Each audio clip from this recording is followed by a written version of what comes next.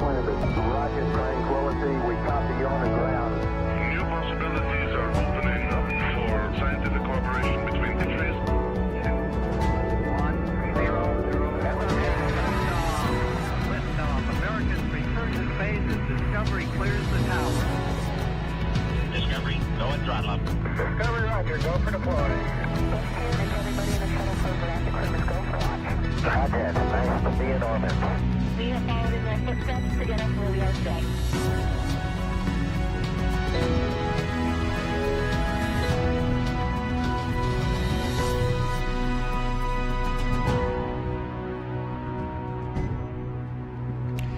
You're looking live at the Crew Dragon spacecraft on top of a Falcon 9 rocket set to launch 3 astronauts and 1 cosmonaut to the International Space Station in a little more than 3 hours.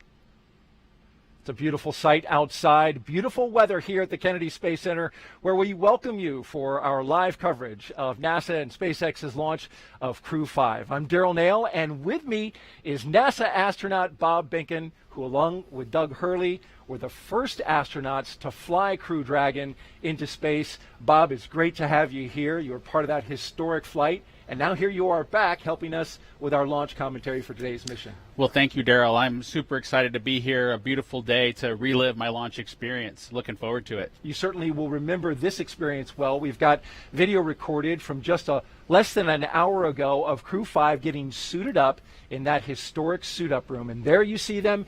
Everything went smoothly. You can see the astronauts there in their spacesuits after getting them fitted and Core tested. Countdown. And those T-minus 3 hours and 23 minutes. The displays are configured for crew ingress on schedule. That's our launch audio. We're going to pause whenever that comes up. But tell me a little bit about those custom flight suits, Bob.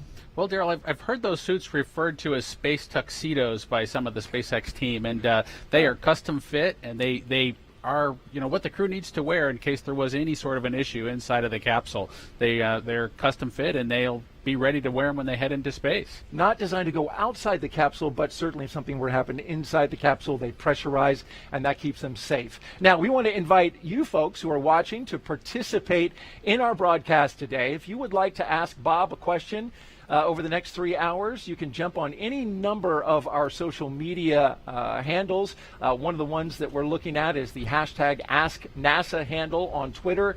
Send us that tweet with a question and the hashtag AskNASA, and we will get to it. Now, in addition to Bob's analysis, we have teams across the country covering the action, and there they are. We'll get updates from SpaceX headquarters, giving us a wave from out there in Hawthorne, California, and Houston, Texas. The Mission Control Center, hello to you as well. And of course, right here in Florida, we've got our interviewees standing by. Now let's check in with our team monitoring preparations for launch at SpaceX headquarters in Hawthorne, California. Take it away, ladies. Hi, I'm NASA's Sandra Jones with NASA Communications. And I'm Jesse Anderson, a production engineering manager here at SpaceX. As we count down to liftoff, welcome to Mission Control. This is where our teams are staffed around the clock to monitor Dragon and the mission. On console or headset in Mission Control are 6 key positions. The mission director is in charge of the room and tasked with making real-time decisions to ensure mission success. The person that you'll hear talking to the astronauts is the Crew Operations and Resources Engineer, who you'll hear us refer to as the core throughout the broadcast, and there you can see him on the screen. The additional positions are focused on vehicle systems, including avionics, navigation and control, software, propulsion, life support, and communication with ground support teams. And NASA has its own team members in Mission Control Houston, where they've been preparing the space station for Dragon's arrival. We'll meet several of the key players later when we check in with them. And upon liftoff, today's ride to the International Space Station will take about 29 hours, with Dragon flying autonomously the entire way. And just like autopilot on a commercial aircraft, the crew always has the option or the ability to take manual control of the spacecraft if needed. So let's head back over to Florida as we await the crew's departure for the launch pad. Daryl? Sandra and Jesse, thank you very much. And here they come, Crew 5. Crew they're ready for crew arrival, and crew are walking out of the O&C room now, on schedule. Indeed they are. And there they are. The astronauts of Crew 5 taking their first steps outside as they head to the pad. From left to right, cosmonaut Anna Kikina, Josh Cassada, Commander Nicole Mann, and Koichi Wakata.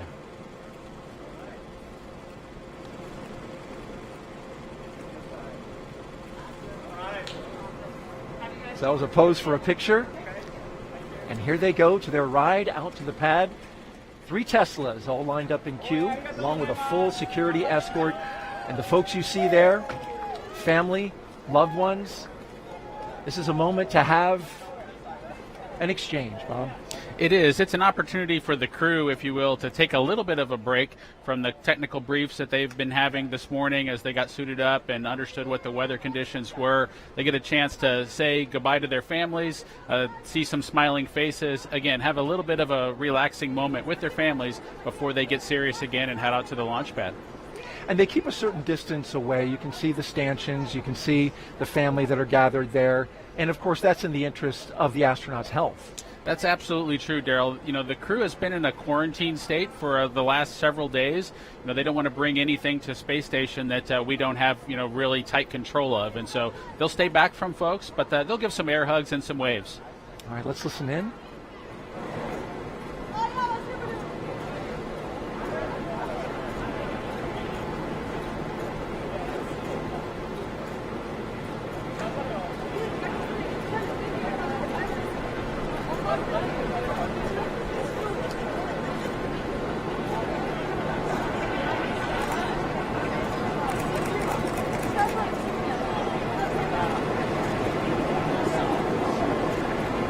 Can't make out exactly what's being said, but we know from your experience, Bob, that it can be an emotional moment.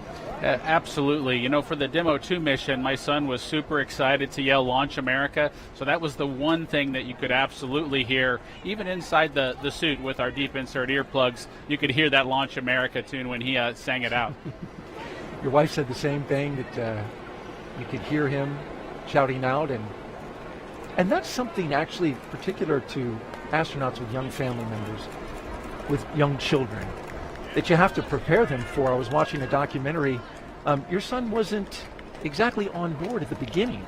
Absolutely. At the beginning of the idea of a parent launching into space was something he was unfamiliar with, a little bit scared of. But we brought him down here to Kennedy, got him a chance to see a cargo launch into space. And then by the end of that experience, he was ready for me to go first, Mommy to go second, and he said he was going third. So we'll wait to see if that happens.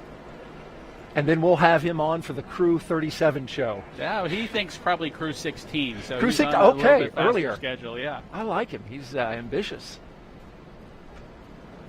Look at that license plate. I was just noticing that. Blast off. Yeah, Daryl, the SpaceX team has been creative with those license plates. It's always cool to see what they add to the Teslas to make the experience just a little bit personalized. It's a nice touch. As you can see, the media in the background positioning themselves for a good shot as the Teslas roll out with a full security escort on a 20-minute drive to pad 39A. And they're queuing up a playlist right now, Bob, with some tunes. In fact, I've got the playlist to one of the vehicles. I believe it's the lead astronaut vehicle, which would be the second one in this line. Here's what they're going to be listening to. Oh Yeah by Yellow. Danger Zone by Kenny Loggins. Stronger by The Score. Slow Ride, Foghat. Everybody Got Their Something by Nikki Costa.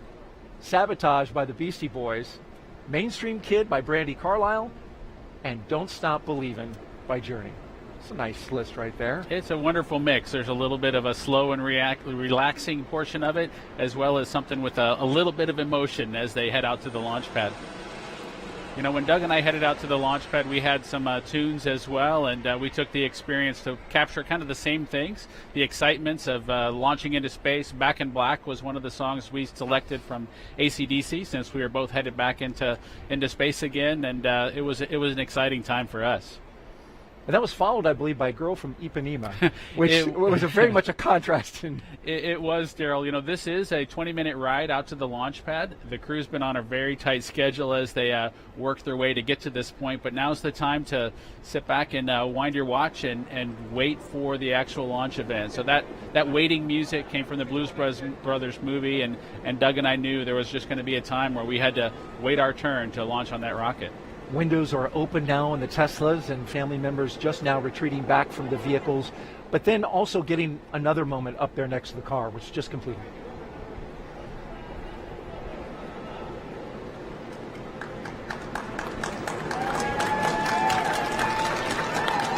And there they go. Core on countdown. T-minus 3 hours and 15 minutes. Crew are beginning their transport from the O&C room to the pad, right on schedule. There's the call out from the SpaceX team. The crew now departing the Neil Armstrong Operations and Checkout Building. Slow rolling as they make a shot available for all of the media and photographers down there. They're beginning their 20-minute drive with a full security escort across NASA's Kennedy Space Center and out to Launch Pad 39A. The track they're taking goes through the industrial area and then gets out to the NASA Causeway and the Kennedy Causeway.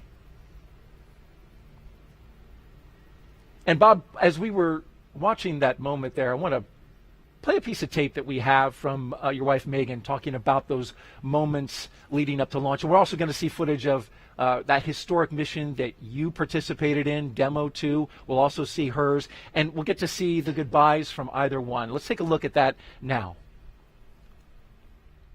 We want to give you a little flashback. Take a look at the screen now. You might remember this. Demo 2, and there you are in the light blue with your son saying goodbye to your husband, Bob Bacon, on that historic flight. That's right. That was a really special moment, and it was great to see how excited my son was to see his father. There were no tears. It was all smiles and cheering. My son, I think, was determined to say, "Launch America," first and loudest, and so that's what he was doing. He did a great job. And then in April, Crew 2, this was your launch. And yes. Now the role was reversed. You were in the astronaut suit getting ready to go out and launch, and your husband was there with your son. That's right, and I was listening out for that Launch America, and sure enough, I could hear it from probably 20 feet away.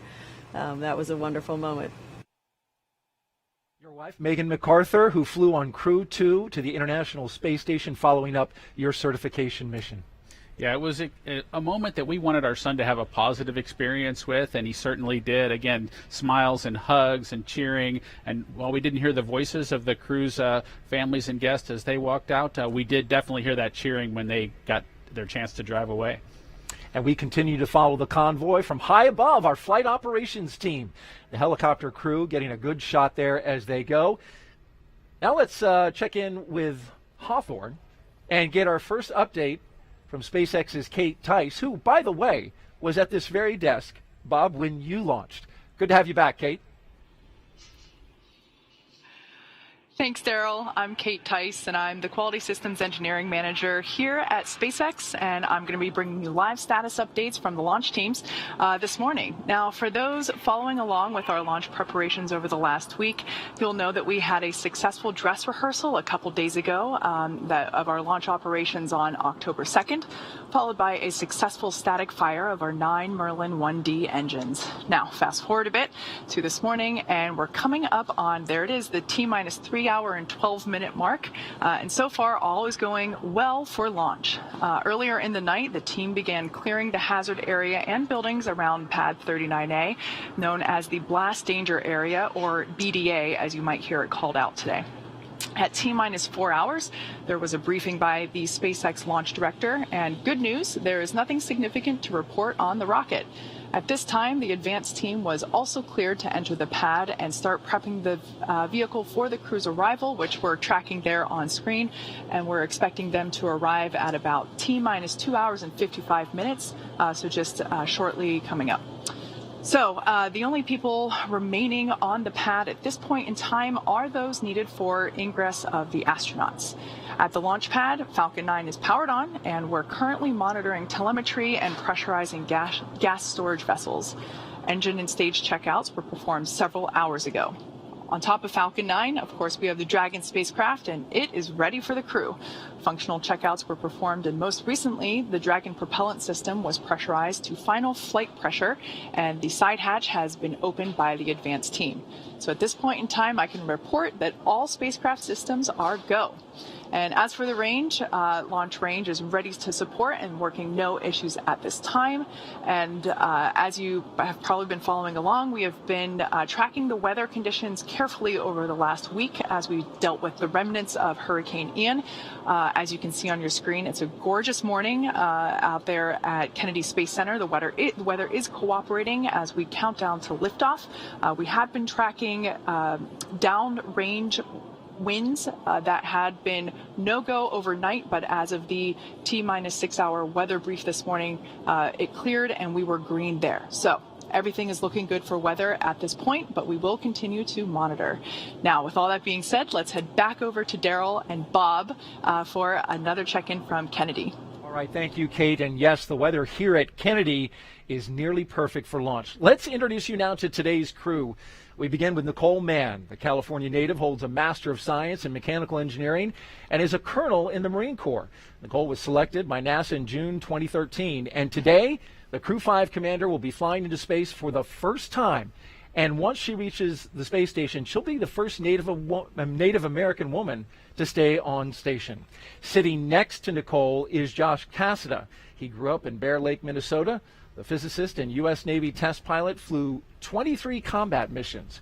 He later became an instructor at the U.S. Naval Test Pilot School, and more recently, he served as the capsule communicator in mission control. But today, he's the pilot aboard Dragon. In the role of mission specialist is veteran Japanese astronaut Koichi Wakata. Altogether, Koichi flew 4 space shuttle missions, a Roscosmos Soyuz, and was on a long-duration stay aboard the International Space Station. Altogether, Koichi has spent 11 months in space, the veteran. And the fourth member, the second mission specialist, is Roscosmos cosmonaut Anna Kikina. She graduated from the Novosibirsk State Academy of Water Transport in 2006. In 2012, Anna officially became a candidate for the position of test cosmonaut. Crew 5 will be Anna's first flight into space as part of the recent resumption of integrated crews on U.S. crew spacecraft and the Soyuz with the Russian state space corporation Roscosmos. As part of integrated crew, a week and a half ago, NASA astronaut Frank Rubio flew to the ISS aboard a Soyuz. Flying integrated crews ensures operational safety. Crew members on station are trained to do maintenance and spacewalks. It also protects against contingencies such as problems that could arise on the station, serious medical issues, or an emergency aboard the station that requires a crew and vehicle that they are assigned to return to Earth sooner than planned. All right, the crew taking a turn onto the Saturn Causeway, and this is the road that leads to the Vehicle Assembly Building, which is notable, Bob, because the astronauts right now taking a similar path to Hurricane Ian as it crossed the state and came over our area. That's the operations and support building behind it. But then behind that, going through here, is the Vehicle Assembly Building. And after studying the data, we learned the storm took that similar path. And as we widen out the view here, you can see, there it is, the Artemis logo, and a great shot of that Vehicle Assembly Building with the crew going by. Now, the Crew 5 launch was delayed several days due to Hurricane Ian taking aim at Florida. And after studying the data, here's the path that we found it took. Take a look at this graphic put together by meteorologists with satellite data. It shows the track through the state. You can see the center of circulation, of course, the devastating impacts to the Fort Myers Beach area, more than 100 people killed, and complete devastation. By the time it crossed our area right there, you can see it came out the other side on Florida. Between pad 39A and 39B, and 39B is where we had our moon rocket, the SLS and Orion spacecraft. But officials here at NASA and the launch team with SLS made the decision to move the SLS indoors, and this is video from that day, 3 days prior. the mighty SLS and Orion spacecraft going into the shelter of the vehicle assembly building as Hurricane Ian passed overhead. It's a 4-mile, 10-hour trek it was that day. And we got winds, Bob, over 96 knots at the top of one of the lightning towers out at Pad 39B. So certainly the winds were whipping up high and down below, around 60 knots. It was a good move to put that rocket in the shelter. Yes, it's just remarkable to kind of have seen the track of the storm, have it come right through the Kennedy Space Center, and to be sitting here just a couple of days later getting ready to launch a crew into space.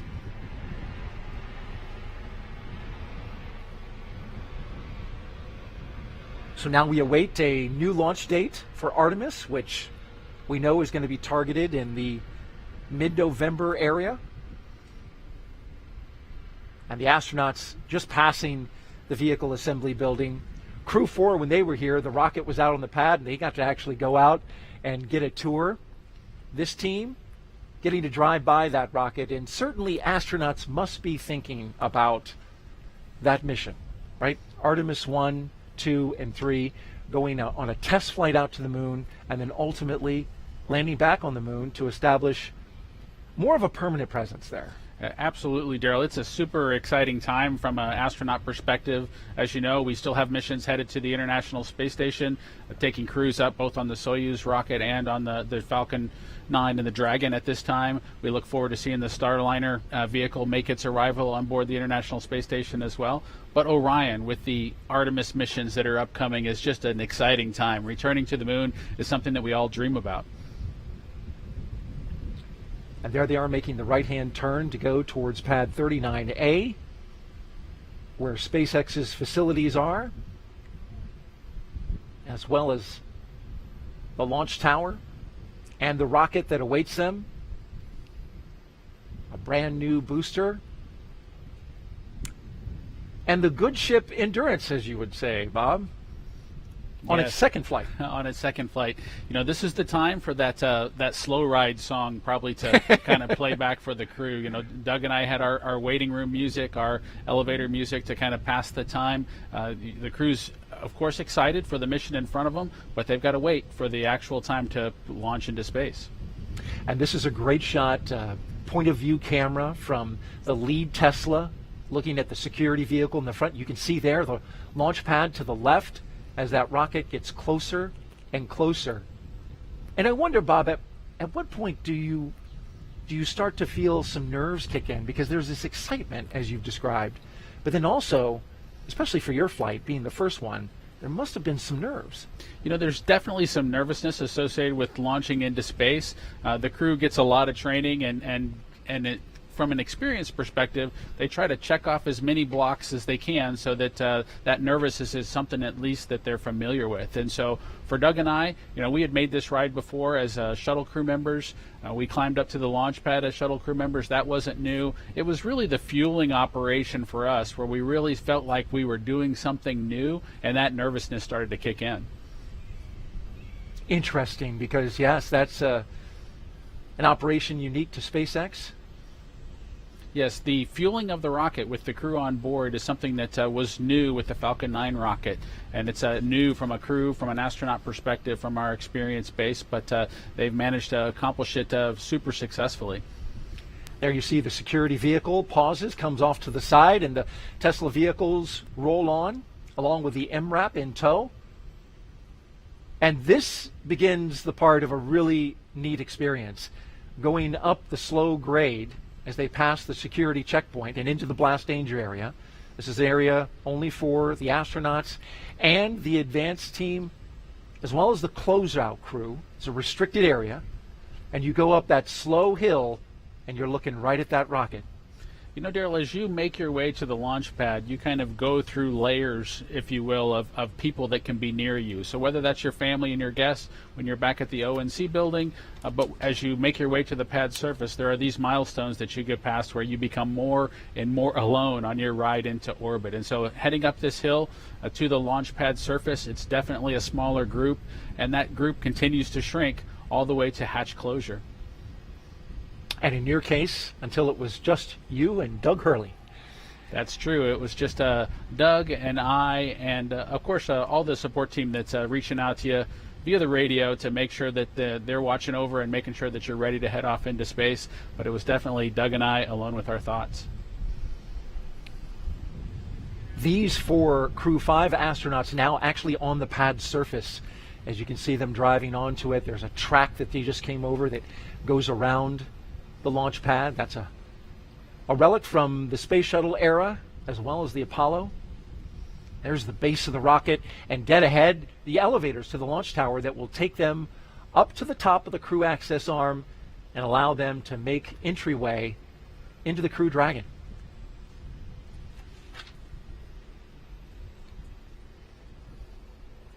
And at T-minus 2 hours and 55 minutes, we'll get that announcement that the crew has arrived, so they're a little early. It's always best to be a little bit early if you can for each of these major events, of course. And so for them to arrive when they're supposed to be there is what's critical. Core on countdown. T-minus 3 hours. Crew have arrived at the pad on schedule. And so the crews arrived at the pad. Of course, they'll have a couple of opportunities to pause as they make their way up. There'll be some photo opportunities for them to take a mental picture of the rocket itself, look up from below before they climb into the capsule. Now, Crew 5 is NASA and SpaceX's 5th crew rotation to the International Space Station since 2020. The successful NASA program is called Commercial Crew. It's based right here at the Kennedy Space Center. Time now to join Megan Cruz. She is live on top of the Operations and Support Building number 2. Was one of the leaders of this program. Megan. Daryl, thank you so much. Yes, we are here with Phil McAllister, Director of NASA's Commercial Space Division. Phil, we're so happy to have you here. Thank you. Happy to be here. Well, today, we just saw the crew arrive at the pad. This is NASA's Crew 5 with SpaceX. How has working with these commercial companies benefited NASA? So we both benefit. I think that's what's key with these partnerships. Obviously, SpaceX benefits from our 50 years of human spaceflight experience, but we also benefit by seeing these commercial companies and how they do business and how innovative they can be. Right. And we find there's new ways of doing things that maybe we haven't thought of. So I see the partnership as benefiting both groups. It's kind of like when we first started working with the Russians. They had a very different way of doing business, and I think both programs benefited from that experience. Right. But it's not just the Commercial Crew program. How else have we fostered commercial space and sending more people and science to low Earth orbit? Well, I think it all started with the Commercial Cargo program in 2005. That was the first I think real commercial partnership that we had, certainly on the human spaceflight side. So then we had this cargo capability, and then we advanced that to crew, and now we can launch people to low Earth orbit and the International Space Station. And the thing that we have on our horizon, the thing that I'm working on right now, is destinations or commercial space stations. We know the space station, the International Space Station, is going to be retired in 2030. We need to have continuous access to space and a destination to go to. So now we want commercial companies to build a private space station where we can just be one of many customers. Yeah, and to that end, what are we doing to encourage that? We have 4 agreements and contracts with companies now: Axiom Space, NanoRacks, Blue Origin, and Northrop Grumman. They all have different concepts, and they all have different transportation modes, and they all are kind of targeting different markets. So it's really interesting. This is sort of the early development time. Okay. And I think things will shake out. I don't think we'll have a big enough market to keep 4 space stations on orbit. So this is the time when they innovate and they're competing, and it's kind of cool to see each one of these stations and how they develop. And again, why is this important to us? Why do we want to be one of many customers in low Earth orbit? So I think there's lots of reasons. Number one, when we first started building the International Space Station, there wasn't any other space stations that we could use at that time, so NASA had to build it. But today, we can leverage private sector investment because there are other customers other than NASA who want to go to low Earth orbit, and either for science or just to look out the window or whatever, for whatever reason. So we can take advantage of that. We don't have to pay for the entire infrastructure. Right. We can just be a customer and just pay our own sort of fare for what we do. And so it's more beneficial for NASA, and then we can take that savings and put it into our Moon Mars initiative. I really feel like the Artemis mission, the SLS and the Orion that was on the pad and we will hopefully launch next month, Yep. I don't think it would be as far along as it is today if it weren't for our commercial partnerships, because they help save us money, and we could take that savings and put it into our deep space exploration programs. Yeah, and you said personally this is what you've been working on for years now. How does it make you feel knowing that, as you just said, you know, the success we've had with commercial space is really fueling what we will see in the future with NASA? It's been very gratifying. I have to say, you know, when we were first starting out, I had to say, I think this will work. I think this is going to be a better way to do this particular mission. But I didn't have any proof. But then in 2012, we launched the first Falcon to the International Space Station for the cargo program. Right. That showed that the model could work. And then in 2020, we had Bob and Doug, who flew on the Demo 2 mission, went to the International Space Station. That was just, it was just an amazing mission. That's great. Yeah, yeah. And Bob, he's co-hosting the show today, so that's full circle how we're coming Yes. around. Can you imagine? It's Crew 5, and just a couple of years ago, we had Bob flying for the first time with Doug. I know, it is amazing. I was just telling some of my relatives, I was like, oh, this is the 5th one. And they're like, what? How did it happen so fast? And we go every 6 months. And so we tend to accumulate missions. And so we're putting the plaques on the wall outside my office, and it's getting pretty full, and that's pretty nice to see. That's absolutely great. Thank you so much, Phil, for being here, and I can't wait to watch the launch with you. Thanks so much. Right. Back to you guys. Thank you, Megan. T-minus 2 hours and 54 minutes and counting. And you must hear that a lot, Bob. But the people who, so many people were watching and following your mission since it was a historic first, and kind of feel an attachment to what you did that day. Yeah, it was an exciting time, of course. I think it was a little bit strained with the COVID situation and folks kind of at home watching kind of electronically rather than in person here at the Causeway, potentially. And so a lot of folks watched the mission, and with the Bob and the Doug and the Space Dads, I think they made a connection, and they appreciated, you know, just being a part of it. Doug and Bob and Doug and their excellent adventure. I don't know about all that, but we had a wonderful experience on board the International Space Station. And it was wonderful to watch and chronicle as you guys went along, got to the space station, and came back safely. And we see some beautiful shots from high above. The weather, I mentioned at the beginning, less than 10% chance of violating. We've got onshore breezes here that are kicking up some waves. That's some rough surf conditions. That, of course, no impact to the launch today, but you can see the flags flying and the clock ticking down. If you're just joining us, you're watching live coverage of SpaceX mission known as Crew 5, as we watch the first 2 astronauts walk out onto the pad surface, getting ready to do what, and I have to admit, I have to attribute this, the rocket recline. There it is.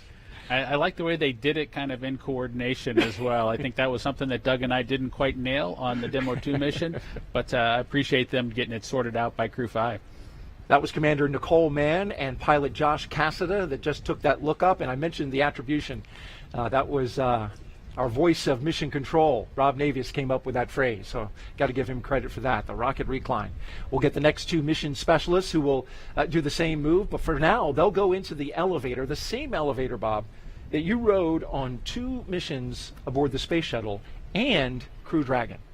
That's true, Daryl. That elevator there on the 39 Alpha launch pad is just a wonderful experience to kind of be able to bring it back into the game and be able to fly kind of, if you will, slowly up to the pad surface before making a stairway walk up to the actual location where you walk out to the Dragon capsule.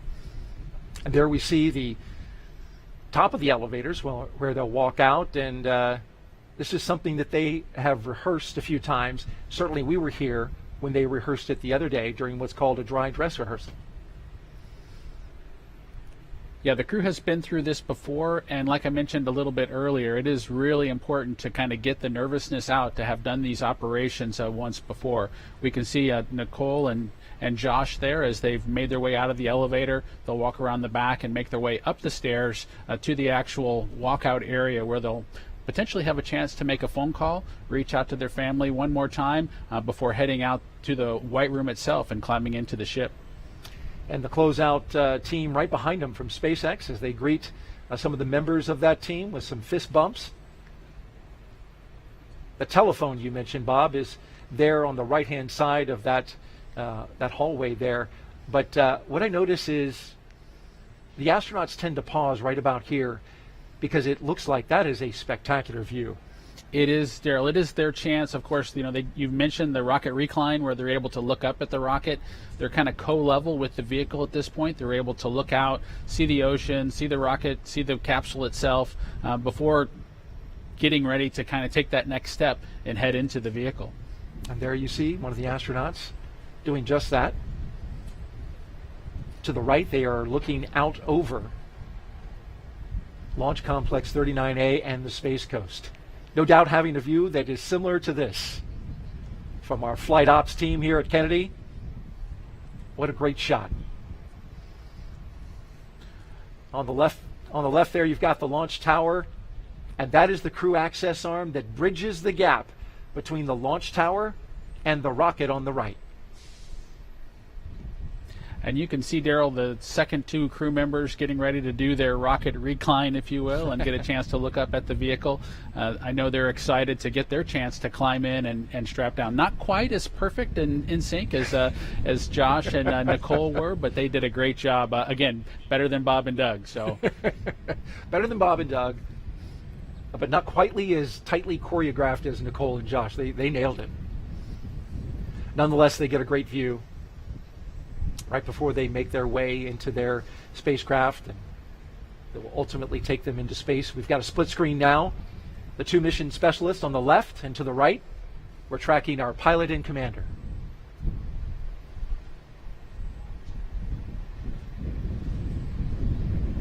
Now they stagger the astronauts in this fashion because everything is highly proceduralized, right? As they go through the lines, check off the mission milestones, and then also it's carefully choreographed because you want to have everybody being orderly as they get into the spacecraft. Absolutely, Daryl. There is a well choreographed checklist that the SpaceX team has on their tablets as they follow along with the crew accomplishing the steps in front of them. But remember, there's just a single hatchway, and they need to go in sequence, and it wouldn't be helpful for all four of them to be there at the same time. So we do bring them in sequence, Nicole boarding first, followed by the rest of the crew. Looking at the launch tower there, pad 39A. Bob, this is the same launch tower that launched the space shuttle. It's been, of course, renovated by SpaceX. They've made a lot of improvements in order to accommodate the Falcon 9, but it also has some throwback to the shuttle era. And there's part of the fixed service structure that's still a part of that structure today. That's true, Daryl. The 39 Alpha launch complex was modified to be able to handle the Falcon 9 rocket, and Doug and I were super excited to launch again from the exact same location. There are remnants of the shuttle program that are still kind of out there. There's a series of chevrons. You can kind of see them in the image there. The kind of the yellow pathway, if you will. The crews go in the opposite direction there. Those chevrons point towards the slide wire baskets that they would use if they needed to do an emergency egress off the pad surface. Those slide wire baskets are a legacy item from the shuttle program. And here we go, the first two astronauts to board Crew Dragon. On the left, Josh Cassada, and on the right, Commander Nicole Mann. All smiles as they make their way down the crew access arm. You can see the fist pumps. They're definitely getting excited now as they get ready to board the ship. And they make their way into what's called the White Room.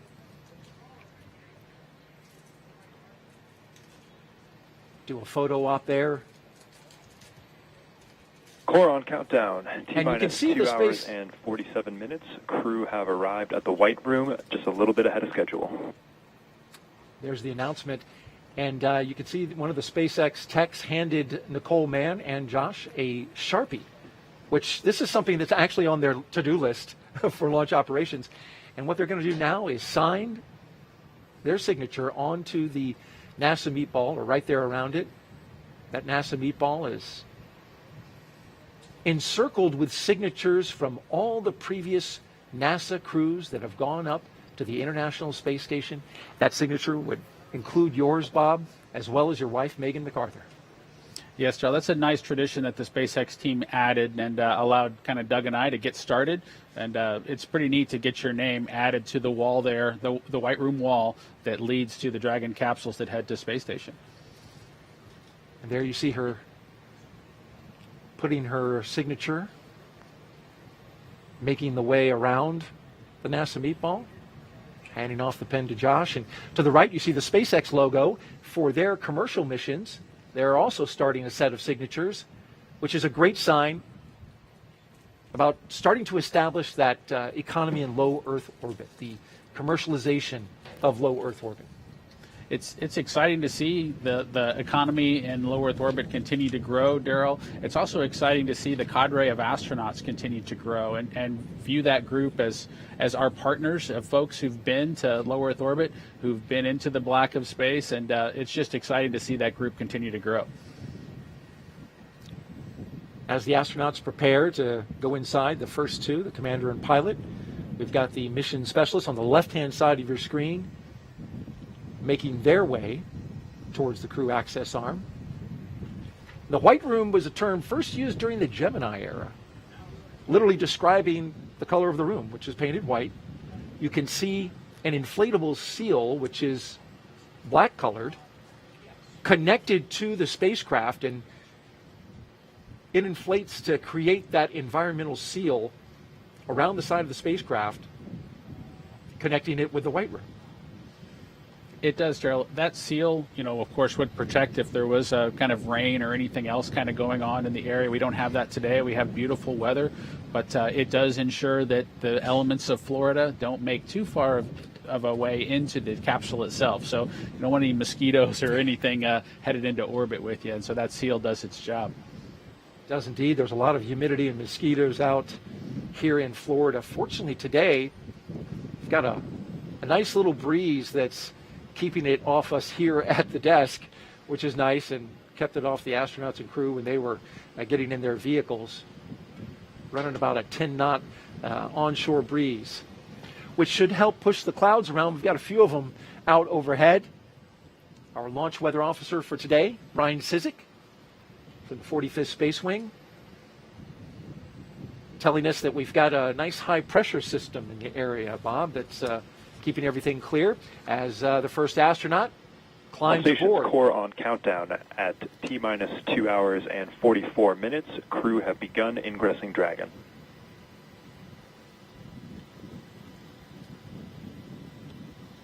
You got to be careful to not bump your head, it looks like. You absolutely, Daryl, need to be careful as you climb through that hatchway. There's a pressure seal that needs to be kind of maintained in pristine condition, so when the time comes to close the hatch, you'll actually get a good seal with that hatch closure operation. And so the crew is keenly aware that they need to protect that environment, and that they climb into the vehicle very carefully. Carefully stepping over that seal. That's important, and later we'll see the closeout team closely inspecting that seal just to make sure that there's no debris, no what they call FOD, foreign object debris, which could compromise the seal, something you want to make sure you keep the environment on the inside and space on the outside.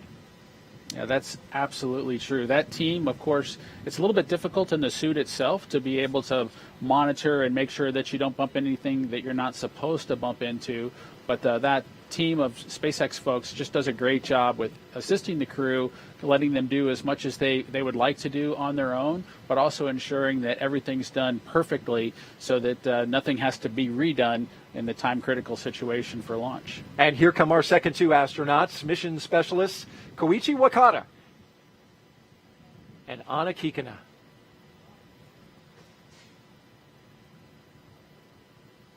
They're next up in the white room. Big thumbs up from Koichi. He's the veteran of this group, Bob. We got 3 first-time flyers and a guy that has a lot of experience in space. That's true, Daryl. Koichi was in the astronaut office when I arrived a couple decades ago, just having joined and trained as a shuttle astronaut, getting the opportunity to fly on his third space vehicle kind of going forward here. It's got to be exciting for him to try on a new spaceship. I'm making his 5th flight into space.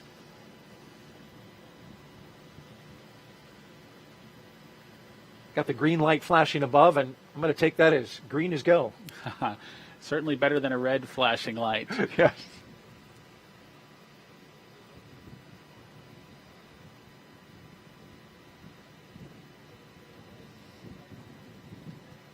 So it does take a relatively large team. It does seem like the crew being able to head out to the launch pad and climb in almost by themselves would be a thing. But in order to make sure that things are all done perfectly, that team of SpaceX folks follows along very carefully with the procedure to make sure everything's done exactly per the checklist. And our mission specialists will now put their signatures on the white room as the commander and pilot finish up securing their 5-point harness into their seat, getting a snug fit. As you can see there, Josh Cassada making sure everything is lined up correctly. Looks like he's got 4 hands. Those are his gloves. I'm sure an extra set of hands couldn't hurt. Yeah, no, he just has the 2 hands, just like the rest of us, but he does have the gloves there kind of taken off to kind of give him some additional dexterity as he tries to work through getting all the strap-in process completed. You mentioned the 5-point harness, much like a racing harness that the astronauts strap in with. Likely they won't need all of the capability of that harness as they head into orbit and take their ride, but it does provide some capability should the emergency escape system be activated to really keep them strapped tightly into their seats. Seats that are also sized to your proportions, right? And the suit is custom, but the seat, I believe, has 3 different sizes. I believe small, medium, and large. The seat has some different sizes. The armrest have some different lengths, and the footrest have some different lengths. So there are several adjustments that can be made. Not quite completely custom, but it does, I guess, with you look at all the way up to Crew 5, we probably haven't exercised all the options that are out there, but definitely have some flexibility in customizing the seat to make it fit the astronaut. And interesting note about the spacecraft endurance that SpaceX and NASA recently hitting a really incredible joint milestone. Crew 5 is SpaceX, of course, is 8th crewed mission since May of 2020. But as of this mission, Bob, Dragon is now certified for 5 times reuse. Prior to that, it was 1-time reuse, but they've gone through the process with NASA and accomplished that reuse milestone, which that's impressive. We'll see more flights from Endurance. That's true, Daryl. It is really critical that these commercial vehicles kind of meet their reuse milestones, so that we can continue servicing the International Space Station by rotating crews. And so it's a huge accomplishment to get that behind folks so that we can continue planning for, the duration of Space Station's lifetime being accessible by the Dragon capsule. We continue to watch the action live. In the meantime, let's toss it out back to California with Jesse and Sandra. Thanks, Daryl. This is always an exciting moment watching the crew climb aboard Dragon. This phase of the mission is also referred to as crew ingress, and that term ingress is used when crew members are getting into a spacecraft or airlock, while egress means the exact opposite, they're exiting. So prior to getting on board, the crew completed a foreign object debris check or FOD check, and that means they themselves have to be inspected for any substances or debris that isn't supposed to be on them or their spacesuits, because this could potentially cause damage to Dragon. And that's also why the crew is wearing covers on their boots and on the umbilical port of their spacesuits. Those covers get removed before they enter the spacecraft. Foreign object debris prevention actually begins right here in Hawthorne before the spacecraft leaves SpaceX headquarters and is carefully controlled all the way through launch day until Dragon's hatch is closed. They're now getting buckled in and attaching their umbilicals to their suits, and you can see these suit techs or closeout techs are present, helping them out as needed. The umbilicals allow the crew to have comms through their suit, air to help keep them cool, as well as delivers nitrox for suit pressurization. As we mentioned earlier in the broadcast, the suit's primary function is to protect the crew in the event of a cabin depressurization. And there are 4 seats configured right now inside of Dragon and are numbered 1 to 4 from right to left when looking at the seats from the hatch. Anna Kikina will be in seat 1 on the very far left, and you see she just climbed in a couple of moments ago. Nicole Mann will be, Josh Cassada will be in seat 2, or the commander's seat, and Josh Cassada will be beside her in the pilot seat. And then on the very end is Koichi Wakata, who is in seat 4, all the way to the right, who just climbed aboard just a moment ago as well. And directly in front of the crew members are 3 displays which they'll use throughout the flight, getting insight into Dragon's systems, seeing any alerts or issues with the vehicle, and if required, taking control and manually flying Dragon. Now, once the crew is all settled in, coming up will be a comm check, and that will be to make sure that they can communicate with mission control. And then once that's complete, their seats will be rotated in position for launch. So very exciting watching them getting settled in. We've got this awesome view of the Falcon 9 with Dragon on top, crew on board already. We have been watching the crew since this morning make their way to the launch pad, climb up the fixed service structure, walk across that beautiful crew arm that you see there on your screen, and now they are getting settled into each one of their seats, and there is the Crew 5 crew there on your right-hand screen. And the crew will remain in these spacesuits through the ascent portion of today's flight. They'll be able to get out of their suits and get a little more comfortable shortly after liftoff, but for the portion that is the most dynamic portion of the flight, they will remain in those spacesuits. And the primary function of those spacesuits is to protect the crew in an event of a cabin depressurization. And if that would occur, the suit could inflate to provide a habitable environment long enough for the crew to return home. But with the crew now inside of the Dragon vehicle, let's go ahead and check in with Kate Tice for the latest. How's it going, Kate? I've been following along with the launch teams, and they continue to work through the countdown. Currently, no issues are in work, and we are awaiting the comm checks with the crew inside Dragon, which you seated there. The first check that we will hear is to check the umbilical, which is the harness that is attached from each spacesuit to the vehicle itself. You can actually see the umbilical port there on the right thigh. It's that little black box. That's the umbilical port that connects the spacesuit to their seat. The second check that we'll hear will check the ground stations, which, as the name suggests, are the ground-based support staff here on Earth. And then the third comm check that we'll hear will be for TDRS, or the tracking and data relay satellites. And those are that's a constellation of 10 geosynchronous satellites that help us maintain contact around the globe. As of right now, the Dragon launch op team tracking no issues. I was listening in throughout the webcast on their nets, and it sounds like that we are running perfectly on time and just a little bit early. We have plenty of margin. So if for whatever reason something arises and we need a little bit extra time to work through an issue, we've got it in the countdown. For those that are new to our launch webcasts, of course, our countdown is the framework that helps to sync all of our teams up. So we build margin into each step that we walk through or proceed through on the countdown to make sure that we have plenty of time to work any issues that might arise. So with all that being said, everything is looking good on the Dragon side. As for the Falcon 9 team, they are located in firing room 4 in the Launch Control Center at Kennedy Space Center, which you see there on your screen. Those folks are settling in for final checkouts, propellant loading, and launch. The Falcon 9 team will undergo their own comm checks with the crew at about the T-minus 2 hour mark. As for the range, they continue to report no issues, and the weather forecast continues to be acceptable. We had a less than 10% chance of violation of our weather conditions, and as you can see on your screen, it's a beautiful morning there at Kennedy Space Center. Now, of course, we are looking at weather not only at the launch site, but around the world. We need to make sure that conditions are acceptable if Dragon has to splash down in the Atlantic in case of an escape.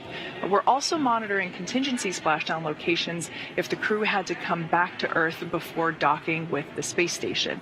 Now, if that were to happen, SpaceX and NASA would coordinate with the U.S. Coast Guard to ensure safety upon splashdown, including extra ships and air assets to patrol the 10 nautical mile keep-out zone. That's, of course, to help mitigate safety concerns for any boaters approaching the landing area. And, of course, we've also been monitoring downrange weather, which, as I reported earlier, was no-go yesterday, but at the T-minus 6 our weather brief turned to green, so we're proceeding, but keeping an eye on those downrange wind conditions. So as the clock continues to tick, we're approaching the T-minus 2 hour and 31-minute mark. All systems to continue to be go for launch. Let's head back over to Jesse, who's actually here in Hawthorne with me, just across the floor. Thanks, Kate. Not only is today an exciting day because it's launch day, but it's also a pretty exciting year, as this year marks Dragon's 10th year in operational flight. It took a lot of love and dedication to get here today, and we are still learning and innovating from each launch. From the beginning, Dragon was designed to eventually fly people. The Dragon hanging from the ceiling next to us was initially flown to certify SpaceX for cargo missions to the space station over 10 years ago, which flew in 2010. Yet a window was added to hint at our plans for flying crew in the near future. Now, of course, the Dragon behind us and the Dragon supporting today's mission, taking Crew 5 to the space station, are very different, a testament to how far we've come. It's been a little over 2 years since we flew Demo 2, which was on May 30th of 2020. And since then, SpaceX has been regularly flying crew missions for NASA to and from the International Space Station at an average cadence of one flight every 6 months since Crew 1.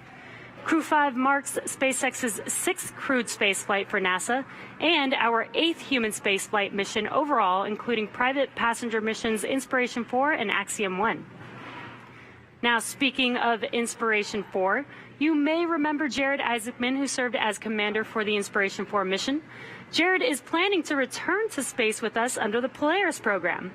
Now, through this program, Jared, along with his crew, will embark on 3 human spaceflight missions, culminating in the inaugural flight of SpaceX's Starship with humans on board. The crew for the first mission, Polaris Dawn, has been busy preparing for their flight, which is currently targeted for no earlier than March 2023. In addition to Jared Isaacman, the Polaris Dawn crew consists of Scott Kidd Poteet, the mission's pilot, SpaceX's Sarah Gillis as mission specialist, and SpaceX's Anna Menon, the second mission specialist and medical officer, and there you can see them on the screen. The Polaris Dawn mission will endeavor to fly higher than any other Dragon mission to date. The crew will also be attempting the world's first ever commercial spacewalk using our newly designed EVA suits. And our progress with human space exploration does not stop there. As you can see, we've started construction on a new Starship pad at Kennedy Space Center, the same pad that will take NASA's human space lander system to the moon. That's right, Jesse. NASA's efforts, particularly with the commercial crew program and the certification of the SpaceX Dragon, are aiding in building the foundation for a robust U.S.-led commercial economy in low Earth orbit. Commercial transportation to space is but one element of NASA's larger plan for commercialization, and we're enabling the development of commercial space stations, private astronaut missions to station, demand for in-space manufacturing, and much more. And soon the agency will launch Artemis to the moon and beyond as part of a test flight of the Space Launch System rocket. Dragon, ready for comm checks. Copy, Dragon. Stand by for umbilical comm check. And we did just hear those words that comm checks will be starting here shortly. So the Orion spacecraft and all of its components will be tested from end to end in this uncrewed test flight. This is a key milestone before we fly humans on board as part of Artemis 2, and then have humans land on the moon on Artemis 3. Now on your screen, you're seeing some waves, some thumbs up, some goodbyes to the team on the ground. Once they close CDR, this hatch. PLT, MS1, MS2, comm check. CDR has you loud and clear. PLT has you loud and clear. MS1 has you loud and clear. MS2 has you loud and clear. Core, loud and clear. Umbilical comm check is complete. Stand by for ground station comm check.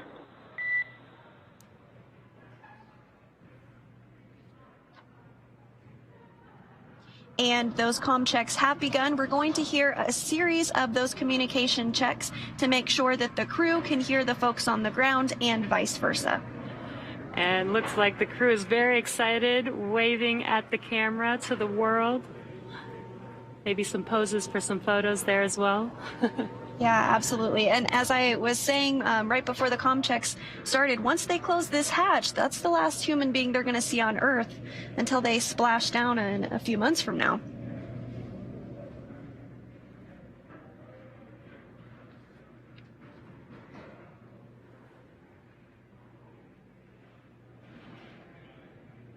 You can also see the crew with their iPads on their tablets on their legs there.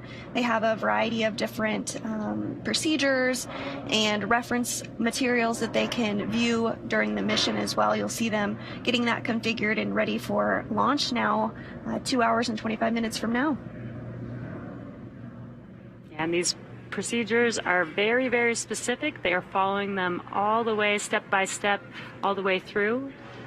This does include, if you're just now joining us, we are awaiting some comm checks, which they have begun. And they will be stepping through several different comm checks to make sure that the crew can hear and communicate with the ground teams here in Mission Control.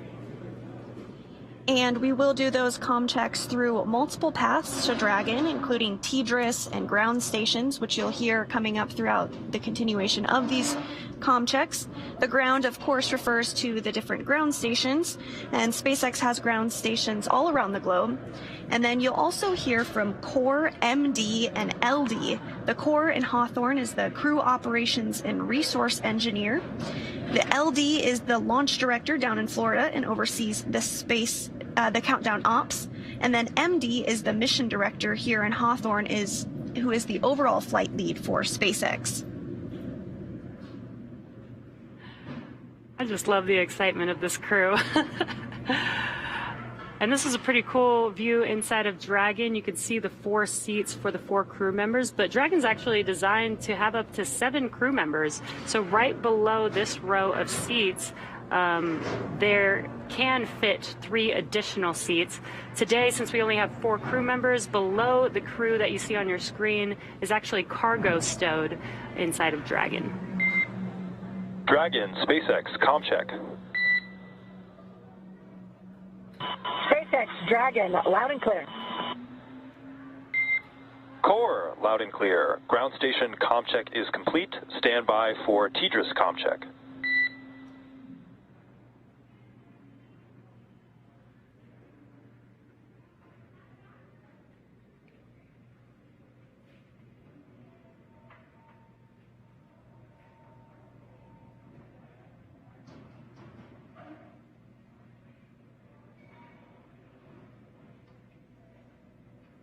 We did have a good comm check with the Core standing by for the next comm check, which is going to be TDRS, and that's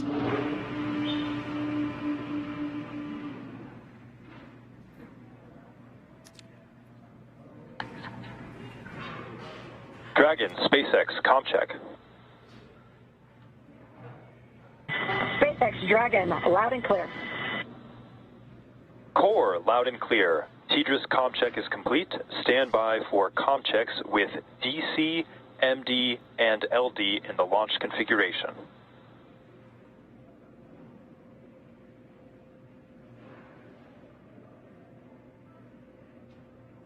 Dragon, DC on countdown 1. Comm check. DC, Dragon, loud and clear. DC, loud and clear. Stand by for comm checks with MD.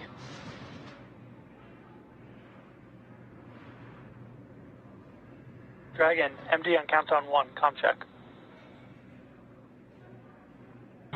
MD, Dragon, loud and clear. MD, loud and clear. Stand by for comm check over Dragon the ground. Dragon, MD, Dragon the ground. Comm check. MD, Dragon, loud and clear. MD, loud and clear. Stand by for comm checks with LD. Dragon LD on countdown 1, comm check. LD, Dragon, loud and clear. LD, loud and clear. Stand by for comm check over Dragon to ground. Dragon LD on Dragon to ground, comm check. LD, Dragon, loud and clear. And LD, loud and clear. Let's go have some fun. Dragon, SpaceX. Launch configuration comm checks are complete. Report when ready for seat rotation per section 2 of 4.100.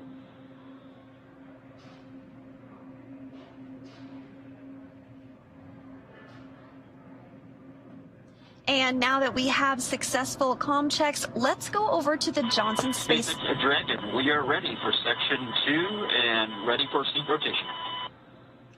Looks like the crew is getting ready for seat rotation, but let's head over to the Johnson Space Center in Houston, Texas, and check in with Shaniqua Vereen. Thanks, Sandra, and welcome to the International Space Station Flight Control Room, or Mission Control Center, Houston. A team of flight controllers behind me is actively monitoring the space station as we speak. The crew in orbit has completed a number of tasks to prepare the station for Crew 5, like setting up tools to monitor Dragon's arrival and preparing the sleep stations for the new residents. Many of their clothes and other belongings launched on a previous cargo resupply mission. Back here in Houston, Flight Director Greg Whitney and his team are in constant communication with the SpaceX Mission Director for Crew 5's launch to the space station. Once we get into integrated operations, the NASA Flight Director will be conducting a series of go-no-go polls at the predetermined checkpoints for Dragon's approach.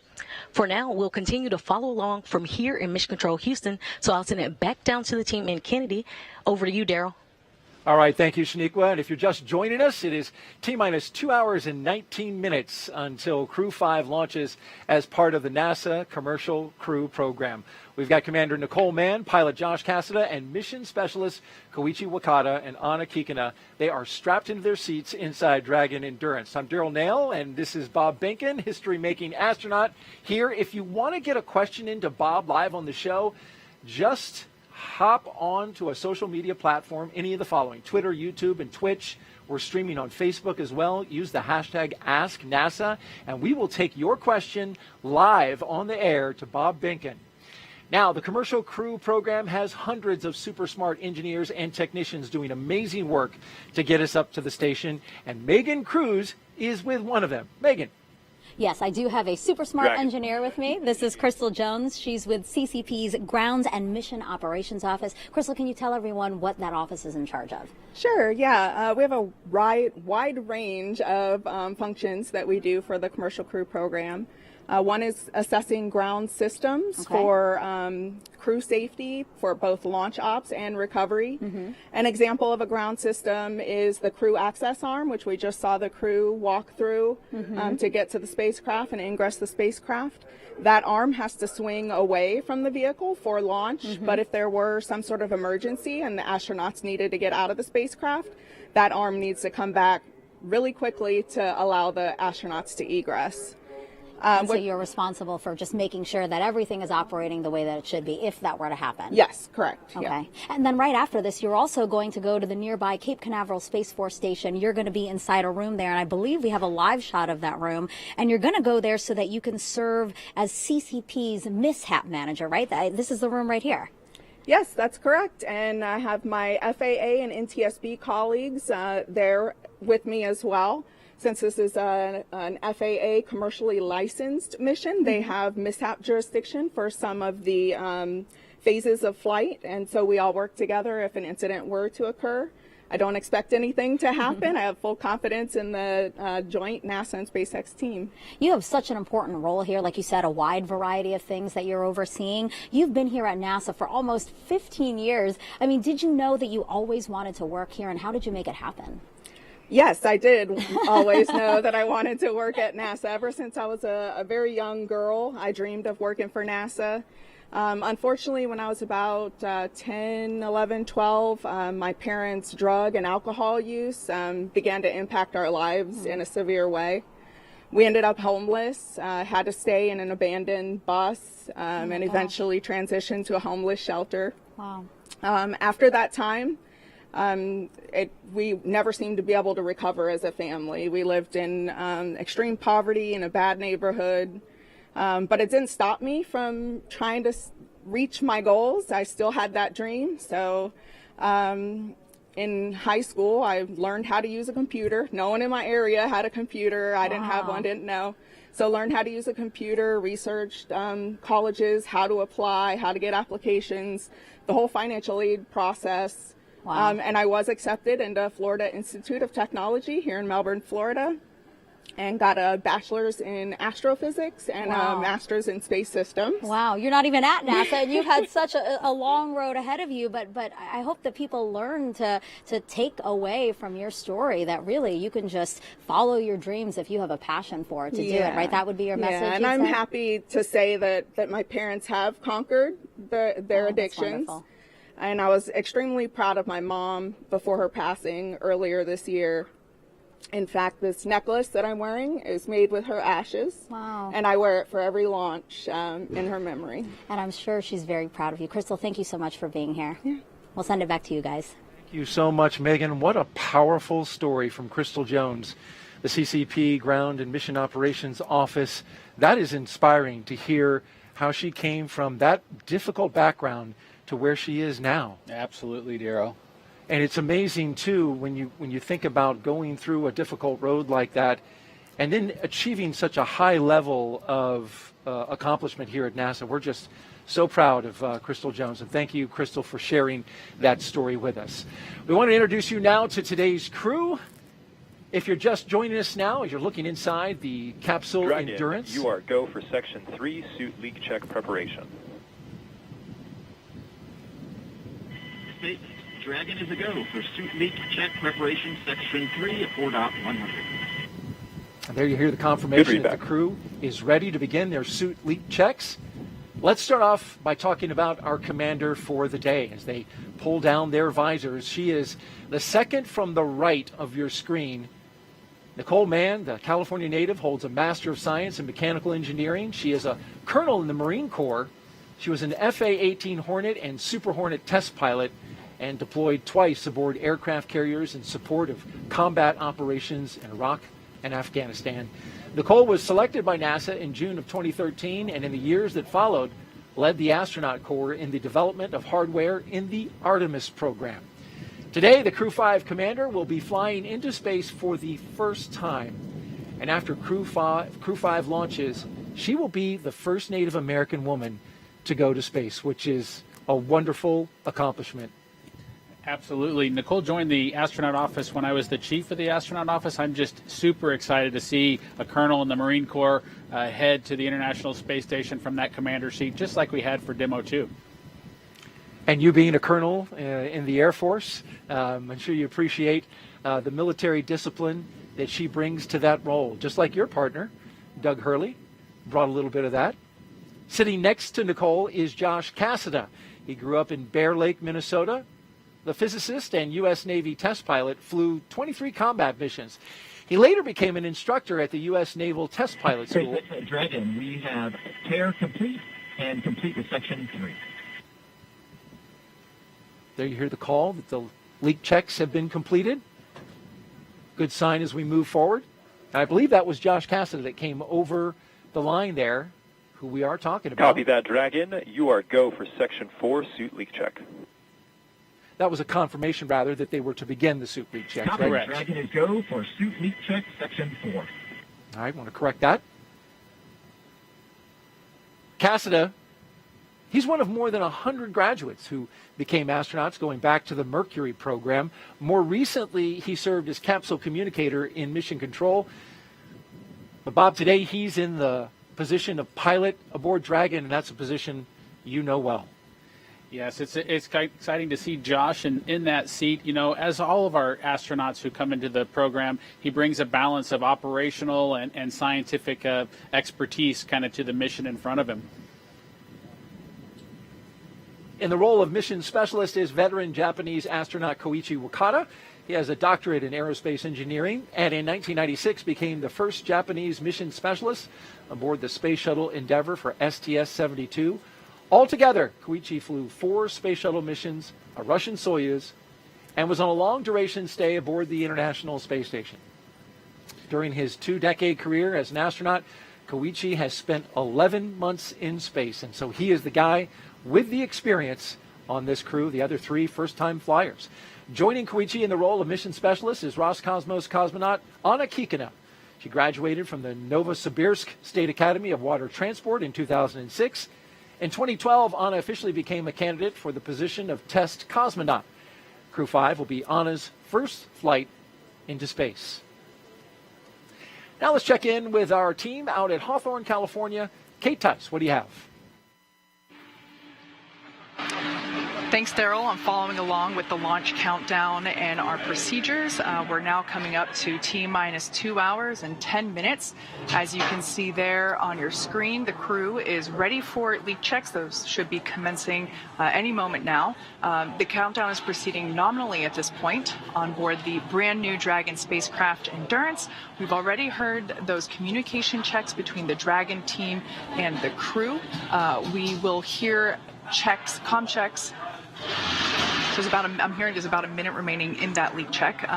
There will be another communication check with the Falcon 9 launch team and the crew that comes up at about T-minus 2 hours. So at this point, we're in the leak check, less than a minute remaining. And after that, we'll be able to say leak checks are hopefully good. And at that point, the closeout lead will then verify that the cabin environments inside Dragon are good to go and then begin procedures to close the side hatch of the Dragon spacecraft. So that's always an exciting moment. Of course, the closeout team will perform the final leak check on the hatch, and then once that is finished, the team will begin all their steps to ready the crew access arm for retraction, and then the closeout team will leave the pad at about T-minus 1 hour, and we'll hear that called out on the nets that the team has departed the pad. And at that point in time, only our Crew 5 astronauts will remain on the pad. Now, as for Falcon 9, that team is on console in firing room 4. They are preparing for their communication checks, which will occur at T-minus 1 hour and 55 minutes. SpaceX engineers have pressurized the launch vehicle gas storage bottles. Those are composite overwrap pressure vessels, or COPVs. They contain gases that are used to fill tanks with hot helium as propellant is that are filled with propellant, filled with hot helium as propellant is drained out of the first and second stages. We saw the same. Stand by while we just confirm those results long term, and then for next actions. Dragon copies and standing by.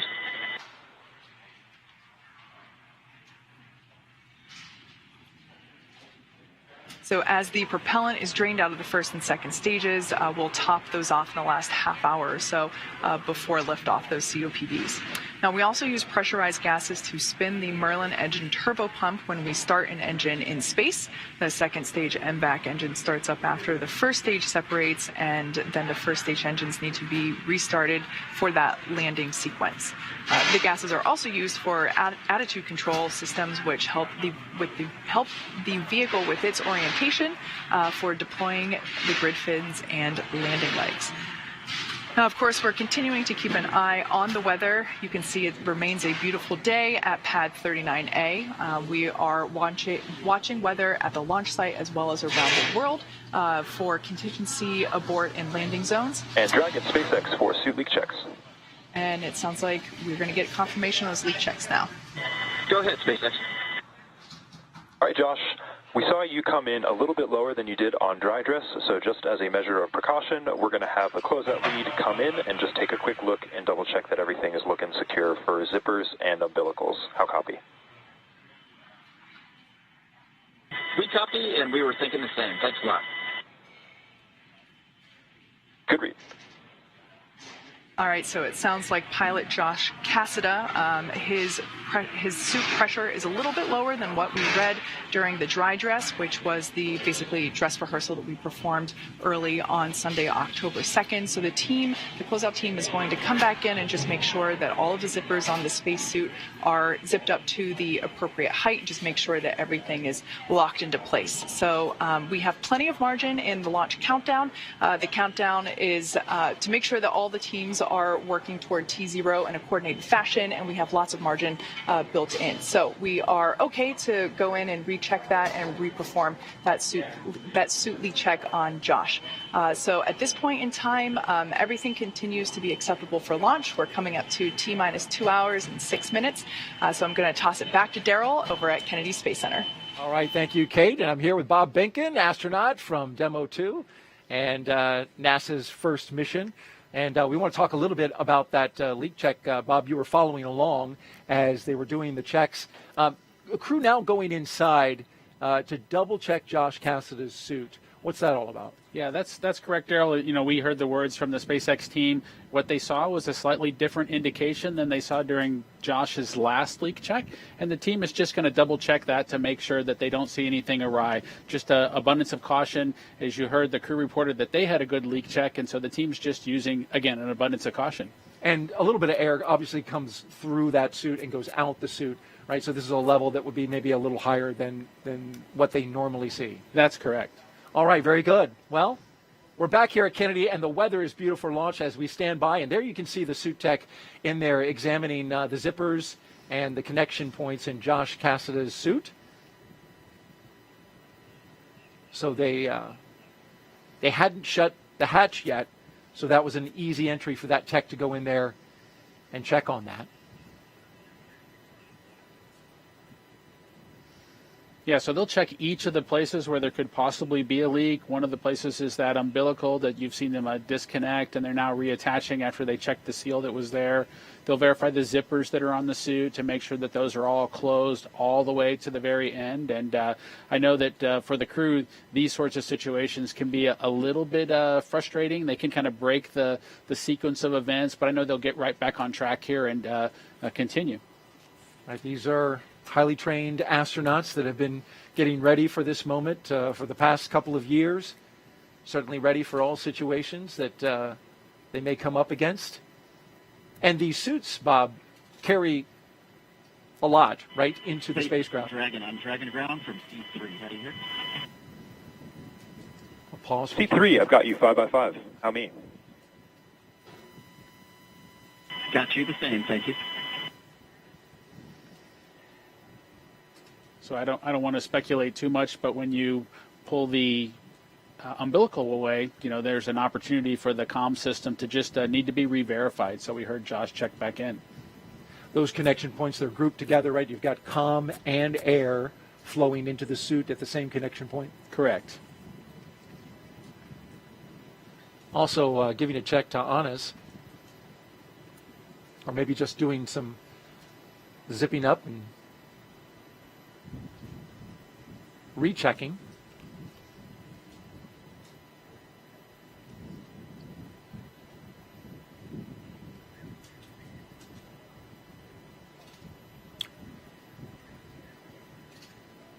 We've had some social media questions coming in. We've asked you to participate, and we want to do that right now by asking questions of our expert astronaut, Bob Behnken, here. Of course, you can hit us up at hashtag AskNASA on Facebook, Twitter, YouTube, and Twitch. And our question is, coming in from Andy Hughes 01, why do the new spacesuits involve long rubber boots? Those are high boots. You know, it's a great question, Daryl, as to why the SpaceX suit looks the way that it does. Of course, as a commercial company, they were free to come up with a suit that really then had to be assessed whether it actually accomplished the mission of protecting the crew, and in those unlikely cases where there might need to be an atmosphere of their own because there was something wrong with the one inside of the spaceship. And so SpaceX chose the high boot configuration there, but it met the mission needs, and so the NASA team was able to embrace it and move forward.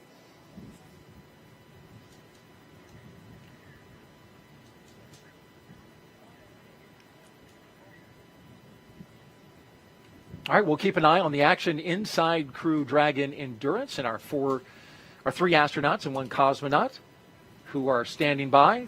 The member of the closeout crew has exited Dragon the capsule. SpaceX, we got a report from the closeout lead about verifying all the zippers and umbilicals. We're just chatting with a few more folks to see if there's any other actions we want to take at this time. We do have 15 minutes remaining in the margin here, so plenty of time. Okay, Dragon, copies. Thank you. All right, there you heard the discussion between SpaceX and the NASA astronauts. And so, although going into space is not child's play, every Dragon astronaut crew brings a stuffed toy with them, and there's one inside the capsule right now. We're going to step away from this part of the operation. Of course, we'll keep an eye on it, make sure that nothing happens that we don't make you aware of while they're working on that. But we want to take a little lighter moment, right, and look at the stuffed toys that are inside the crew. We don't know what or at least most people don't know what's inside Crew 5's capsule at the moment, but it has a purpose. When the toy starts floating, the strapped-in crew has confirmation they've reached microgravity. The toy is called a zero-G indicator, and there's been a half dozen or so on Dragon so far, starting with this little guy who can forget plush Earth, floating around by himself on the first uncrewed test flight in 2017 called Demo 1. And that's Anne McLean there. She was the one that received it. And that was followed up by a sequin-bedazzled dinosaur named Tremor, picked out by those fellows right there, Bob and Doug. Doug Hurley's son, Jack, and Bob's son, Theo. Crew 1 then took a toy baby Grogu with them to the first four-person crew when they reached space. But since then, well, it's been all stuffed animals. A penguin for Crew 2, and a turtle for Crew 3, and a turtle and a chimp for Crew 4, as you can see there. And so right here on set, Bob was kind enough to bring Tremor with him that you saw floating around in his capsule. This is actually Tremor, the one that went up into space. That's true, Daryl. This is the actual Tremor. It's got the tether still installed, if you will, that we use to keep track of it so that it didn't get lost on board the space station or float too far away. SpaceX for suit leak checks. There they go, starting up the suit leak checks again. Go ahead, Mike. All right, Josh, that completes the troubleshooting actions we wanted to take. So we verified that your umbilical has been reseated and your zippers are closed. Given that, we are recommending that you proceed back to Section 3 of 4.100 and reperform the suit leak check preparation and suit leak checks. How copy? Okay, Dragon copies. We're going to step into Section 3 of 4.100, and we'll let you know when we're ready to reperform the suit leak checks. Good readback. All right, so they're going to recheck those suits. And while they do that really quickly, how did your son choose a bedazzled, sequined dinosaur for? Well, Daryl, there's never no telling what goes through the minds of two young elementary school boys, my son Theo and Doug's son Jack. But they had a collection, and dinosaurs were near and dear to their hearts. They went through the collections that they had in front of them, and they picked the Apatosaurus Tremor. And so I'm glad that some other folks have been able to follow along with that tradition and be able to excite a couple of kids, if you will, about flying in space, even if it's for a stuffed animal. It's great to inspire the younger generations about space with something that they can access. And can you confirm that all the sequins are still there? I can confirm, and I do know that the teams look really closely at each of the zero-G indicators to make sure that they're compatible with the SpaceX Crew Dragon's environment as well as the space station environment. And so we got approval, and we were able to take the Apatosaurus Tremor with us into space. That's a neat thing, and it lives now in the Benkin household. Crew 5 is the latest launch by Kennedy's Commercial Crew Program. And Dragon, care is complete in step 3.9. We are ready for the checks. Copy that, Dragon. You are go for Section 4 suit leak check. All right, while they start up the suit. Let's go for suit leak check. The communication confirming they're going to restart the suit leak check. Bob Benkin telling me that the suits inflate just a little bit as they make that check. In the meantime, we'll take an interview now and check in with Kennedy's Commercial Crew Program. It was created in 2011 and has been flying astronauts from American soil to the International Space Station for the last 2 years. Let's bring in NASA's Megan Cruz, who's with Kennedy Center Director Janet Petro. I am, Daryl. Thank you so much, Janet. It's always so great to have you here, especially for a day like today. You know, we're about to launch this new crew to the ISS. How do you feel about Kennedy again playing this important role in continuing what we do on the space station? Well, thank you so much, Megan, for the question. And as you know, Kennedy has a very long history of doing really some incredible things. And of course, we were established 60 years ago to do the incredible mission of landing a man on the moon and then returning him safely. And in the 6 decades since then, we've been doing an incredible amount of impactful missions, and a lot of those missions have really helped what we do here on Earth and for the benefit of mankind here on Earth. That on-orbiting laboratory that we have up there is doing incredible science and technology and research that's really benefiting humankind here. Yeah.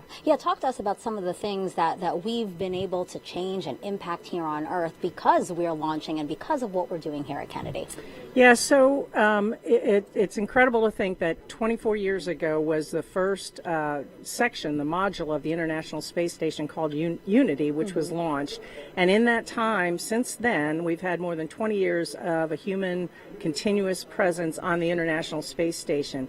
And every single time we launch a vehicle, whether it's a cargo or crew, we send up science and cargo and payloads where we do science research and technology development. And all of that not only benefits what we do here on Earth, promoting technology and bettering our life here, but also helps us to look forward to when we go back to the moon and then on to Mars. I'll talk about a few projects that we do here at Kennedy that I'm really proud of. One is the M-SOLO. It's a commercial off-the-shelf mass spectrometer that'll help us seek out and search for ice on the lunar surface. Wow. And then, of course, we are the experts resident here at Kennedy for plant biology. And as we're going to be sending our astronauts further and further into space, to the moon and then on to Mars, they're going to want some fresh food. And so that plant research is really going to help enable that to happen.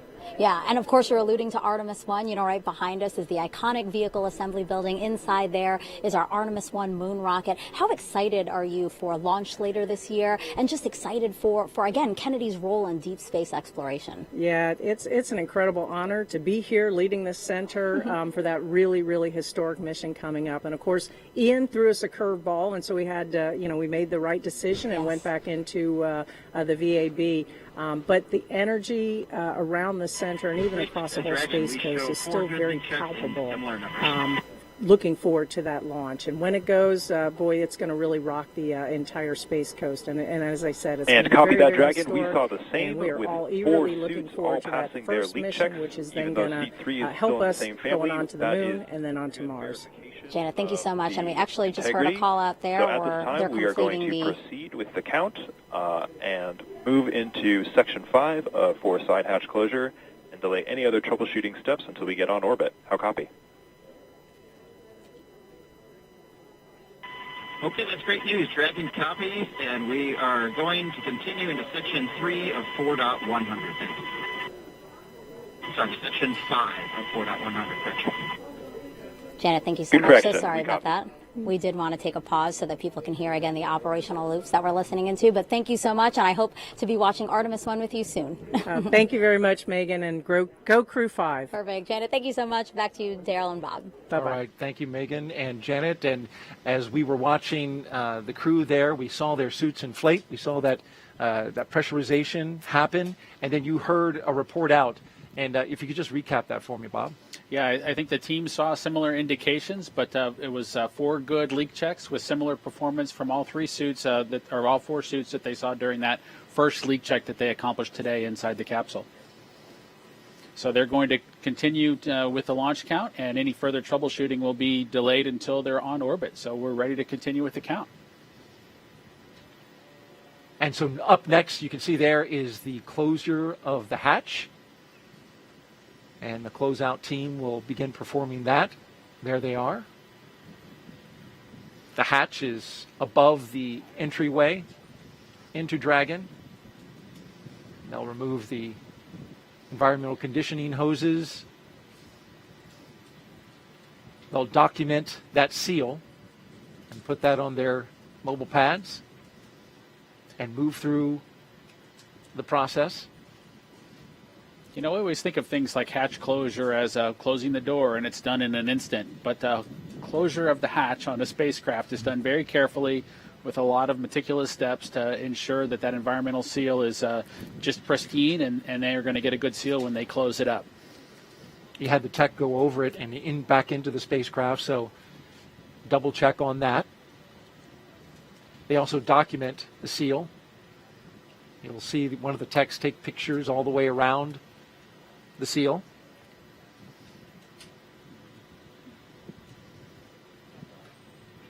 And we can think some about that hatch being closed, and then it'll be reopened when they come back at the end of their mission after splashdown, and when the vehicle's brought on board the ship. So it's going to stay closed for a long time after they get it closed for the spacecraft launch. That's a great point.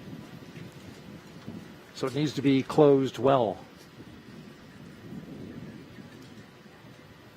Dragon closeout team is taking final steps in preparation for side hatch closure. Stand by for transition to pad hatch closed. Ensure that all items are secure from now through launch. And what is that, Bob? It's just a protective piece of Dragon copies. All to make sure no fog or anything falls down into that area. Hatch closed. Good words. So some protective equipment for the seal there Correct. on the spacecraft.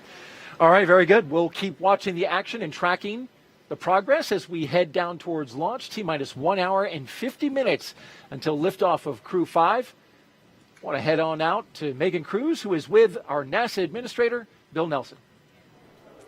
Yeah, it's our honor to have you here, Administrator. Thank you so much. I want to talk to you about how we've had this continued presence on the ISS for 22 years. What do you think of that legacy?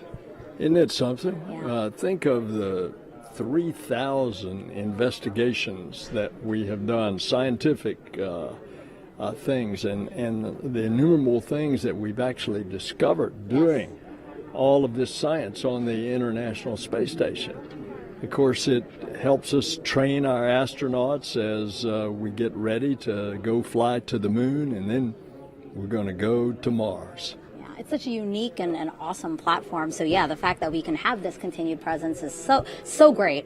And you know, Crew 5 is this first mission to resume integrated crew flights to the space station with Roscosmos. Integrated crews have always been the norm on the space station, right? That's right, because we built the space station together now with 15 nations. Particularly with the Russians. There's a Russian segment on the station. They provide the propulsion. We, the U.S., provides the electricity. So for the safety of all the crew, as well as the operation of the station, we need both there. Now, particularly with regard to safety, if there were a problem, for example, with one of our ability to get to Earth, say we had a medical emergency and had to get somebody to Earth, you need that integrated crew so we can still operate both parts of the space station. So safety is a big reason for us. Yeah. And, you know, we are launching today with the help of SpaceX. What do you think about the fact that we've had such a wonderful cadence with SpaceX these last 2 years with the commercial crew program? Well, SpaceX has been excellent to work with, and the proof's in the pudding. As a matter of fact, what's happening at the Cape is just unbelievable. Last night there was an Atlas launch. Today we're launching crew to the station. Tomorrow they're going to launch 2 communication satellites, all within the span of 3 days. Yeah. So it's incredible. But SpaceX has really been inventive, creative. They've been a good partner for NASA, and it shows that this commercial public-private partnership is actually working. Yeah. And now as we're under 2 minutes to launch of Crew 5, what do you have to say to the crew? Any message for them? Well, not only go Dragon, go NASA, but Godspeed. And 2 hours to launch. I misspoke. I'm too excited. You are. Administrator, thank you so much. I appreciate you being here again. Thanks. And we'll check it back in with our partners at JSC now.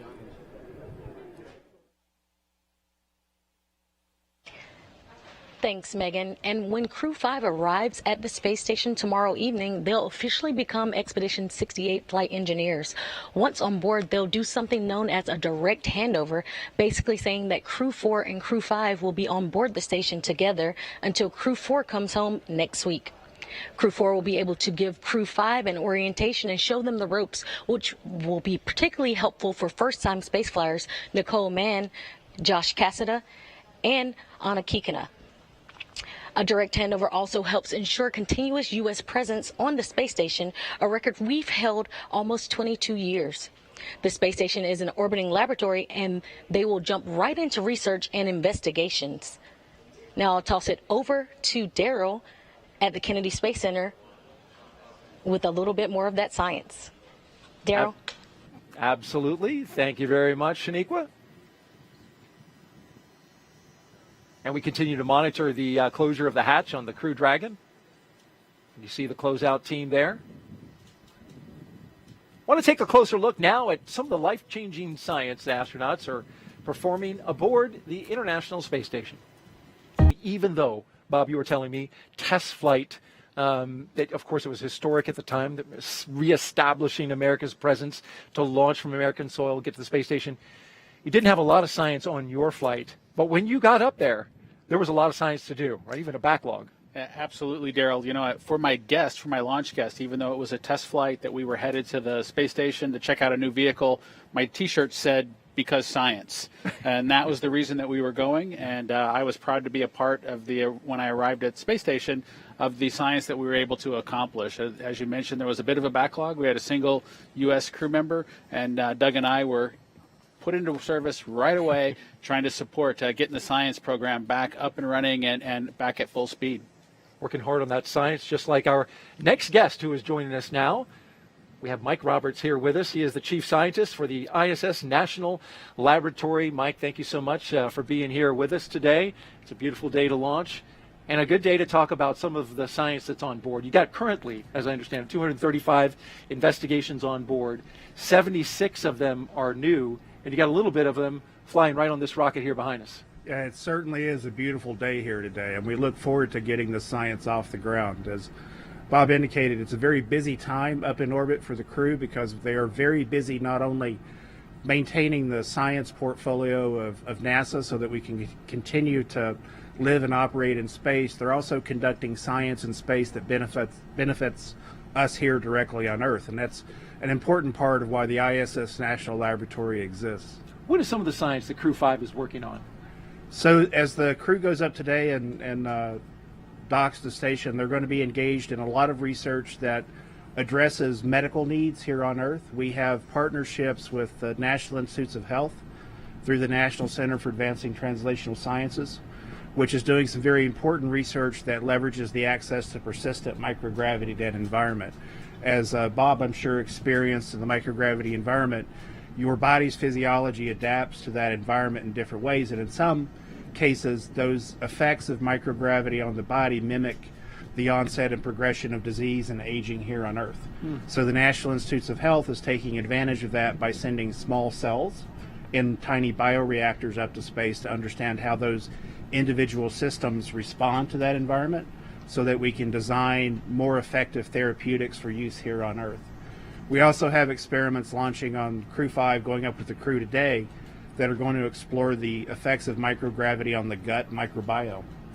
A company is involved with Los Alamos National Laboratory, so it's another collaboration between ISS National Lab, Los Alamos National Lab, and its partners to better understand how microgravity impacts the gut microbiome and the human body.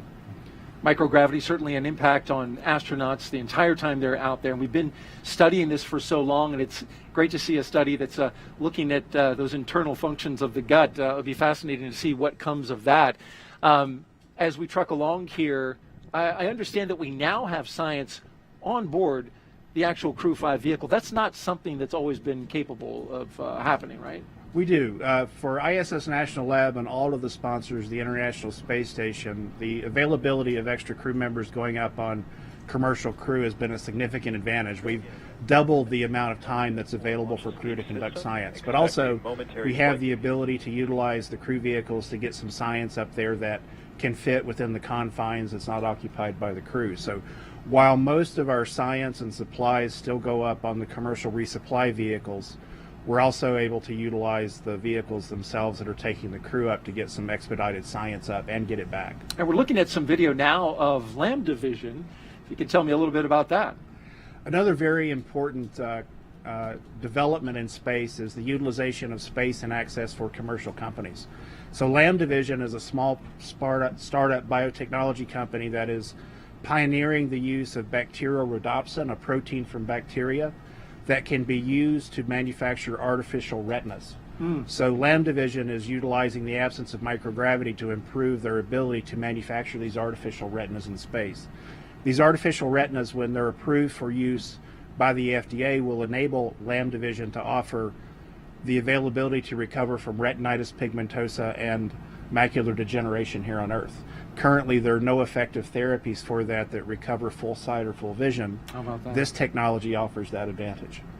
Offering a lot of hope for people who suffer from those diseases, and so it'll be exciting to see what kind of results come from that experiment. It is, and Lambda Vision's had the opportunity through ISS National Lab and NASA to operate 4 different experiments in space. So this new era of easy access to space for supportive science that benefits here on Earth is really turning into some new great dividends for people on Earth. Mike Roberts, Chief Scientist for the ISS National Laboratory, thanks for being here and sharing your knowledge about the science on board the ISS. Thanks, Daryl. All right, as we continue to watch the operation and our team check through the milestones here, we will toss it back out to Houston. Actually, we're going to throw it to California and Hawthorne, where Sandra and Jesse are standing by. Thanks, Daryl. Earlier, we did talk about the progress that both NASA and SpaceX have made in human spaceflight since we first started flying Dragon regularly over 10 years ago. So to support our increasing number of human spaceflight missions, your spacesuit team has been busy at work, Jesse. Yes, we have. You might be surprised to know that the completion of the Crew 5 suits marks SpaceX's 50th completed IVA, or intravehicular activity suit, including development, training, and qualification suits. 30 of those suits were created for flight. This number is inclusive of the suits that the Crew 5 astronauts are wearing today. 17 of the 50 were built and used for development and training. 1 was used to get our suit qualified for space, and we produced suits to support the passengers for a couple demonstration missions as well. You may recall Starman and Ripley. Starman flew on our first Falcon Heavy flight in 2018 and is still flying around out in space.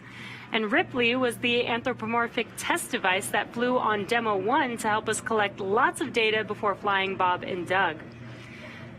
And as a reminder, this spacesuit that you've seen the crew wearing throughout operations today is an intravehicular activity suit designed for use inside Dragon.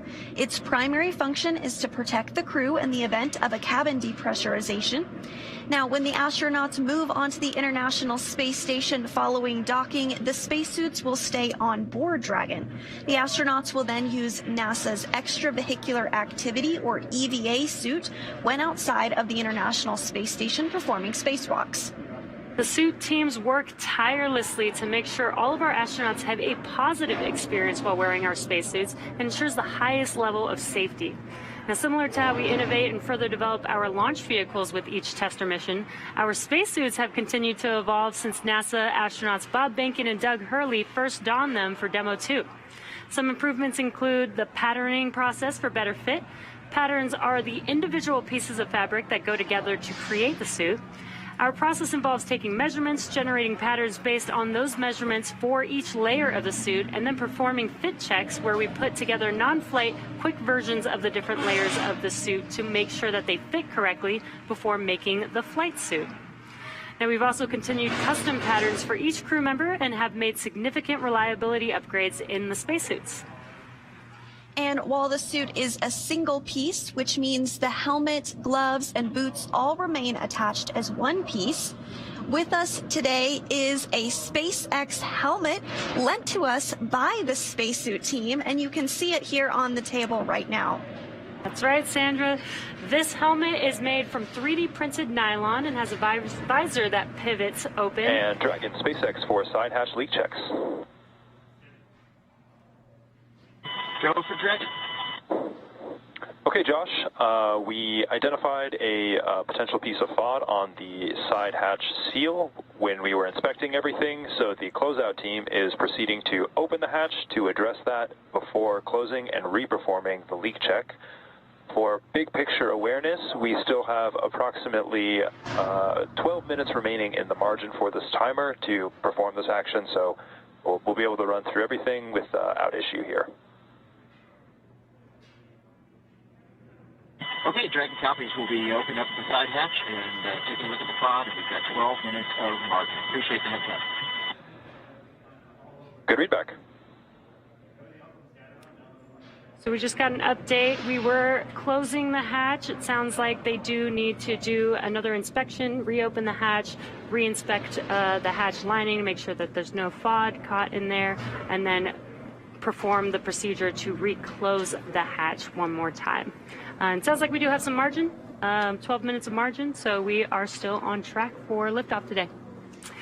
But as we were mentioning, the helmet is made from 3D printed nylon and has a visor that pivots open. It's also equipped with a microphone, which is embedded into the helmet, which allows the crew to communicate with the mission operators while suited and seated in Dragon.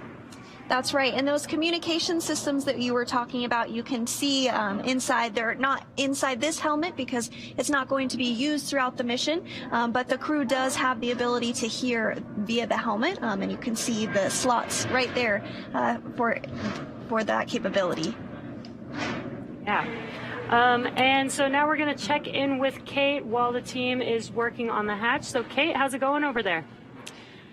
Thanks, Jesse. Yeah, it's super cool to see that helmet up close. Now turning our attention back to the progress with the integrated launch teams, we are coming up on T-minus 1 hour and 32 minutes. As we just heard a couple of moments ago, the closeout team identified a little bit of FOD in that hatch seal. So basically the process is we close the side hatch, we inflate the seal around the hatch to a certain pressure, and then we hold that pressure to see if there's any decay or leak. And if there is, that's an indication that something is in the seal, and that's what occurred today. So the team is in the process of reopening the hatch. They'll clean the seal out, close it, and inflate the seal and re-perform that leak check.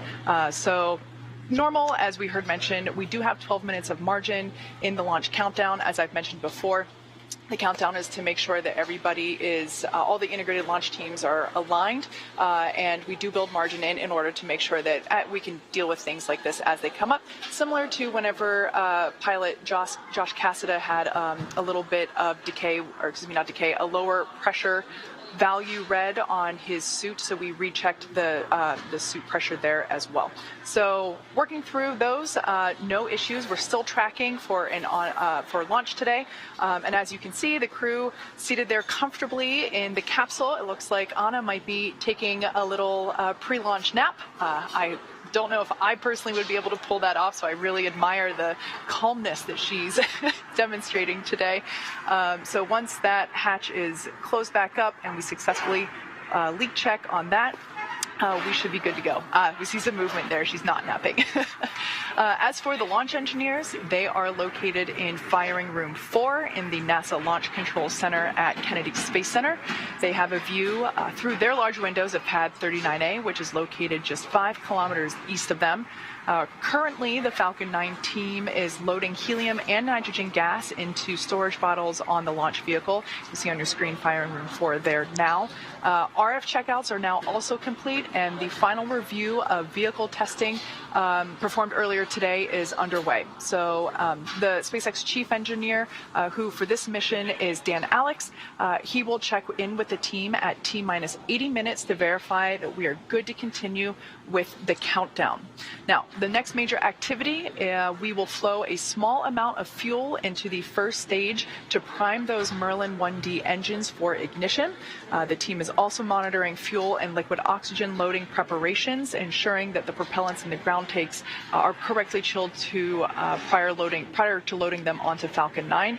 Propellant load will begin at T-minus 35 minutes. Now at just under T-minus 1 hour and 30 minutes ourselves, the weather continues to be green. As you can see, beautiful clear day at pad 39A, but we are of course monitoring weather at downrange as well, and that continues to look good, and the range remains green and ready to support. So all that being said, we are on track to launch in under an hour and a half from now, and we are certainly getting excited here in Hawthorne. With that, let's turn it back over to Daryl and Bob at Kennedy Space Center. How's it going over there, guys? All right, thank you very much, Kate, and we continue to monitor the work that the closeout team is doing right there, rechecking the seal to Dragon between the hatch and the spacecraft. And there you can see the techs making that inspection now, taking a light around it. They had the hatch closed, but reopened it after doing the side hatch leak check. And Bob, it was interesting. We were talking about this just briefly before Kate threw to us, and there's a way they can check that seal to see if there's any FOD in it. And I thought it was interesting how they do that. Yes, Daryl, Kate gave a great explanation of that process just a couple minutes ago. But what they do is they need to find a way, of course, before you get into space to make sure that the integrity of that seal is good. And so what they do is they're able to inflate a small portion, a small volume, to ensure that they do have a good pressurization on the sides of that seal. And if they do have a leak or some indication that things aren't exactly right, the most likely culprit is some sort of foreign object that's kind of captured in that sealing surface. And so the team goes back in, cleans that area out, and then we'll kind of reaccomplish that leak check to make sure that it's good before the crew gets into the vacuum of space with the spacecraft. And you can see they've wrapped up that process of inspecting, cleaning, and documenting the seal, and now they've reclosed the side hatch to Crew Dragon with our Crew 5 astronauts inside, and they'll start sealing up the hatch now. We'll keep monitoring the action and let you know what's going on. And Dragon, the team's for got a quick update, the closeout team was able to open the side hatch and remove the hair that they identified as FOD. They've closed the side hatch and they're stepping into their leak checks right now. We are right on schedule for launch today. Dragon copies. That's great news, and we're standing by for that leak check. Thanks. Okay, well, there you heard confirmation that they found what it was. And real quick, Bob, before we throw it to an interview, a hair was identified. It's fascinating to me that something as small as hair can actually compromise a seal. Yes, it's really important that area is super pristine, and like we talked about a little bit earlier, that hatch is going to be closed for 6 months as they make their way into orbit, and then won't get open until they come back and are on aboard the recovery ship. Dragon Ground is going to be commencing a health check for launch escape system a second time. Expect a momentary flight computer state change, followed by that transition back to pad hatch closed. Dragon copies. We'll expect it again prior to going back to pad hatch closed. Thanks. Good readback.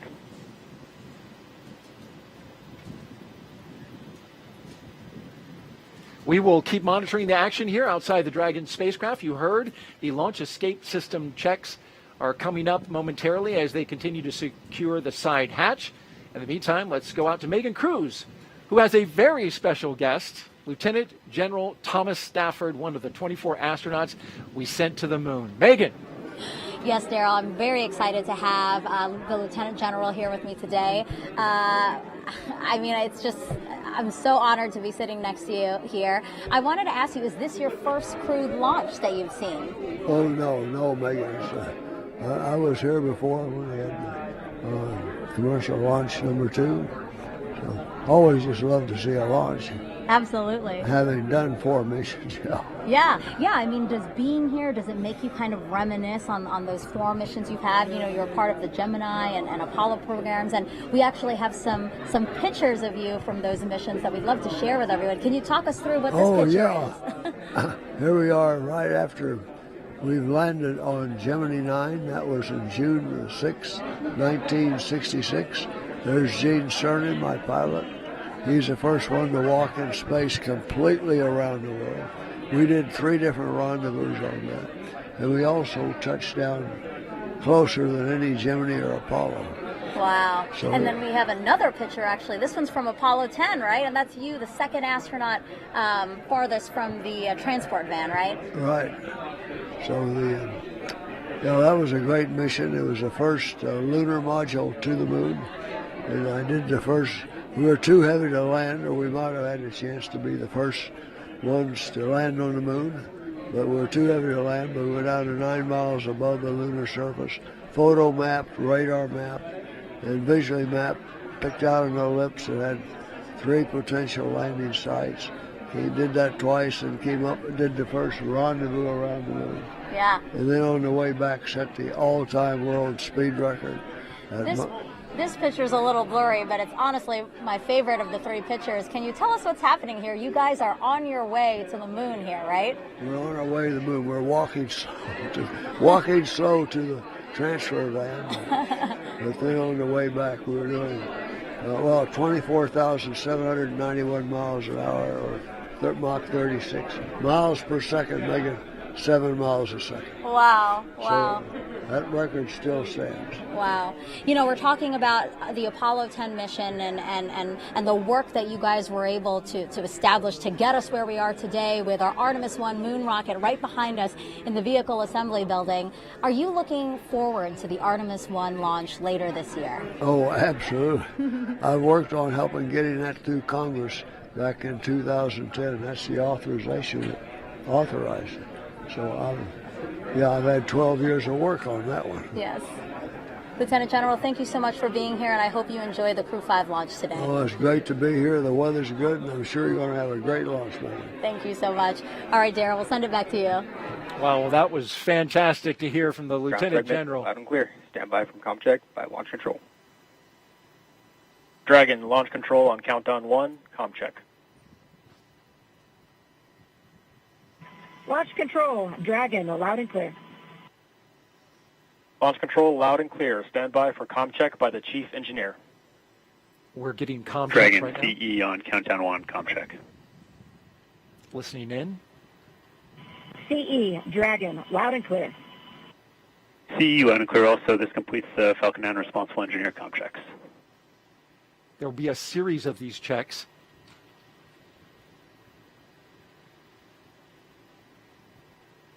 Establishing a number of communication paths to the crew from launch control.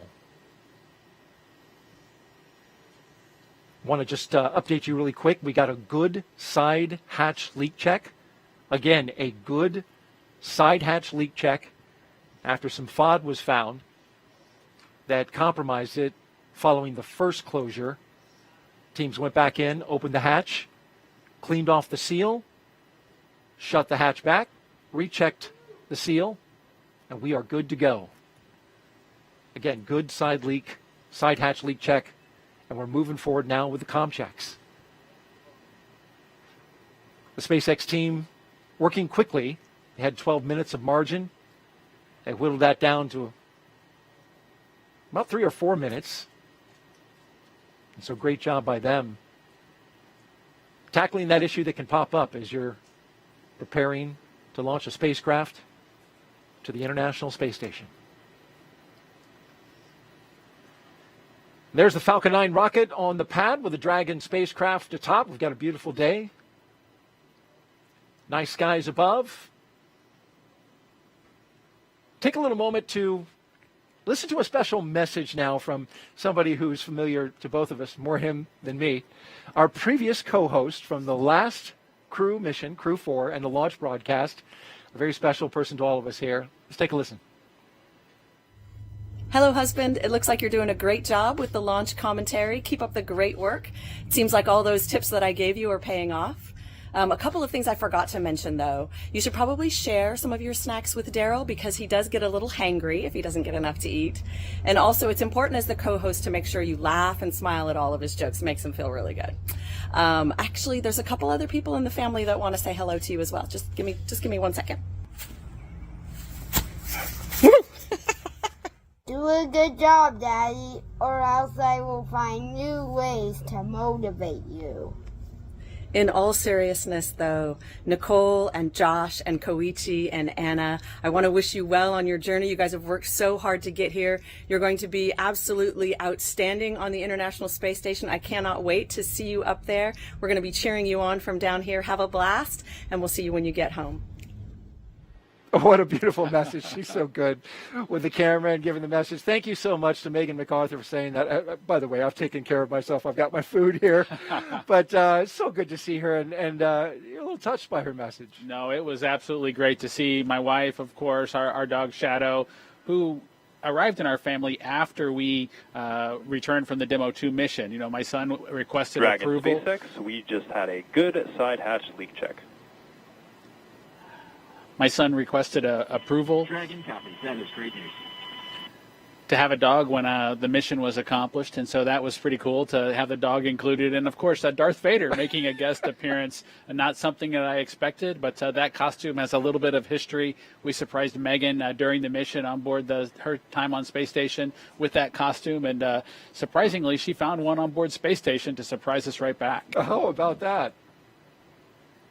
And he's using the dark side of the Force at the moment. He's going to motivate an answer out of you. He may have heard that line from both his mother and myself as we try to work through elementary school.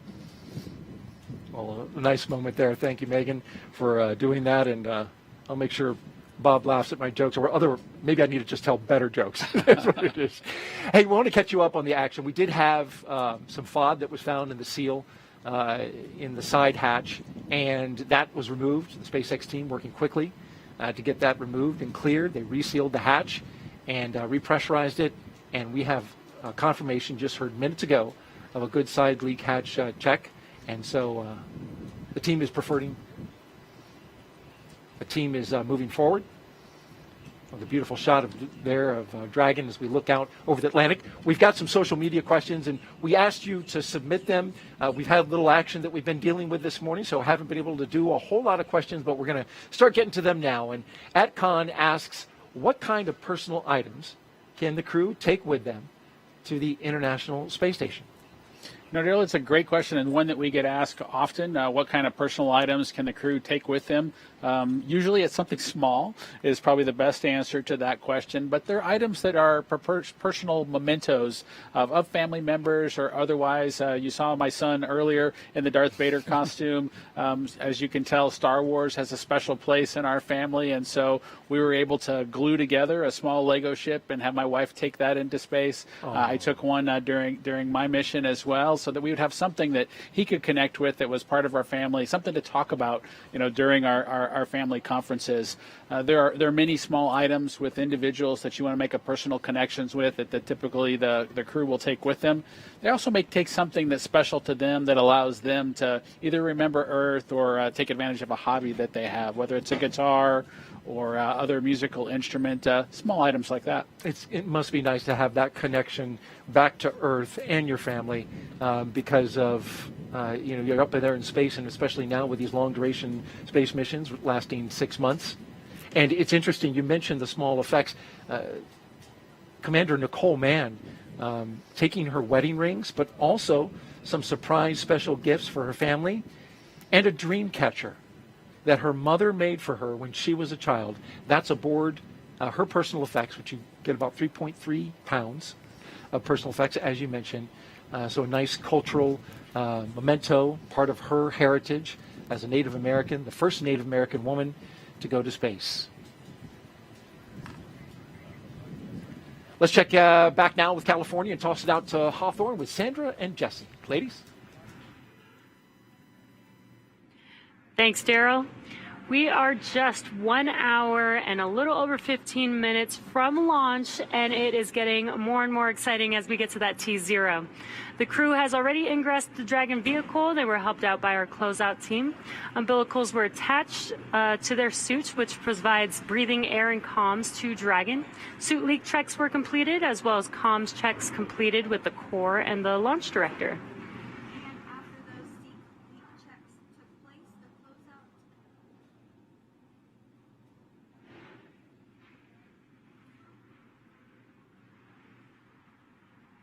And after those suit leak checks, the closeout team was able to close and seal the hatch. We just got confirmation that we did have a good leak check. During the first round of closing the hatch, they did find a piece of FOD. It was a piece of hair.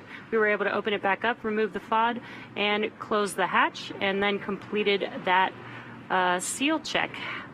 And now the closeout team is just wrapping up. And once they wrap up in that white room, they will depart the white room.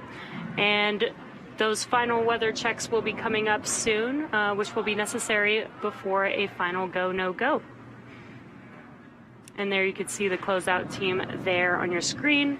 Again, just wrapping up the final procedures for hatch closure there. So let's check back in with Houston for a status on the team supporting the space station on their readiness for launch. Shaniqua, how's it going?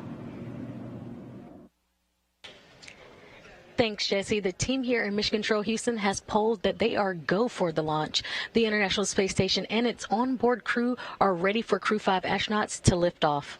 When Flight Director Greg Whitney polled his team, he was asking the flight controllers who work on all the different systems on board the space station if their focus areas were online and working properly. This includes life support systems, proper communication links, computers that allow us to command the station on board and their subsystems, and our ability to maneuver the space station are fully functional. The crew in orbit is awake and just finished their midday meals. They will start crew arrival preparations shortly, making sure they are ready to receive the new crew tomorrow. Mission Control Houston will continue monitoring the mission as we check off milestones for today's flight. In the meantime, I'll send it back over to Hawthorne. The International Space Station Flight Control Room is ready for launch. Sandra? Thanks, Shaniqua. That's great news. And while Crew 5 is launching today, just a few months ago, we were launching another crew to the International Space Station. That is, of course, Crew 4, who launched in April. The Crew 4 astronauts currently on board the International Space Station have spent nearly 6 months conducting scientific research in areas such as materials science, health technologies, and plant science to prepare for human exploration beyond low Earth orbit and to benefit life on Earth. Such research also lays the groundwork for future exploration of the Moon and Mars, starting with the agency's Artemis missions. Dr. Chow Lingren was born in Taipei, Taiwan, but spent most of his childhood overseas in England. He was an instructor and jump master with the U.S. Air Force Academy and also has a doctorate in medicine and served as a NASA flight surgeon. After he was chosen as an astronaut, Lingren flew on Soyuz and spent 141 days in space during Expedition 44 and 45. He has a wife and 3 children and is the commander of Dragon Freedom. And up next is fellow airman Bob Hines. He was born in Fayetteville, North Carolina, and has a wife and 3 daughters. He has a Master of Science in Aerospace Engineering and served 21 years in the U.S. Air Force as a test pilot and as a fighter pilot in the F-15E. He came to NASA as a research pilot where he flew science missions in the WB-57. He's the pilot for NASA's SpaceX Crew 4 mission, which has been his first space flight. Now, there's a couple mission specialists on board Crew 4, one of which is Jessica Watkins, who considers Lafayette, Colorado, her hometown. A talented rugby player in college, her team won the national championship in 2008. Watkins was a postdoctoral fellow in the Division of Geological and Planetary Sciences at the California Institute of Technology. She completed several internships with NASA, including one testing systems designs for the Mars Perseverance mission at JPL. She became an astronaut in 2017, and just like Bob, Crew 4 was her first flight to space. And the second mission specialist is Samantha Cristoforetti. She was born in Milan, Italy, but now lives in Cologne, Germany with her partner and 2 children. In 2006, she earned her fighter pilot wings and flew the AMX attack fighter at a base in Italy. In 2013, Cristoforetti launched into space aboard a Soyuz for a long-duration spaceflight to the International Space Station. And several years later, she was awarded the Knight Grand Cross of the Order of Merit from the President of Italy. Crew 4 was her second spaceflight. This 4-person crew is currently preparing for Crew 5's arrival and also their return back to Earth just days from now. And while Crew 4 was on board, they received a visit from another Dragon. SpaceX's 25th resupply mission to the International Space Station launched on July 14th, carrying over 5,800 pounds of science, research, hardware, and other crew supplies to the orbiting laboratory. Dragon stayed on station for a little over a month before being packed with critical research and hardware to be analyzed after a safe splashdown off the coast of Florida on August 20th. Now let's head over to Daryl at Kennedy Space Center. Daryl, how are you guys doing over there? Well, thank you, Jesse and Sandra. Well, we're having a beautiful day here at the Kennedy Space Center. You can see behind us, we're at the Launch Complex 39, where media are gathering, getting ready to count down the final hour as we get ready to watch Crew 5 launch into space. It is a big day, and especially here at the Kennedy Space Center, where we have just been cranking out the launches, Bob. 3 launches in 3 days from 3 different pads. We had the Atlas V going off from 40 yesterday. We've got Crew 5, of course, from Launch Complex 39A today. And then tomorrow, SpaceX launching from their other launch pad, Pad 41. It's hopping. Outstanding to see all that action down here at the Kennedy Space Center. And again, it's a beautiful day. I'm looking forward to seeing the Crew 5 folks get into orbit. Indeed, and liftoff time is still holding for noon Eastern time, 56 seconds after noon, if you want to be right on the second. We're also tracking no issues at the moment with Falcon 9 or Dragon. We did have an additional suit leak check that we performed, as well as a spacecraft leak check. Those are good to go. Dragon now good to go. The range is green. And, of course, the weather is doing fabulous here at the Kennedy Space Center. Downrange, they're watching some winds in the abort corridor, but they're looking good right now.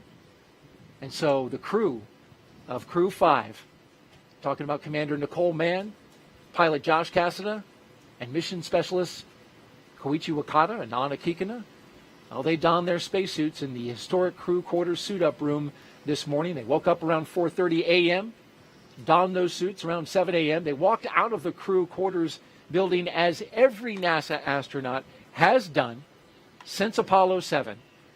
And then they were transported to the pad, where they climbed inside the SpaceX Dragon Endurance for its second flight.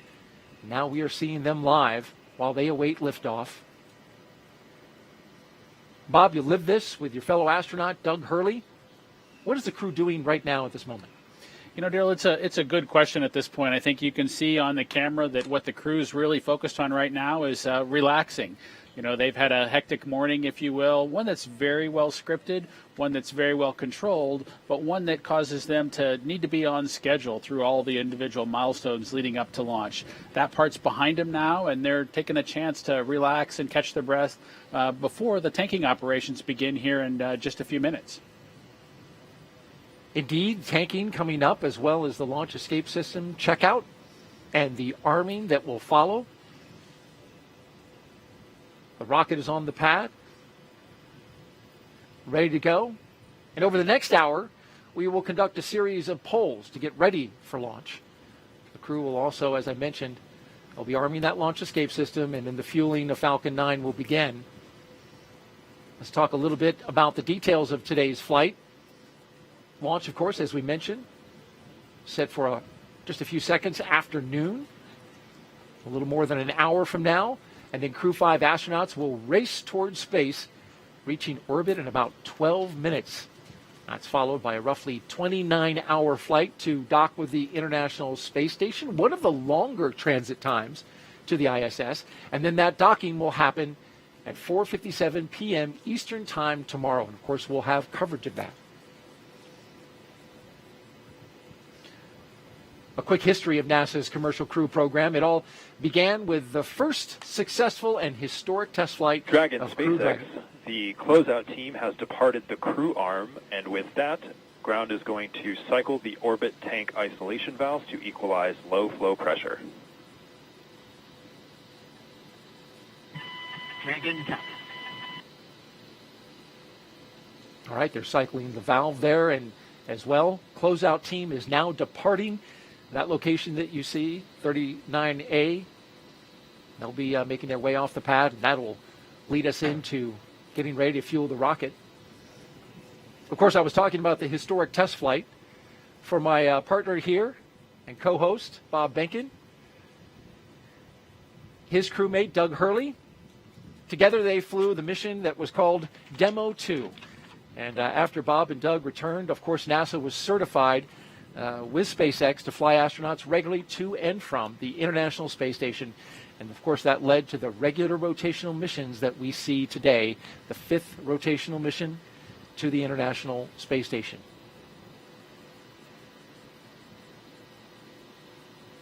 Let's check in now with Kate Tice in California.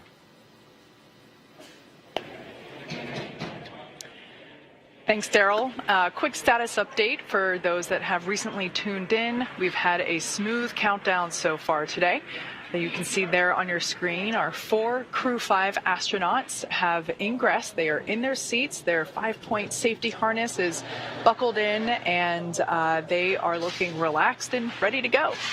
They ingressed about an hour and 45 minutes ago, and the teams have completed the required comm checks, the suit leak checks, the side hatch closure, and its associated leak check. We did have to redo that leak check as a piece of FOD was found in the seal. So we opened the hatch back up, cleared out the seal, cleaned it, and then closed the hatch again and reperformed that leak check, and we got good leak check there. And we heard just moments ago that the closeout team is beginning to depart the pad. And at that point in time, it'll just be the Crew 5 astronauts left on the pad once the closeout team departs the BDA. At this point in time, I'm happy to report that the SpaceX team is working no issues, and the pace is certainly beginning to pick up. As for Falcon 9, our 2-stage reusable rocket, final propulsion checkouts of the first and second stages and the engine began a few minutes ago in preparation for propellant loading. This involves testing and cycling valves and engine pneumatics pressurization. At T-minus 45 minutes, the team will report their readiness for prop load with a final electronic go, no-go poll. Again, that prop load will begin at T-minus 35 minutes. As for Dragon, before we can start loading propellant on Falcon 9, we still have a few Dragon-related tasks to perform. First, we need to retract the crew access arm away from the Dragon capsule. We can see it there, currently connecting the crew tower to the capsule. We will need to retract that access arm away to its launch position. That will happen between T-minus 44 and 42 minutes, so shortly coming up. That will be the last physical change to the crew tower. With the access arm out of the way, the launch escape system will then be armed. Once those two events are complete, Dragon will be ready for Falcon propellant loading. We did hear earlier in one of the pre-launch briefs that once the launch escape system is armed, we will not have the ability to recycle. So we are basically locked in for launch today as soon as we have that launch system armed. As for weather, we will also verify with the launch weather officer that all the weather meets all of the associated constraints, including items such as wind speed, lightning, and precipitation. Looks like with those beautiful blue sky behind Falcon and barely any clouds. We don't think rain is going to be an issue, nor lightning. Now, we do expect acceptable weather conditions for launch, both at surface level and upper altitudes. As I mentioned earlier, we have been watching those downrange winds, and they continue to trend favorably. So everything green there. As for the range, currently clear for launch from historic launch pad 39A, the worldwide network of ground stations, and the tracking and data relay satellites, or TDRS as you hear us refer to it as. Those are ready to support Dragon as it heads into orbit. Today we have an instantaneous launch window at 12 p.m. Eastern, noon on the dot. Once we begin loading propellant, there is no opportunity to change that T0. The timing for Dragon to rendezvous with the International Space Station is incredibly precise, down to the very second. So we only get one chance at it today. But at good news, at T-minus 1 hour on the dot and counting, we are go for launch. And we are now less than 1 hour until liftoff. This day is Dragon, the you are go for section 6. When ready, report go for launch. Dragon copies. We're stepping into section 6 at 4.100, preparation for LES Army. Good readback. So again, we are now less than 1 hour until liftoff, and this day is the continuation of regular crew flights to the space station from U.S. soil. SpaceX's Crew 5 mission will be the company's 6th crewed spaceflight for NASA, following the crewed test flight Demo 2 and 4 previous operational crewed missions to the International Space Station. It will also be SpaceX's 8th crewed spaceflight overall, including the private orbital mission Inspiration 4. Today, our crew is flying on board Dragon Endurance. It will be the second flight for this capsule, and it will be taking a ride on a brand new Falcon 9. Now, it's been a great countdown so far. Weather, as Kate has been updating us with, is still good for T0, so the excitement just continues to pick up here as we get closer to that T0. SpaceX Dragon in section 6, Crew 5 is go for launch. Copy that, Nicole. Crew 5 is go for launch. And you just heard it yourself. Crew 5 is go for launch. Another exciting milestone. We did start our coverage earlier today with the crew heading to the launch pad. And prior to that, the SpaceX team did help the crew put on their spacesuits and conduct initial checkouts before crew walkout. Crew walkout was where Nicole, Mann, Josh, Cassada, Koichi Wakata, and Anna Kikina gave final goodbyes with friends and family gathered outside the operations and checkout building before they began that roughly 20-minute ride to pad 39A. And we were able to watch the crew as they boarded their Teslas and headed down the NASA Causeway, headed towards the launch pad. And once they arrived at the pad, the crew took a moment to enjoy the view of the vehicle as that they will be taking flight on this afternoon, and then headed up the fixed service structure to begin a process known as crew ingress, where the astronauts entered the Dragon spacecraft. The SpaceX team then performed a series of checks to ensure the suits, seats, and vehicle interactions were all functioning properly. And a short time ago, the team did close out Dragon's hatch, and the crew is safely inside. So with less than an hour to go until liftoff, things will continue to pick up as we get close to the go, no-go pole to arm the launch escape system and begin propellant loading. The crew poll for readiness was completed at the T-minus 60-minute mark, and the Dragon poll for prop load is coming up here at T-minus 55 minutes. After that, at T-minus 45 minutes, will be an internal mission control Hawthorne poll, and then the launch director's poll for propellant loading. When we get to about T-minus 40 minutes, the crew access arm will retract, and the crew will get the call to close their visors and to arm the launch escape system. Now, this is the automated safety system in place that can fire the 8 Super Draco thrusters on Dragon to quickly separate the crew from the rocket, either on the pad or during the flight on the ride uphill. And then once we reach about T-minus 35 minutes, propellant loading for the Falcon 9 will begin.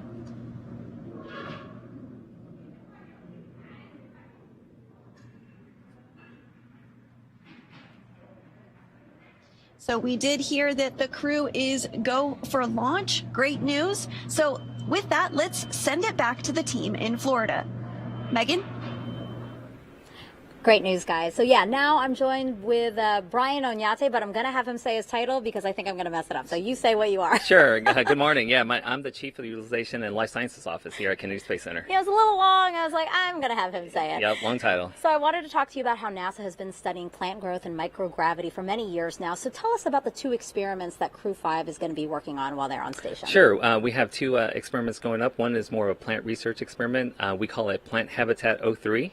It will be going into the Advanced Plant Habitat. And actually, that plant experiment is doing a generational study. So as you can see, that's the advanced plant habitat, and the plant that is growing in there is called Arabidopsis. It's our model plant, and basically we're going to grow that and get it all the way to seed. And the study is basically getting those seeds, bringing them back, and then reflying those seeds to see what happens. So what's interesting is... And the second picture, right, that we have, that's how you capture the seeds. Yeah, that's how we capture the seeds. What's interesting about those seeds, they're actually the size of pepper. So imagine the pepper that you put on your food, very tiny, very small. So we had to actually develop these capture bags to grab those seeds. So what we're noticing is in a previous experiment, the DNA of the plant actually changed, and it almost seemed like it was trying to protect itself from the environment of space, the harsh environment that's up there. So what we want to study is, can we actually grab those seeds, and will those seeds remember that environment? So when we fly the second generation, will they kind of have a leg up? Will they go already kind of pre-programmed to protect themselves, so that way the plants will thrive in space? That's interesting. Yeah. Why is that something that you wanted to see? What can we learn from that or use? Yeah, so what we can do is, for exploration with NASA, obviously we want to get to the orbiting station around the moon one day, or the surface, or the transit vehicle, or Mars. How can we better prepare the plants that we send, or the crops that we send up there, so that they actually are ready to go, they'll thrive, and we understand what's happening, so that the crew can actually consume something great. So, always forward thinking here at always NASA. Forward We're thinking. great. Yeah, always forward thinking. Well, let's talk about the second experiment. That one's called Veg 05, and we have some props here to kind of walk people through that, right? We do, yeah. So Veg 05, it's actually, we're growing dwarf tomato plants, and we're going to put them in this, what we call here is a plant pillow. What's interesting, it's actually made out of Kevlar, so exactly what police use in their police vests, so I guess they might be bulletproof, plant pillows. But yeah, so these plant pillows, it's just basically, how do we hold the soil, how do we put the fertilizer and the seed in there in order for us to grow the plants? Because they would just fly around on the space station. They would just fly around on the space station. So we have a little, what we call a quick disconnect here. This is where we apply the water. So once we apply the water in there, we have to keep watering it like here on Earth, and just let the plants grow and let them thrive in space. So, and you mentioned the fertilizer. Yep, the fertilizer and the arsenite. So what you see there on the right there is the arsenite, which is actually clay chips, right? It's the soil that basically allows the water to be absorbed and allows the plants' roots to kind of grow in there and grab water and nutrients. The second there that you see there is the fertilizer, and it's a slow release fertilizer. So when we add water into it, it kind of dissolves little by little, and it provides the food that the plants need so that they can grow. Okay, so why is this important for us on space, but also here on Earth, to learn about this particular experiment? Sure, both of these experiments are important. One is obviously for exploration, we want to make sure that the seeds that we send, the plants that we grow, will thrive, right? So how can we make them excel in space, right? And the second piece with Veg 05, which we find interesting, is how can we actually give food for the crew to eat on orbit, right? Sure. So healthy, nutritious food. This is actually going to be our second flowering plant that we grow in space, which is awesome. So they'll grow up there, they'll have to pollinate, and the crew members might have to be our space bees. We don't have bees up there to help us pollinate, so they might have to, help with pollination. They'll grow, and then hopefully they'll get some nutritious fresh food up there. And the benefit, what I find interesting here for Earth is there's a lot of things that we learn with ISS. ISS is basically a laboratory or another test tool. So we really want to see what data can we gather from growing up there. So when we bring it down to Earth, if we're in a stressful environment or another environment that is challenging, what did we learn up there so we can actually grow better crops here on Earth? I love hearing about the science, Brian. Thank you so much for sharing that with us. No problem. Sounds great. Thank you. We'll send it back to you guys. Thank you, Megan and Brian. And throughout the show, we've been taking your hashtag Ask NASA questions from social media. We have time for a few more that have been coming in, and we appreciate those questions coming in. If you want to submit one, it's hashtag Ask NASA on our streaming channels, NASA Facebook, Twitter, YouTube, and Twitch. The question is from Aditi on YouTube. He asked Bob Binken, how was the launch experience different on Space Shuttle and Crew Dragon? Was one better than the other? No, it's a great question, Daryl. We often get asked which vehicle is better, which one we love the most. And from my perspective, I love them both. You know, I had a great opportunity to fly and build space station with a space shuttle, but then rotate as a crew member with the Dragon on a modern spacecraft. You know, that was a really neat aspect to see something that was kind of built in the 21st century versus something that was built, you know, in almost the middle of the 20th century. If you look back at the technology that was on board the shuttle, just super excited to have an opportunity to fly on such a cool modern new ship. And now, next question at Mike Mangano. I hope I'm pronouncing that correctly. Asked, and this is a fitting question for you, Bob. Did the NASA astronauts who fly the Dragon capsule help in the design of the capsule? Why, yes, they did, and that was you. You know, it was an interesting experience, I think, for both Doug and I to have the opportunity to not only fly on a new spacecraft, but be a part of shaping it for crews to come forward. And I think as we went through that process, the SpaceX team really learned how to work with us and how to take our inputs and incorporate them into design whenever they could, and explain to us when they couldn't, because everything that we wanted they couldn't necessarily do. But we were able to compromise and come up with good solutions so that years later, maybe in Crew 5's case, you know, they wouldn't be cursing Bob and Doug's name as to what they had agreed to or said was acceptable when the time came. We wanted to have opportunities for them to have choices. We included the opportunity to write on paper, but also to have a tablet, you know, so that crews, as they went forward with their missions, would be able to find the place that, you know, helped them be as successful as they could be. And so I'm hopeful that there just aren't too many curses associated with Bob and Doug, and it's mostly, you know, hey, those guys, they were thinking when they did this. So, and we've had good results so far with 4 launches and the 5th today. Our next question comes from @morearts.com.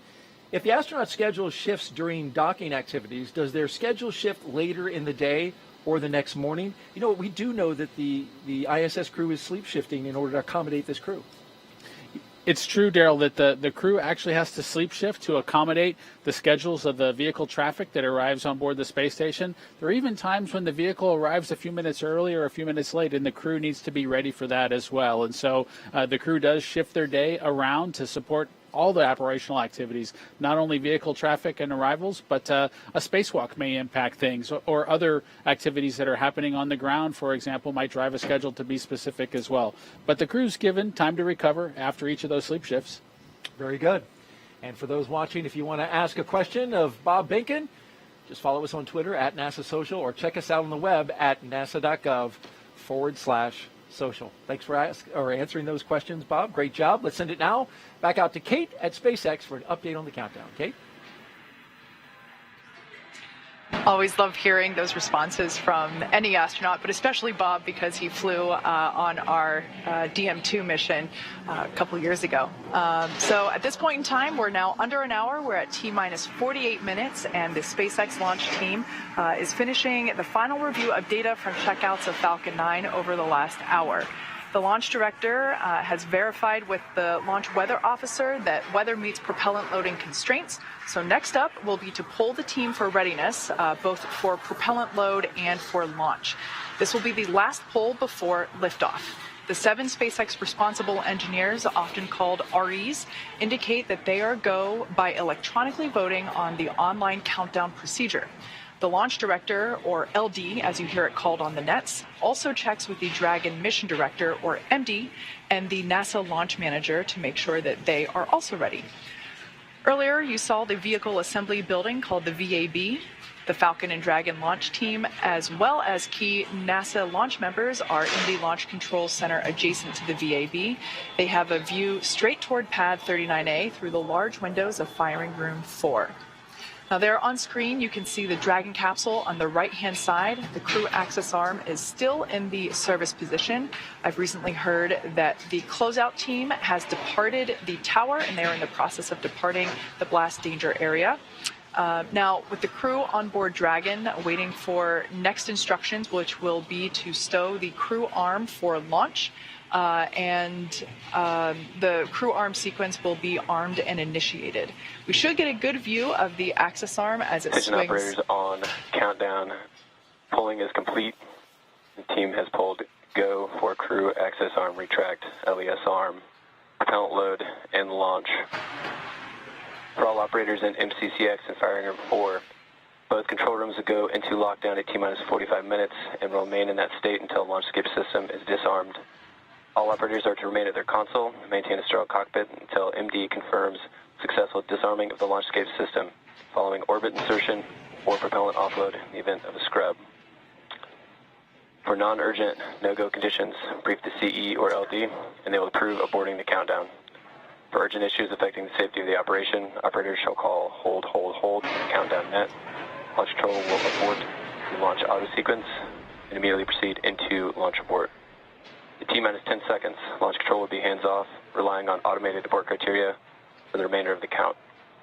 Operators advise the launch director whether structural breakup or fire is imminent or occurring per Dragon manual escape flight rules. Launch control at this time may proceed with arming the crew arm for movement. Launch control copies, proceeding to arm crew arm for movement. All right, quick recap there. All really good news. It sounds like the final poll has been conducted and all of the responsible engineers polled go, as well as the range they polled ready for launch, and the NASA team, the NASA launch team is also ready for launch. So everything continuing to look good. We just heard there that the crew arm, the crew access arm will be armed for retraction, meaning it will move away from the Dragon capsule. Crew access arm retraction started. All right, and there we should get a view of that crew access arm now moving away from Dragon capsule. Again, this will swing out into its launch position. This is the final change to the crew access arm, to the crew tower. Of course, the transporter erector will move away from the rocket as it lifts off and just shortly before liftoff. So that, in fact, will be the last major physical change that we see to the pad. But this crew access arm retraction is the final, will be the final state for the access arm for launch. This retraction should take about a minute to complete. Now, as I mentioned before, the range continues to be go for launch, monitoring the clearance area around the launch pad, as well as air and sea space around the flight corridor. And of course, here at Kennedy Space Center, as you see on your screen, the conditions are gorgeous. Everything continues to be acceptable for launch. Many things go into consideration, such as ground winds, any rain that might be in the area, as well as potential for lightning, any thick clouds, and of course, as I mentioned before, downrange landing zones. We have mentioned before that we've been tracking those, but everything continues to look green for launch. At this point in time, everything is looking on time for our liftoff at noon Eastern. We can see that crew access arm continuing to retract. Pretty cool shot there from inside the arm on the right-hand side of your screen as we see Dragon slowly move out of the frame. So with all that being said, the teams are ready. We will begin the propellant load at T-minus 35 minutes, and we are getting excited here at SpaceX headquarters. The energy is definitely starting to pick up outside of mission control. But with that, let's hand it off to Daryl to check in back over there at Kennedy Space Center.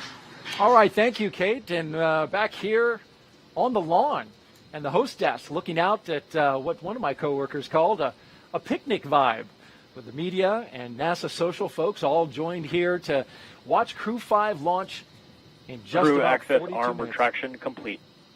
And there you heard confirmation that crew access arm has fully retracted from the rocket. A gorgeous shot there from our flight operations team here at the Kennedy Space Center, a helicopter encircling the pad right now to give you that view. Great job, fellas. T-minus 42 minutes and counting as we zip around Launch Complex 39A. The background, the launch tower for Dragon, and in the foreground, a Starship launch tower under construction.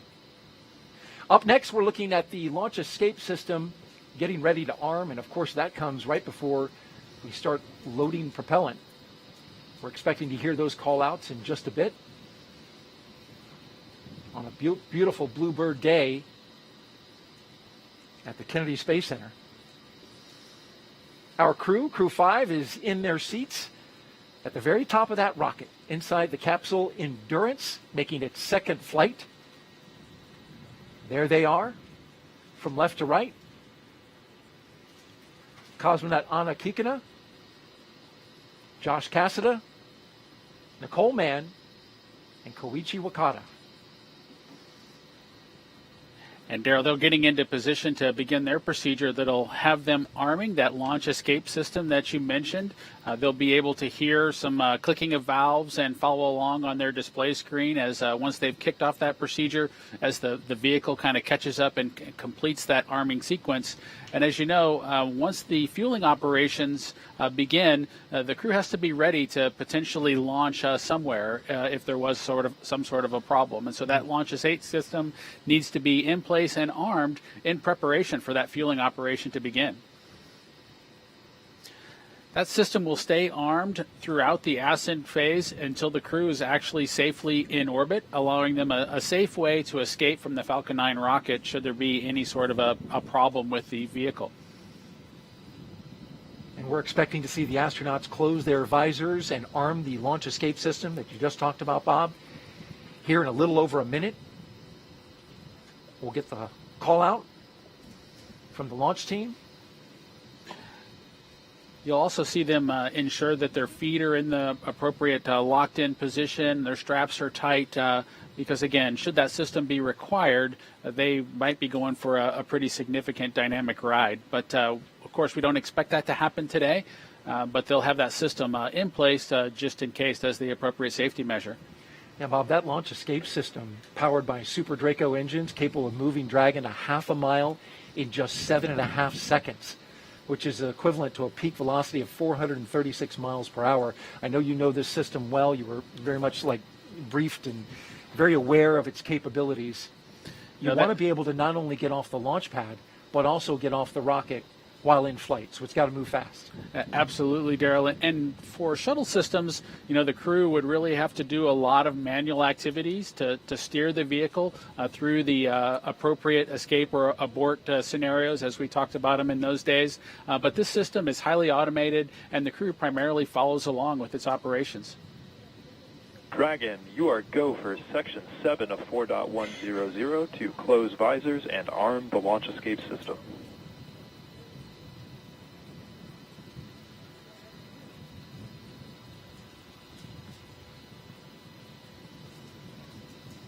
SpaceX Dragon copies stepping into Section 7.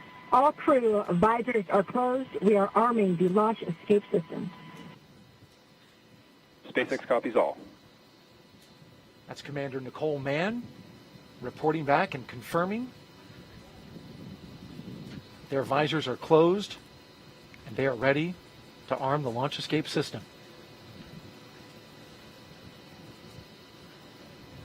And you can see the crew members pulling their straps and ensuring that they are buckled in, because from a crew perspective, that relaxation period that I talked about earlier is now over.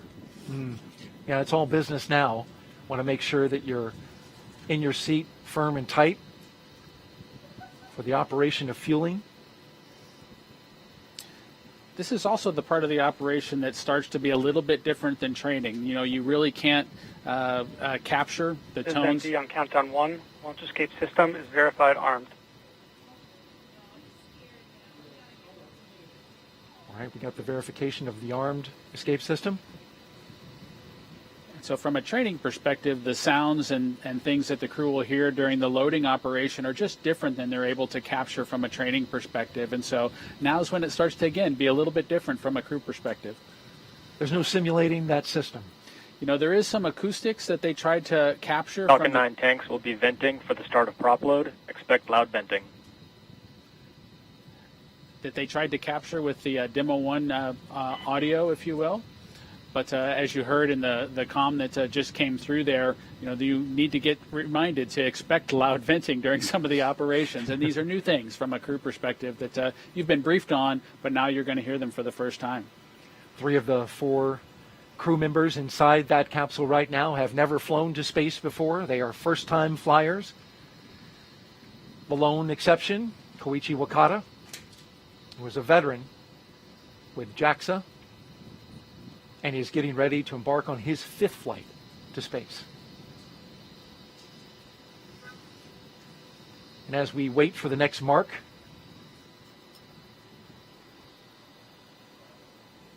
The crew's experience, whether it's a space shuttle or a Soyuz or the Dragon vehicle or Starliner or Artemis, as we move towards that, these experiences are all slightly different. And so I'm excited to hear, Koichi's discussion as he tries to balance and describe all three of them side by side when he gets back from this mission. Would love to hear him talk about the comparisons. There's only a few astronauts like him, right, that have been able to fly on all three vehicles. Yes, and as we go forward here with the Artemis missions coming forward, I'm excited to have folks compare and contrast their Orion experience, their SLS experience with Falcon 9 or our other rockets. That's going to be fun. Just a few seconds now, and we're awaiting the confirmation to the beginning of loading propellant into the Falcon 9 rocket. With a beautiful shot there as we encircle the launch pad.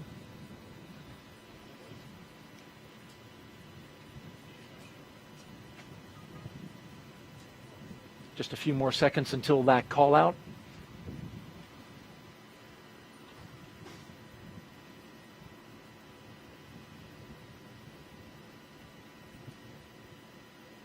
Propellant loading has started.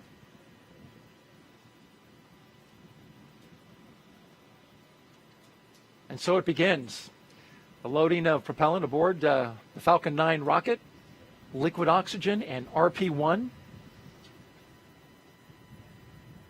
Got your propellant and your oxidizer, which blended together make quite the combustion. Millions of pounds of thrust to get Crew 5 into space. There are a lot of details to that operation, Daryl, with each of the stages, and as you mentioned, the oxidizer and the fuel both needing to be loaded, and so the crew will follow along with that carefully as the loading operation commences. If there was any reason for them to need to stop that operation, the crew would expect that propellant loading to kind of be backed out and reversed, and so they'll want to understand the state of that fueling operation going forward, just in case they had to back out of it. And we've got a social question now from @GrantB117, who asks, how long does it take to complete the fueling operations? It's a great question, Daryl, and they started it at 35 minutes because that's really, prior to liftoff, because that's how long it takes for the loading operations to kind of get executed. The crew goes through the process, the ground team, of loading that propellant, ensuring that they get the proper commodities on board.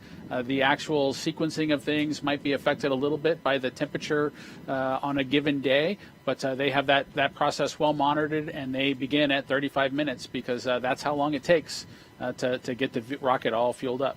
Thank you for answering those questions, and to you out there for asking the questions. Keep them coming. #AskNASA on our various social platforms. And again, now that fueling for Falcon 9 has started, that means the 8 Super Draco engines inside Crew Dragon are ready, if needed, to launch the capsule away from Falcon 9 in an instant, should there be any kind of emergency associated with the rocket or the pad. The NASA and SpaceX teams have trained extensively for exactly that type of contingency. And so now let's go over to Kate Tice at SpaceX headquarters in Hawthorne for another operations update. Kate? Thanks, Daryl. You can probably tell by the background noise that things are starting to get more exciting now that we're just practically 30 minutes away from launch of Crew 5, certainly counting down the final minutes. Everything's still looking good for Falcon 9 and Dragon. With that launch escape system now armed, we are heading for an on-time launch just 32 minutes from now. As you saw, Falcon 9 propellant load began right on time at T-minus 35 minutes. The first and second stages of Falcon 9 are each loaded with 2 liquid propellants. One is fuel, which is loaded into a tank at the bottom of each stage, and the other is an oxidizer, and that's loaded into a tank at the top of each stage. The fuel that we use to power the Merlin engines is a refined kerosene referred to as RP-1 or Rocket Propellant 1. The oxidizer loaded on each stage is a densified liquid oxygen, or LOX. Densified means that it's kept much colder than typical for launch vehicles, and it takes up less volume. And as such, this allows for more oxidizer to be loaded into the first and second stages. Now, to ignite the fuel and oxidizer in the Merlin rocket engine, we use an ignition fluid called TTEP. When TTEB comes into contact with oxygen, it burns, giving off a green-colored flame. Once we have that flame going, we add in the kerosene fuel to the Merlin chamber, and the engine ramps up to full power. You might actually be able to see that green flash just as the second stage engine ignites following stage separation, which is expected to happen about 2 minutes and 48 seconds into flight. Right now, we're topping off helium into pressure vessels on both stages. This is used to pressurize tanks in flight as propellant is pulled out of those tanks by the Merlin turbo pumps. Now, on board the spacecraft, the astronauts are monitoring systems from their crew monitors. Stage 1 cryo-helium loading has started. All right, there we just heard that the cryo-helium load has begun. Again, that is going into those pressure vessels that I mentioned earlier. Now, the crew training simulator has included playback of the sounds that were recorded in a previous Dragon capsule during recent flights. So all of the pops and the hisses that the vehicle puts out, all the crew has heard those before, though not live. So they are prepared for all the noises, the extra noises that they're now hearing. As for the range, continues to report no problems. They are go to support launch. Weather also clearly looking great. I think we're actually seeing even fewer clouds than we were about 20 minutes ago. We had a less than 10% chance or probability of violation of our weather constraints, also known as a POV. So that's really good. That is for the launch site conditions. We are also tracking downrange weather conditions as well as launch sites around the world in the unlikely event that Dragon needs to escape. Now, as a reminder, today we have an instantaneous launch time because we're heading to the International Space Station. So at this point in time, if we hear a hold for any reason, we will have to stand down and target our backup launch opportunity, which is tomorrow, just under 24 hours from today's planned launch. At this point in time, at just under T-minus 30 minutes till launch, let's turn it back over to Jesse and Sandra for an overview of what's to come until liftoff. Great. Thanks, Kate. Always great to hear that we've got good weather and it looks beautiful over there at KSC. For Crew 5, the astronauts' flight to station will take about 29 hours. And as we await T0 in just about 28 minutes from now, the ground operations team is doing a series of system checks to make sure both Dragon and Falcon 9 are ready for launch. You're looking at a live view of our teams at the Cape as they prepare for liftoff. And as we wait for the launch clock to hit 0, we want to give you an overview of what the ascent portion of the mission will look like. Now, once we hit T0 and a successful launch occurs, we will watch Falcon 9 and Dragon lift off from historic launch pad 39A and make their ascent. About 50 seconds into flight, Falcon's 9 engines will throttle down to help pass through the period of maximum dynamic pressure on the rocket, or what we typically refer to as max Q. At this point in time, the vehicle will be going supersonic. Now, once we're through the period of maximum dynamic pressure, we can throttle up our 9 Merlin engines again. From there, at about 2.5 minutes into flight, we have a series of 3 events that will happen in rapid succession. The first is MECO, or main engine cutoff, and this is where all 9 Merlin 1D engines shut off in preparation for stage separation, which is, of course, our second event. This is where the first stage detaches from the second stage, and the first stage will make its way back to Earth for landing, while the second stage continues on its journey with the third event, which is SES-1, or second stage engine start number 1, and this is where the MVAC engine lights up and propels the second stage along with our Crew 5 astronauts to orbit. As Stage 2 heads towards its targeted drop-off orbit, Stage 1 will execute 2 burns in order to make its way back down to Earth. The first is the entry burn, and that's where 3 of the 9 M1D engines will reignite and shut down. And this helps to slow the stage down in preparation for entry back into the Earth's atmosphere. While the first stage is heading back to Earth, the second stage will cut off its 1 Merlin engine that was ignited right after stage separation. Once this happens, we will wait for confirmation of a good orbital insertion. About 90 seconds after Dragon gets into orbit, Falcon 9 will land back on Earth. The landing burn is just a single engine burn, powerful enough to bring the vehicle's speed down rapidly in order to touch down on the drone ship at about 9.5 minutes into the mission. While Falcon 9's first stage is landing, Dragon is preparing to separate from the second stage. About 3 minutes after the second stage gets into orbit, we should have a great view of Dragon with its 4-person crew drifting away from the second stage. Once Dragon is a short distance away, it will begin checking out its Draco maneuvering thrusters to make sure Dragon continues to increase separation distance from the second stage. And it is worth noting that these are not the Super Draco engines that would be used during an abort scenario. About 40 seconds after separation, Dragon's nose cone deploy sequence will begin. It will take roughly 4 minutes for the nose cone hooks to unlatch and open, exposing its guidance navigation controls that will help Dragon autonomously fly to the space station. And lastly, once the nose cone is deployed, the remaining Draco thrusters on the forward bulkhead will be checked. From there, over the next... Stage 2 cryo-helium loading has started. From there, over the next 29 hours, Dragon will be in its rendezvous and approach phases, undergoing a number of phasing burns as it makes its way back to station. All that will be coming up soon, but for now, let's check back in with Shaniqua in Mission Control Houston. Shaniqua? Thanks, Sandra. The flight controllers here in Mission Control Houston are laser focused on the onboard systems of the space station, making sure it is ready to receive Dragon vehicle tomorrow. They're also making sure communication links between the station, Dragon, and the ground are working properly. The consensus right now is that everything is proceeding nominally. Teams here in Mission Control Houston, the teams in Hawthorne, and the astronauts aboard the space station will monitor the autonomous docking of the Dragon spacecraft tomorrow evening. They'll perform a series of leak checks, then work to open the hatches both on the Dragon side and inside the space station's pressurized mating adapter. We expect hatch opening to take place around an hour and a half after docking. And once aboard, the astronauts will be greeted by Station Commander Samantha Cristoforetti, and then the whole station crew will join in for welcoming remarks to the new crew members.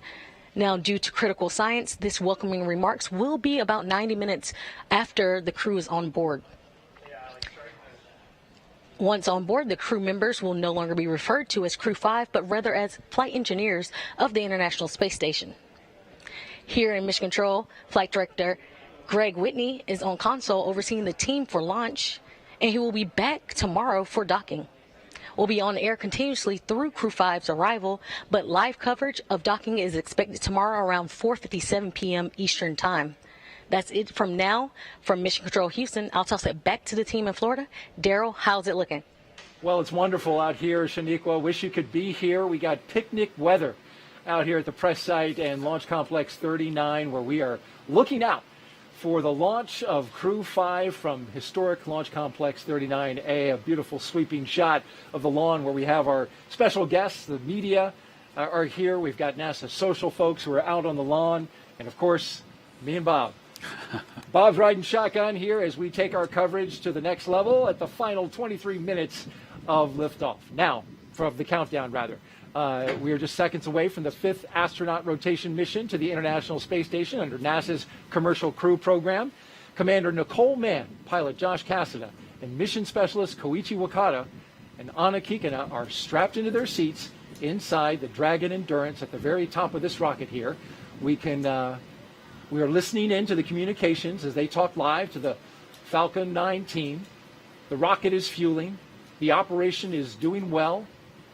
And the launch escape system is armed. Of course, that means Dragon is prepared to launch itself away from the Falcon 9 rocket in case of an emergency on the pad or after liftoff.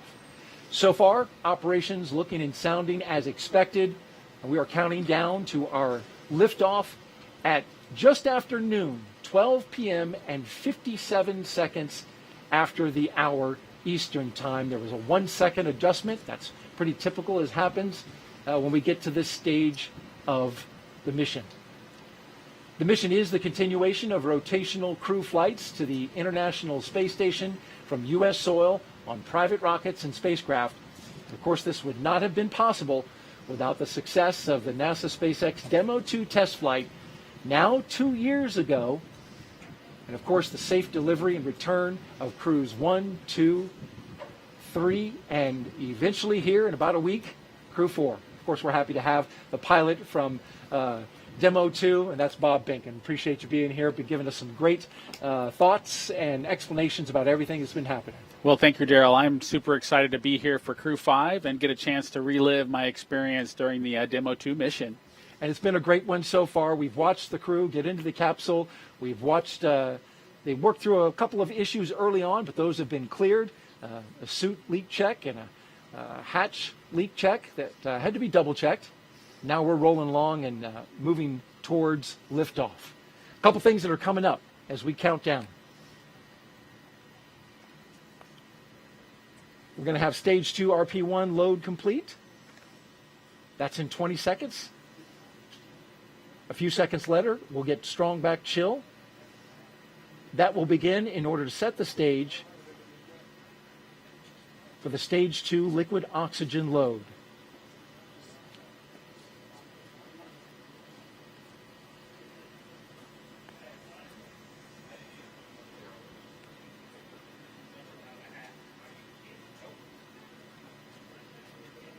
Of course, propellant's load is not an exact science, but once it completes, we'll hear that call out. Stage 2 RP1 load is complete. And there you heard it. Let's talk a little bit about the crew. If you're just joining us, we have a 4-person crew that we call Crew 5, and it's commanded by Nicole Mann. She holds a Master of Science in Mechanical Engineering and is a colonel in the Marine Corps. She was an FA-18 Hornet and Super Hornet test pilot and deployed twice aboard aircraft carriers in support of combat operations in Iraq and Afghanistan. Nicole was selected by NASA in June of 2013, and in the years that followed, led the astronaut corps in the development of hardware for our Artemis program. Today, the Crew 5 commander will be flying into space for the first time, and once she reaches space, she will be the first Native American woman to stay on station. A historic first for NASA and for her. Absolutely, Daryl. The astronaut corps is widely diverse, and I'm just proud to see Nicole join that crew on board the International Space Station. With her is pilot Josh Cassada. He grew up in Bear Lake, Minnesota. The physicist and U.S. Navy test pilot flew the P-3C and the P-8A, as well as 23 combat missions. He later became an instructor at the U.S. Naval Test Pilot School, which is a path to NASA for military officers. Cassada is one of more than 100 graduates who have become astronauts, going all the way back to the Mercury program. More recently, he served as capsule communicator and mission control, but today he is the pilot aboard Dragon.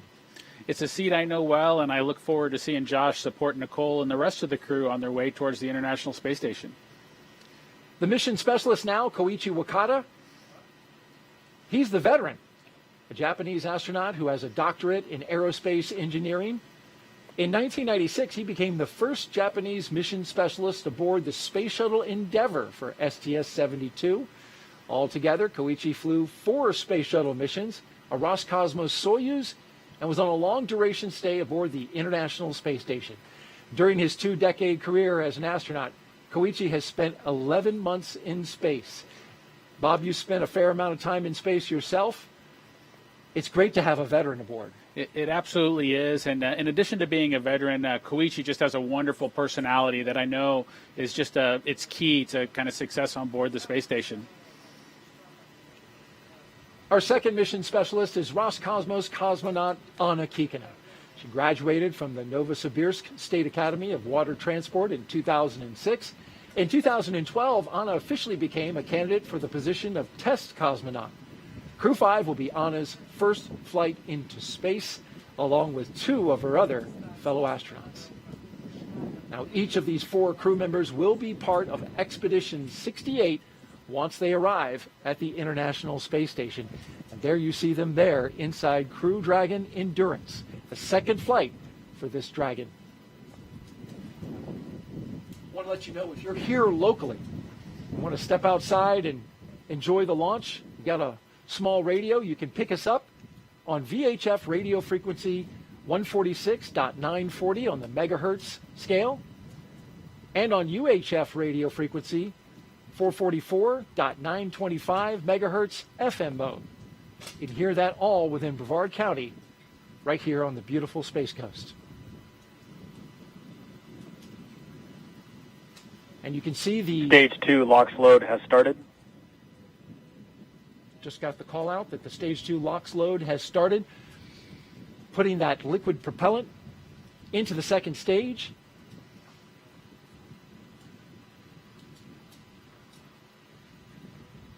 Let's check back in with Kate Tice and get an update from Hawthorne. Kate? Thanks, Daryl. We are T-minus 16 minutes away from launch, and everything continues to look great for Falcon 9 and Dragon. Falcon 9 began prop load at T-minus 35 minutes. The loading of RP1 fuel on the second stage is complete. That finished at T-minus 20 minutes. Fuel loading continues on the first stage. It is almost complete. That should be wrapping up here momentarily. Densified liquid oxygen loading is underway on both the first and second stages. Those look to be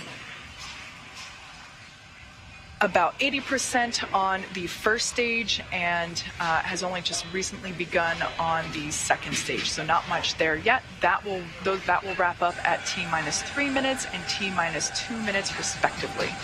Now, as for checkouts of thrust vector controllers, what we call TVC wiggles, those are coming up. We basically check to make sure that the thrust vector controllers are able to actuate the engines themselves. That's what helps create gimbal for those engines, and gimbaling is actually how Falcon 9 steers itself. So those are coming up along with throttle valve checkouts on the engines. The Dragon mission director and team are currently reporting no issues, so really good on that front. Communication checkouts are complete. The crew access arm is retracted, as we can see there, and the crew is strapped in and ready to go, as you can see there on the right-hand side of your screen. Everybody continuing to monitor prop load there on their crew monitors. Now, final instructions to the crew come at T-minus 10 minutes. At that point, their crew displays will be configured for launch. This setup gives the crew insight into how the launch is proceeding and provides constant updates on vehicle health. At T-minus 5 minutes, we'll hear the call out that will be in terminal count, and at that point, Dragon will transition to internal power. We'll hear continued call outs on the countdown nets as we get closer to liftoff. As for range, they continue to be go, continuing to monitor the launch corridor, and everything remains green. As for weather, we're looking at 7-mile-per-hour winds at the launch site. And as I said before, as the countdown continues, we are seeing fewer and fewer clouds. Just an absolutely stunning day there at Kennedy Space Center. Let's check back in with Daryl to see the last couple minutes prior to liftoff. Thanks, Kate, and it really couldn't be more perfect out here weather-wise for a launch. How about that, Bob? It just looks absolutely stunning to look out and see the vehicle ready to go, the crew on board, strapped in. I'm just super excited for them. And there's a view of the countdown clock and the historic American flag that has been standing there since the Space Shuttle program. Now you're looking at a pic of Crew 5. Crew 5 flying aboard the Dragon capsule Endurance, and the booster that you see behind them that they're posing with is a brand new one. Actually was damaged in transit from California to Texas, but it was fixed, repaired. Crew did a great job, the SpaceX team, in getting it all ready. And at the time that Falcon 9 launches Dragon to space, the International Space Station will be 260 statute miles over Australia. Crew 5 will then spend the next 21 hours with Mission Control Team that you see there in Houston, standing by, getting ready for the beginning of this mission. They'll spend 29 hours chasing down the International Space Station for a rendezvous at 4:57 p.m. Eastern Time tomorrow evening. One of the longer transits, Bob. It's true. It's a little bit longer than usual, or average, I would say, as we work towards Crew 5. But as the launch dates shift around, that changes the time that you can actually arrive on Space Station. They've got plenty of consumables, so it should be fun to have some time in space. And when they arrive tomorrow evening, we'll have live coverage on NASA TV of docking, as well as the Crew 5 welcome ceremony at 8:15 p.m. Eastern Time, 7:15 p.m. Central. And some final thoughts, Bob, as we get ready to watch Crew 5 launch into space.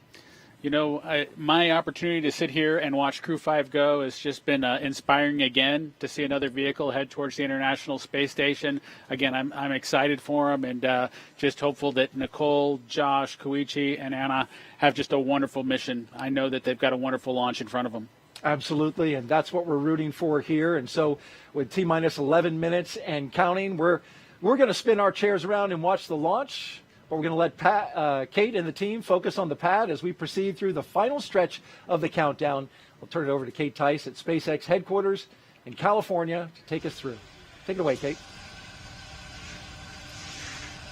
Thanks, Daryl. As you can probably tell by the background noise, the crowd is definitely growing here at SpaceX headquarters in Hawthorne, California. Certainly one of our company traditions is to watch the launch itself from behind Mission Control, which you see there on your screen. You can see this is Mission Control Hawthorne, or as you sometimes hear referred to as MCCX.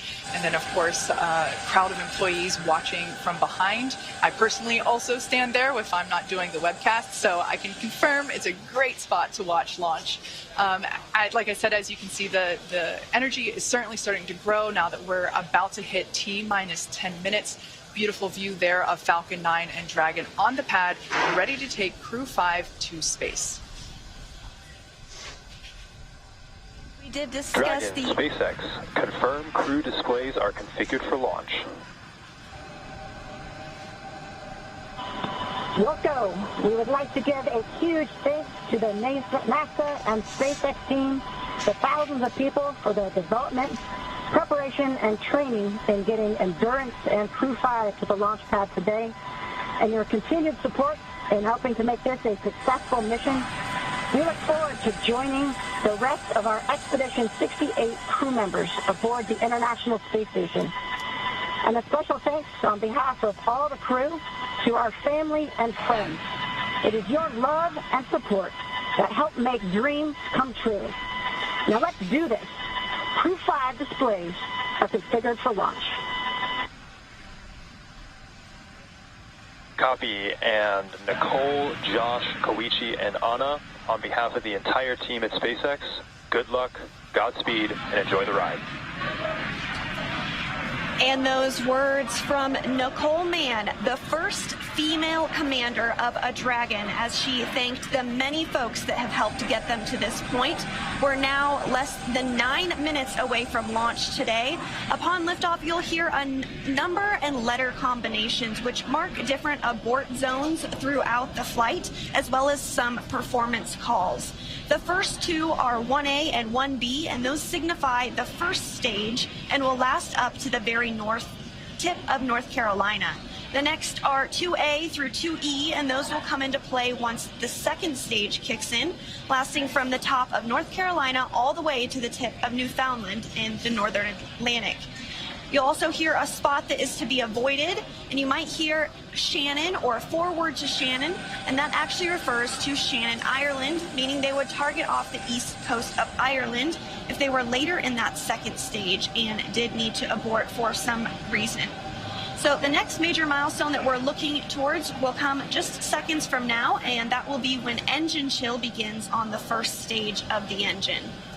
That's right. So engine chill is basically when we take a little bit of that super chilled, densified liquid oxygen and we flow it through the turbo pumps of the Merlin M1D engines on the first stage. This helps to prepare the turbo pumps and avoid any thermal shock to the hardware when they see the full flow of liquid oxygen during ignition. We're also expecting the conclusion of prop load for the RP1 on first stage to wrap up at T-minus 6 minutes. LOX load continues to be underway on both first and second stages, again wrapping those at T-minus 3 minutes and 2 minutes. And after that, we'll hear a number of call-outs related to Dragon's flight computer. Some will be Stage 1 engine chill has started. And you did just hear that call out that stage 1 engine chill has begun. Coming up in just about 45 seconds, we should expect to hear that RP1 load is complete. RP1 load is that densified kerosene or rocket fuel that will help propel the crew into orbit. All of that RP1 is loaded into the first stage, and we are standing by to hear that it was loaded into the second stage as well. Again, we expect that to wrap at T-minus 6 minutes. The venting that you see on screen is totally normal. That is just some Stage 1, RP1 load is complete. Great news there that RP1 load is now finished. As I was saying, the venting that you see on the vehicle is totally normal. That's just some of the super chilled densified liquid oxygen just vaporizing as it comes into contact and vents from the vehicle. And coming up, we'll also hear the call for Dragon to configure for terminal count, and then it will be transferred over to internal power, and then we'll hear that propellant tanks on Falcon 9 are getting ready to pressurize, which helps add some additional rigidity and structural support as we get ready for strong back retract. That strong back will retract a couple of degrees at first, and then we will see it swing open completely just shortly, or at the moment of Falcon 9 liftoff. tanks will be pressurizing for strong back retract. Right, there's that indication that we are preparing for that strong back retraction. Coming up in just a few seconds, we should hear that Dragon is in terminal count. Dragon is in configure for terminal count. All right, there we heard that call. Dragon onboard computers have now taken control of the vehicle. As I mentioned before, first stage LOX or liquid oxygen loading is underway and will wrap up at T-minus 3 minutes. And the second stage will wrap its LOX load at T-minus 2 minutes. Launch teams continue to report no issues, and everything remains green and for an on-time launch. Retract has started.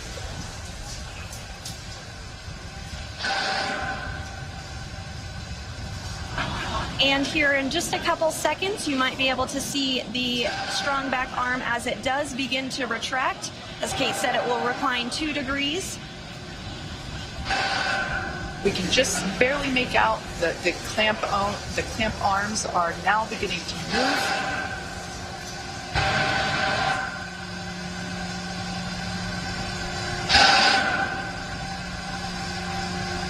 All right, now that those clamp arms are removed, as Sandra said, this will retract by 2 degrees, and then at liftoff, the strong back will retract another to 45 degrees, allowing Falcon 9 to clear.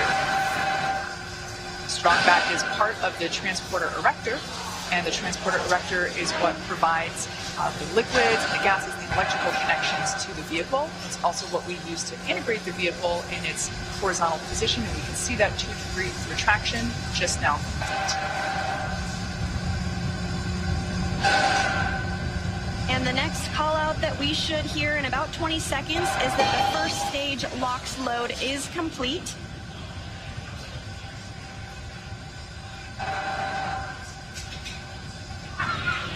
Stage 1 LOX load is complete. And there we go, all of the oxidizer loaded on stage 1. Soon we'll hear that stage 2 LOX load is complete, and that will be the last propellant call out we'll hear today. Now less than 3 minutes until launch. Dragon is in terminal count and is on internal power. All right, there we heard the good news that Dragon is now on internal power. Again, the white clouds that you see there at the base of the Dragon trunk, totally normal. That's just the vapor from the liquid oxygen. Again, second stage now wrapping up its LOX load. Excuse me, first stage wrapping up its LOX load just a few minutes ago, and now moving toward wrap up of second stage LOX load, which will complete at T-minus 2 minutes. Coming up on 2 minutes until liftoff, standing by for word that stage 2 LOX load has been completed.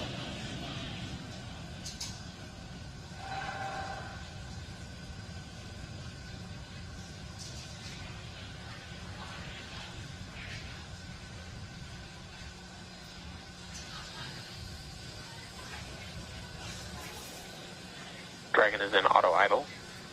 Stage 2 LOX load is complete. There we heard the call out. Falcon 9 is now completely fueled.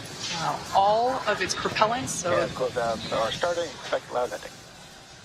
All of its propellants, and we can see that leftover liquid oxygen now being vented or released, now flowing further away from the vehicle. So nearly 1 million pounds of liquid oxygen in RP1 now on board Falcon 9. It is fully loaded and ready for launch. And coming up at T-minus 1 minute, we'll hear that Dragon is in countdown. Its flight computer will switch to countdown mode, and we'll hear that the flight termination system on Falcon 9 is armed. FPS is armed. Falcon 9 is in startup and is now controlling. And there you heard it. Dragon is in countdown. Dragon's flight computer in countdown. The flight termination system now armed. We should get the final go for launch from SpaceX launch director Mark Surtees. Dragon, SpaceX. Godspeed. Go for launch. SpaceX Dragon, go for launch. SpaceX reports go. Crew reports go. 30 seconds until liftoff.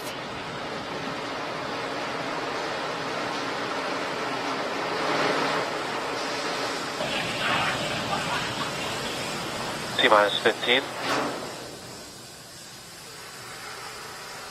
10, 9, 8, 7, 6, 5, 4, 3, 2, 1.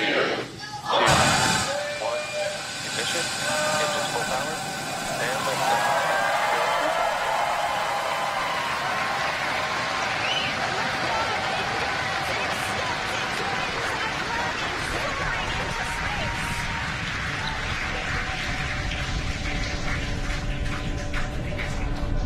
Stage 1 propulsion is nominal.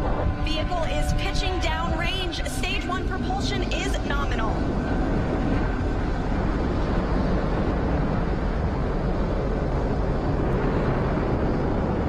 We're now at T plus 35 seconds into the 5th rotational crew mission on board Dragon and Falcon 9.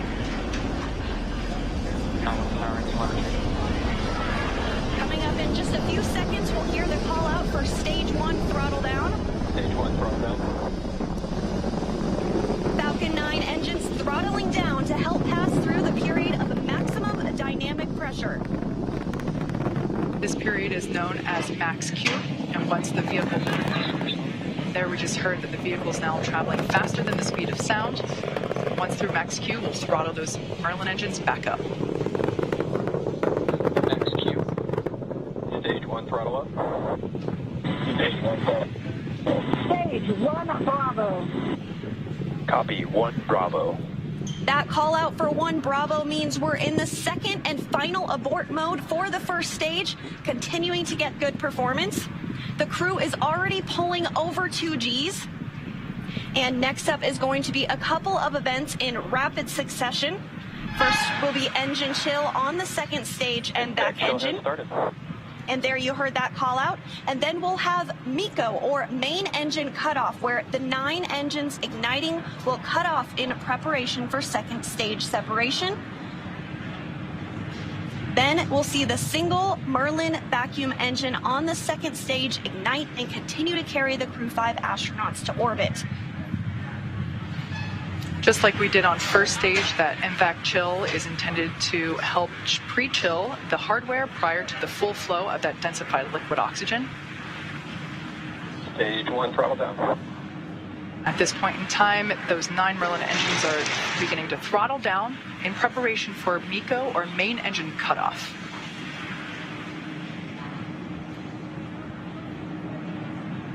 Standing by for MECO. And MECO. Stage 2 Alpha. And stage separation confirmed. Copy 2 Alpha. There we should see that second engine begin to ignite now. And obviously confirmed by the loud cheer behind us here at Mission Control Hawthorne.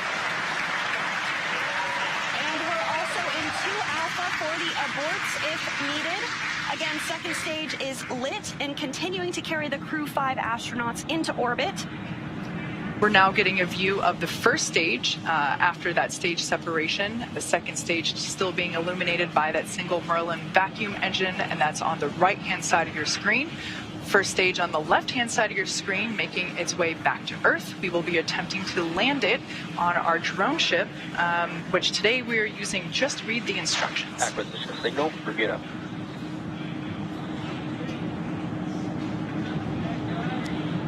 And we did hear that acquisition of the ground station in Bermuda. The first stage is continuing to make its way back to Earth, and the second stage is going to continue. SpaceX, trajectory nominal. Another good call, trajectory nominal. Dropped in copy. Confirmation there from Commander Nicole Mann.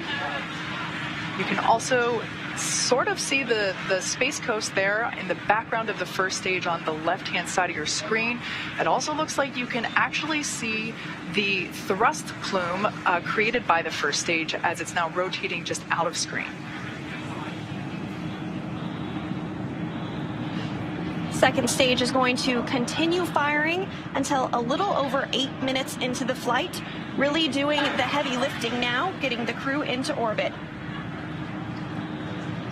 Everything continues to look nominal on both first and second stages. As I mentioned before, the first stage will be making a landing on one of our drone ships, which is currently parked a couple hundred miles off the coast of Florida in the Atlantic Ocean. So we can see now that... Dragon, SpaceX, trajectory nominal. Good confirmation there that we have good trajectory. The second stage now traveling over 5,400 miles per hour. Crew is pulling a little more than 1 G right now. That's going to continue to ramp up, peaking just before we get to second stage cutoff here in just a few minutes from now.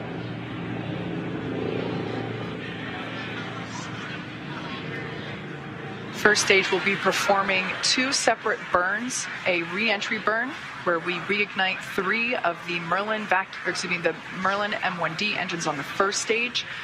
We ignite the center engine and 2 radial engines to help slow it down as it re-enters the Earth's atmosphere. And then the second final burn, and that will be the landing burn on our drone ship. And the single MVAC engine that you see. Trajectory nominal. The single MVAC engine that you see on the right of your screen is continuing to fire.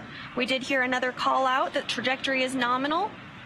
Crew heading in the direction that they are supposed to be. This single engine can produce over 220,000 pounds of thrust in the vacuum of space, now over 200 kilometers in altitude.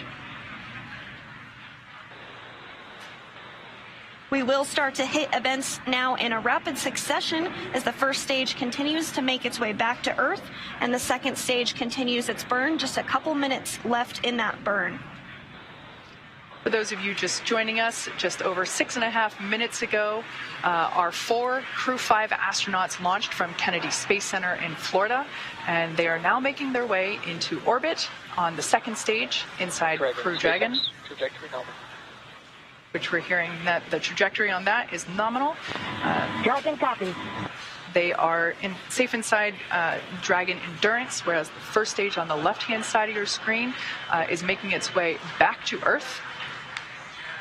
We are coming up to the re-entry burn, which, as I said before, we ignite 3 of the 9 Merlin engines to help slow the booster down as it re-enters the dense part of the Earth's atmosphere. As the entry burn completes, we'll be in the final... Stage 1, entry burn startup. So there we heard the Stage 2, call out. safe. You can there see it on your screen that that entry burn has been initiated.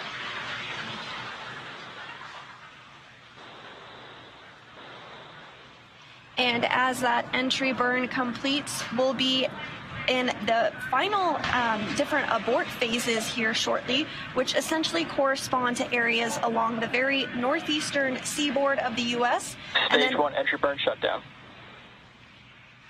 Great news, that entry burn was shut down, and then those last all the way across the Atlantic off the coast of Scotland for those abort zones.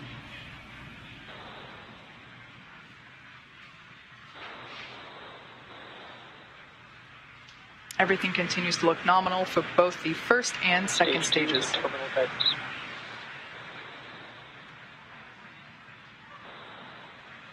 And the crew with the second stage still attached is now traveling over 13,000 miles per hour. We're about 10 seconds away from SECO 1. Copy, Shannon. Shannon, Stage 1 transonic. That call out for Shannon, Ireland, indicative of our final abort zone.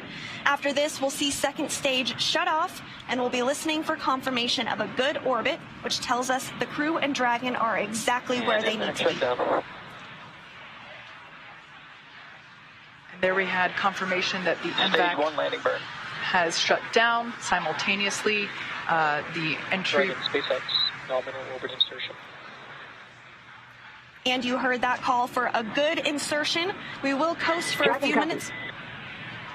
There we can see the drone ship coming into view as Falcon 9 attempts. Stage 1 landing leg deploy. You can see those landing legs have now deployed. And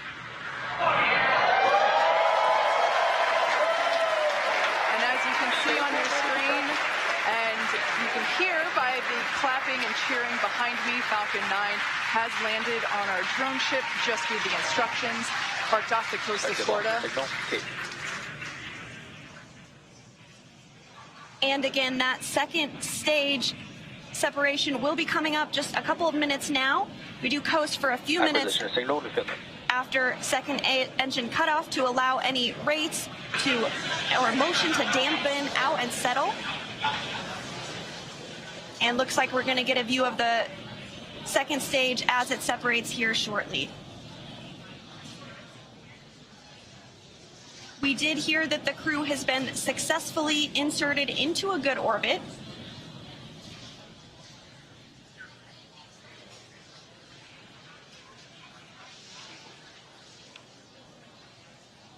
Again, the crew is still attached to the second stage.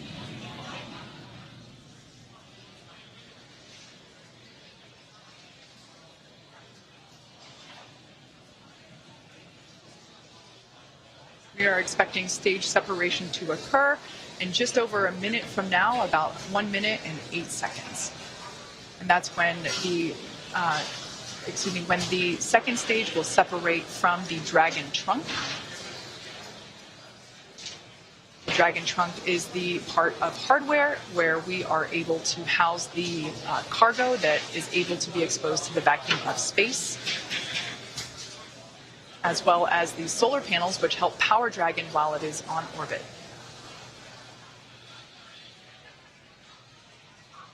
Again, that stage separation is now coming up in about 30 seconds.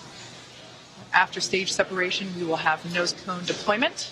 Now that Dragon is in the vacuum of space, we will be able to open the nose cone and expose that forward hatch, which is what is utilized to dock autonomously with the International Space Station.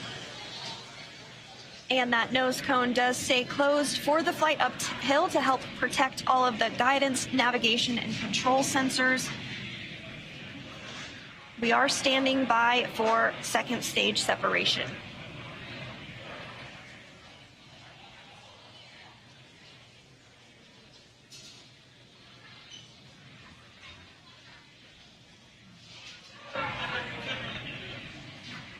And there is separation. Dragon separation confirmed.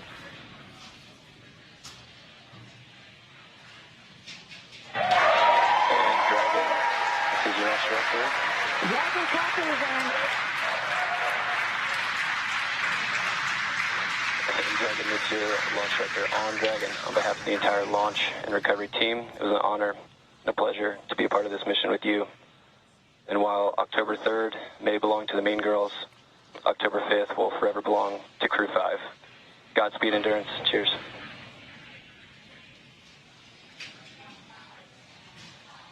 Awesome. Thank you so much to the Falcon team. That was a smooth ride uphill. You got 3 rookies that are pretty happy to be floating in space right now, and 1 veteran astronaut who's pretty happy to be back as well. Let's see what you got to say, Koichi. Falcon team, it was a smooth ride, and I see all the 3 happy faces here. It back in Zero G, and I appreciate all the help to give us a smooth ride and training. And thank you so much. JAXA の支援隊の皆さん、非常にスムーズな打ち上げでした。打ち上げご支援していただいた皆さん、応援に駆けつけてくださった皆さん、ありがとうございました。この調子でチームワークを持って頑張ります。Thank you for your support. Anya. Thank you, Falcon 9 and fellow agencies, to Roscosmos, NASA, and JAXA, and SpaceX exactly for giving us that opportunity. We're so glad to do it together. And thank you for everybody, for all people who with us. Спасибо большое всем агентствам Роскосмос, NASA, JAXA и, естественно, SpaceX за предоставленную нам возможность. Мы рады всем экипажам делать то, что мы сейчас делаем. И большое спасибо всем людям, кто сейчас с нами.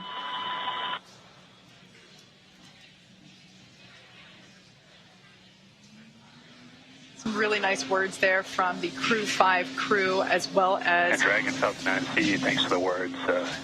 Had a great ride. Have a good mission. We'll see you later. A wonderful Mean Girls reference there by Launch Director Mark Soltis, and then we just heard from Chief Engineer Dan Alex. And we just heard our first Quindar tone, indicating the crew is in space. Dehumidifier activation and service section Draco checkouts. Expected loss of signal, New Hampshire. Dragon copy. And Kate, it did look like we were getting our first views of that microgravity indicator. I did see that as well. And we're getting views now of the crew on orbit, 3 of them for the first time ever. We saw some cheers, some high fives. Looks like they're feeling great.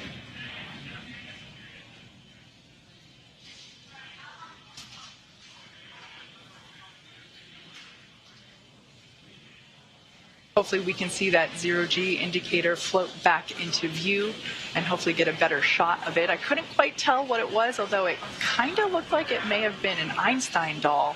But that's just kind of what it looked like from the backside. I think you're right, Kate. It looked like a baby Einstein to me. So the next milestone that we're looking ahead towards is the nose cone opening.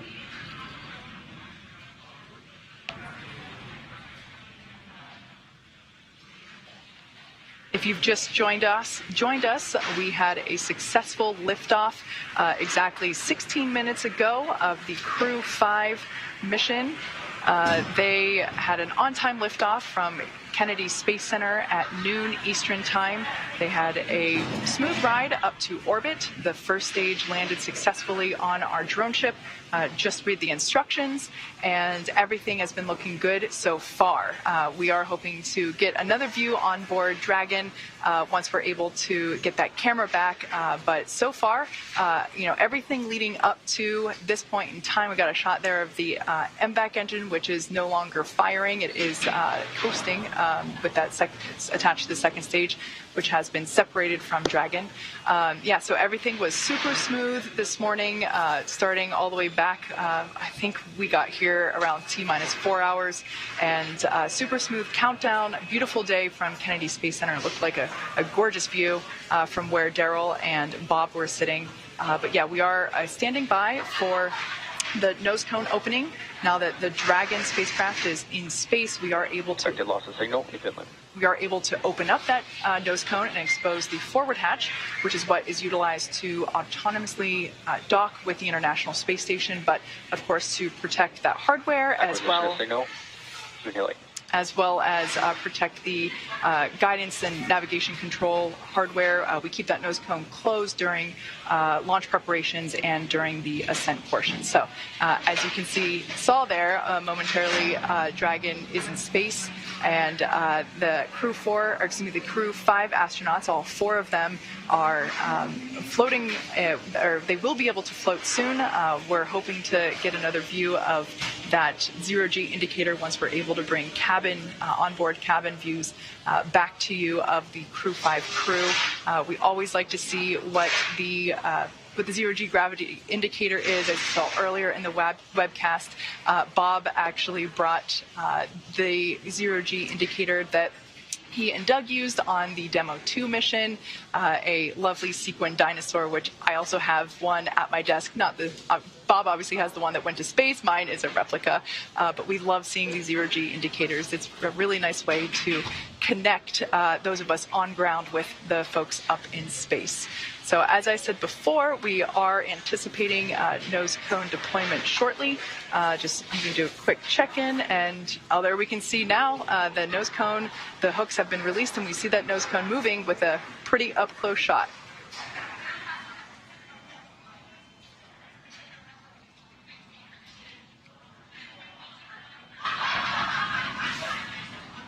We're continuing to see that nose cone open, and Acquisition of signal, line.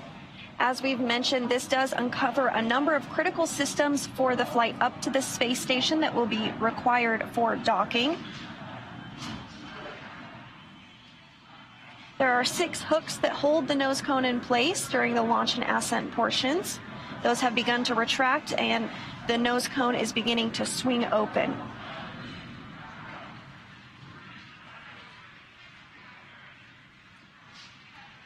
The nose cone is about 2/3 of the way open at this time, so we do expect it to be fully open here shortly.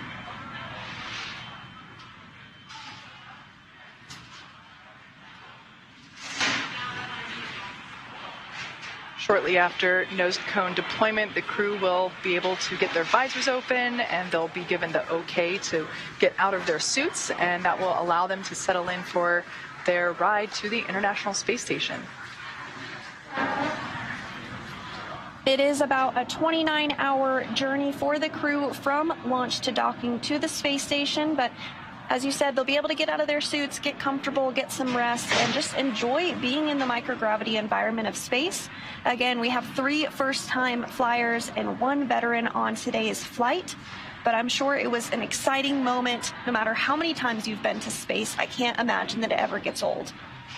I would probably agree with that. I would also imagine that the 3 first-time spacegoers will have a brief period of acclimation to gravity. I know I certainly would, and I also recognize that my period probably wouldn't be very brief in order to get acclimated to that lack of gravity. But yeah, this is something that the veteran astronauts on board station are, always happy to help really introduce the new spacegoers to the new environment. Absolutely, and we did also hear that there was good service section Draco checkouts that took place. We are standing by for that nose cone to be fully deployed, but it should be coming here momentarily.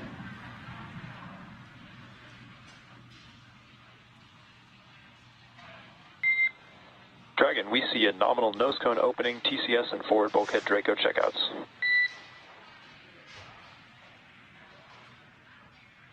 Dragon copies.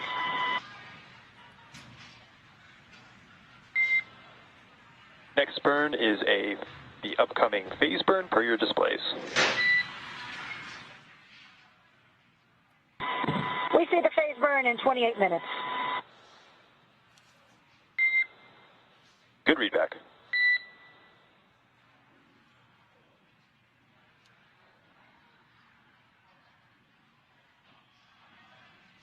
So you heard it there. The nose cone has fully been opened successfully. We had some good checkouts on the Draco thrusters, on the service section Draco thrusters rather, and we also had nominal forward bulkhead checkouts. That's right, and the astronauts should be getting the okay to doff or remove their suits in about 6 or 7 minutes. I would imagine that, as Sandra mentioned before, we do have 3 space newbies on board today. I would imagine that they would be pretty excited to get out of their seats. They've been in these seats for a while. The crew ingressed hours ago, and if I would imagine that the 3 folks and even the veteran, everybody would be excited to get out and be able to float around a little bit for the first time on this Crew 5 mission. Yes, absolutely. And you do see the crew working through some procedures there on the touchpads that they do have in front of them. They'll continue to have those available for them throughout their flight uphill. Again, this is going to be about a 29-hour launch to docking for Crew 5.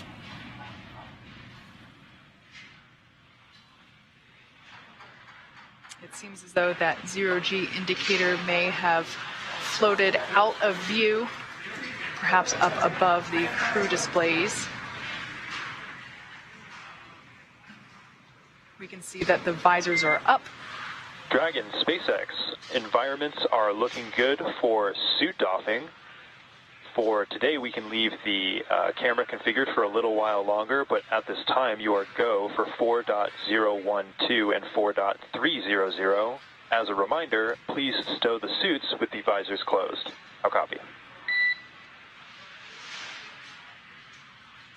Okay, Dragon copies. We are go for 4.012 and 4.300. We're going to keep the cameras configured, and when we stow the suits, we'll do it with the visors closed.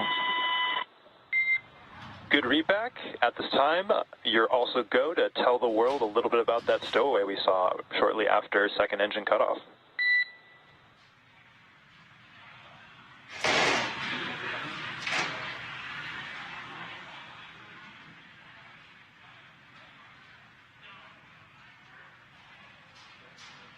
So we're standing by from a few words, standing by for a few words from the crew about that zero-G indicator.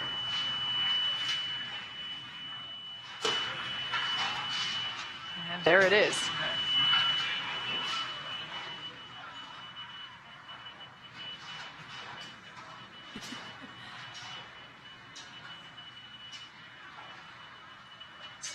SpaceX Dragon back in the ground. We missed the last part of your transmission. And no worries, repeating my last on there. I was going to have you all talk a little bit about your zero-G indicator, but we can hold that off for the next ground station pass here for Dubai. At this time, what I'll do is I'll take the cameras external for suit doffing, and then you let me know when they're allowed to come back on board.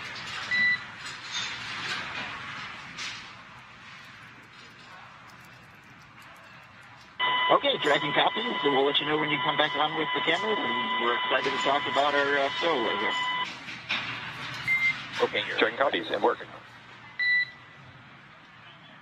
And it does sound like we are in a brief expected loss of signal with the crew. This does happen from time to time when we're in between our satellites, but we will have views and communication back with them here shortly, and we're looking forward to hearing their words on their stowaway and what that special meaning is for the crew.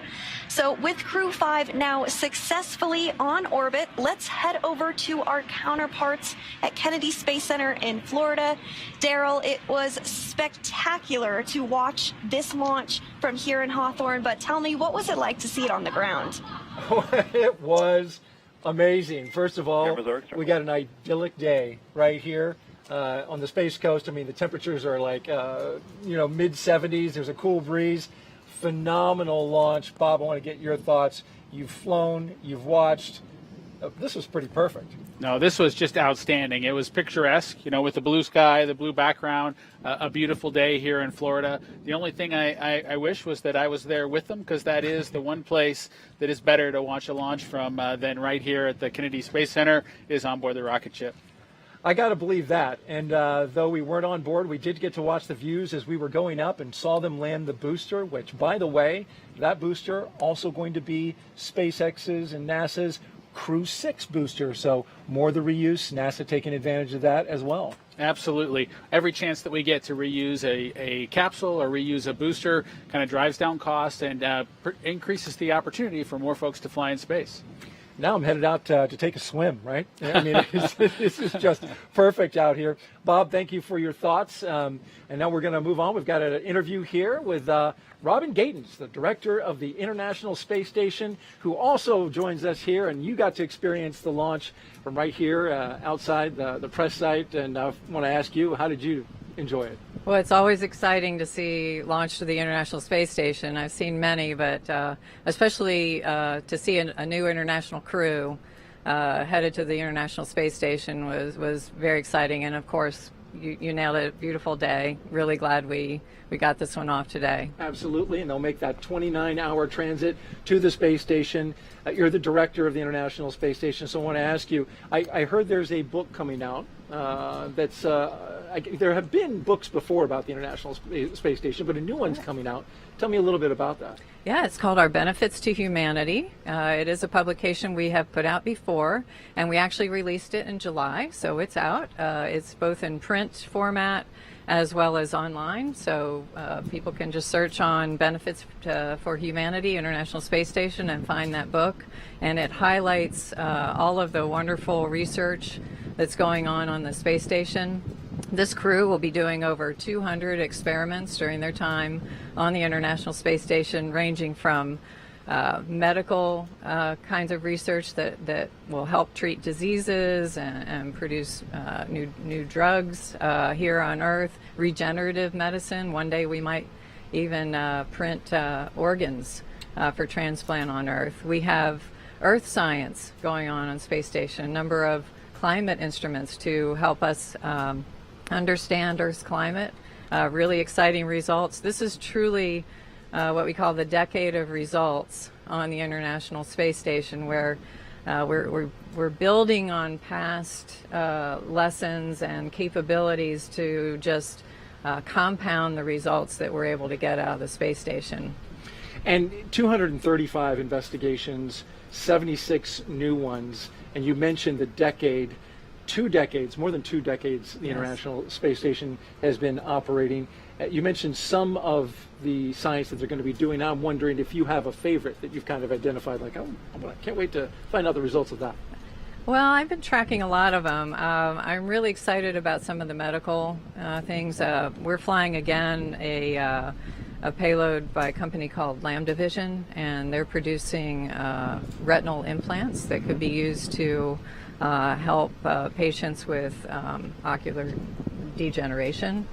So that's really exciting. I'm excited about what we're learning, with respect to the climate. We got brand new climate instruments up on board. We've got companies learning how to make better products through their research on through the ISS National Lab and their work on the space station. So I'm also excited about plant research going on Space Station. I think that's not only important for future exploration missions, but also to help us grow plants in harsh environments, small spaces here on Earth. And also NASA, while doing all of that, is continuing to work towards its ultimate goal of getting to the moon, going back to the moon and sustaining our presence there. A lot of technology at the station that works towards that end. We want to actually pause, though, for 1 second, because we understand that one of the astronauts, Josh Cassada, has a statement that he is going to make. It is relatively about his zero-G indicator, which, if you saw in the coverage, it was I don't know if it was a baby Einstein, Bob, but it was a little Einstein. It definitely looked like a small Einstein, but we'll listen to Josh and hear exactly the details.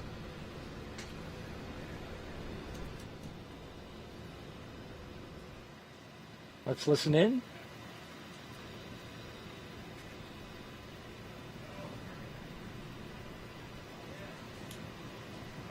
Again, waiting for astronaut Josh Cassada with a special message. And Dragon, cameras are internal. SpaceX.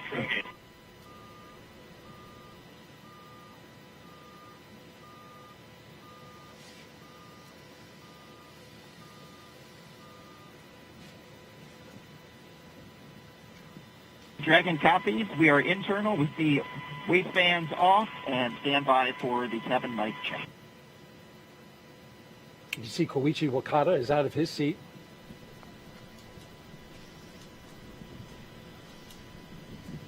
Yeah, SpaceX Dragon from the cabin mic comm check. And Koichi, I've got you 5x5. How me?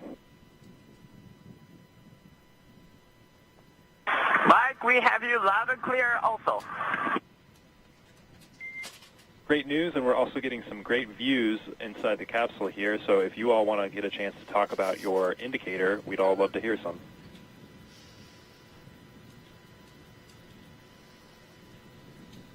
Absolutely, Mike. So, a couple years after he come up with his groundbreaking theory of special relativity, Albert Einstein, in his mind, still had a couple loose ends to tie up. While he was sitting in the patent office, because he wasn't famous yet, definitely should have been, he had what his happiest thought of his entire life. That thought was, person in free fall doesn't feel their own weight. That thought, along with some others that he built upon, led to general relativity and our understanding of gravitation and curvature of space-time. We're experiencing Einstein's happiest thought continuously, like the International Space Station has been doing for over 20 years. On Crew 5, call this little guy our free fall indicator. We're here to tell you there's plenty of gravity up here. In fact, that's what's keeping us in orbit right now and preventing this trip on a Crew Dragon from being a one-way trip. A little bit like life. We live in the same world, we live in the same universe. Sometimes we experience it in a very different way from our neighbors. We can all keep that in mind. Hopefully we can all continue to do absolutely amazing things, do it together.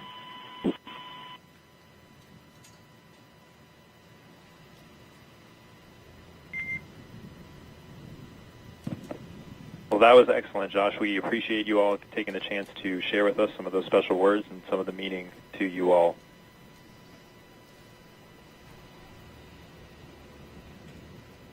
I'll tell you, my crewmates are just happy that we didn't break out a dry erase board and get into more detail.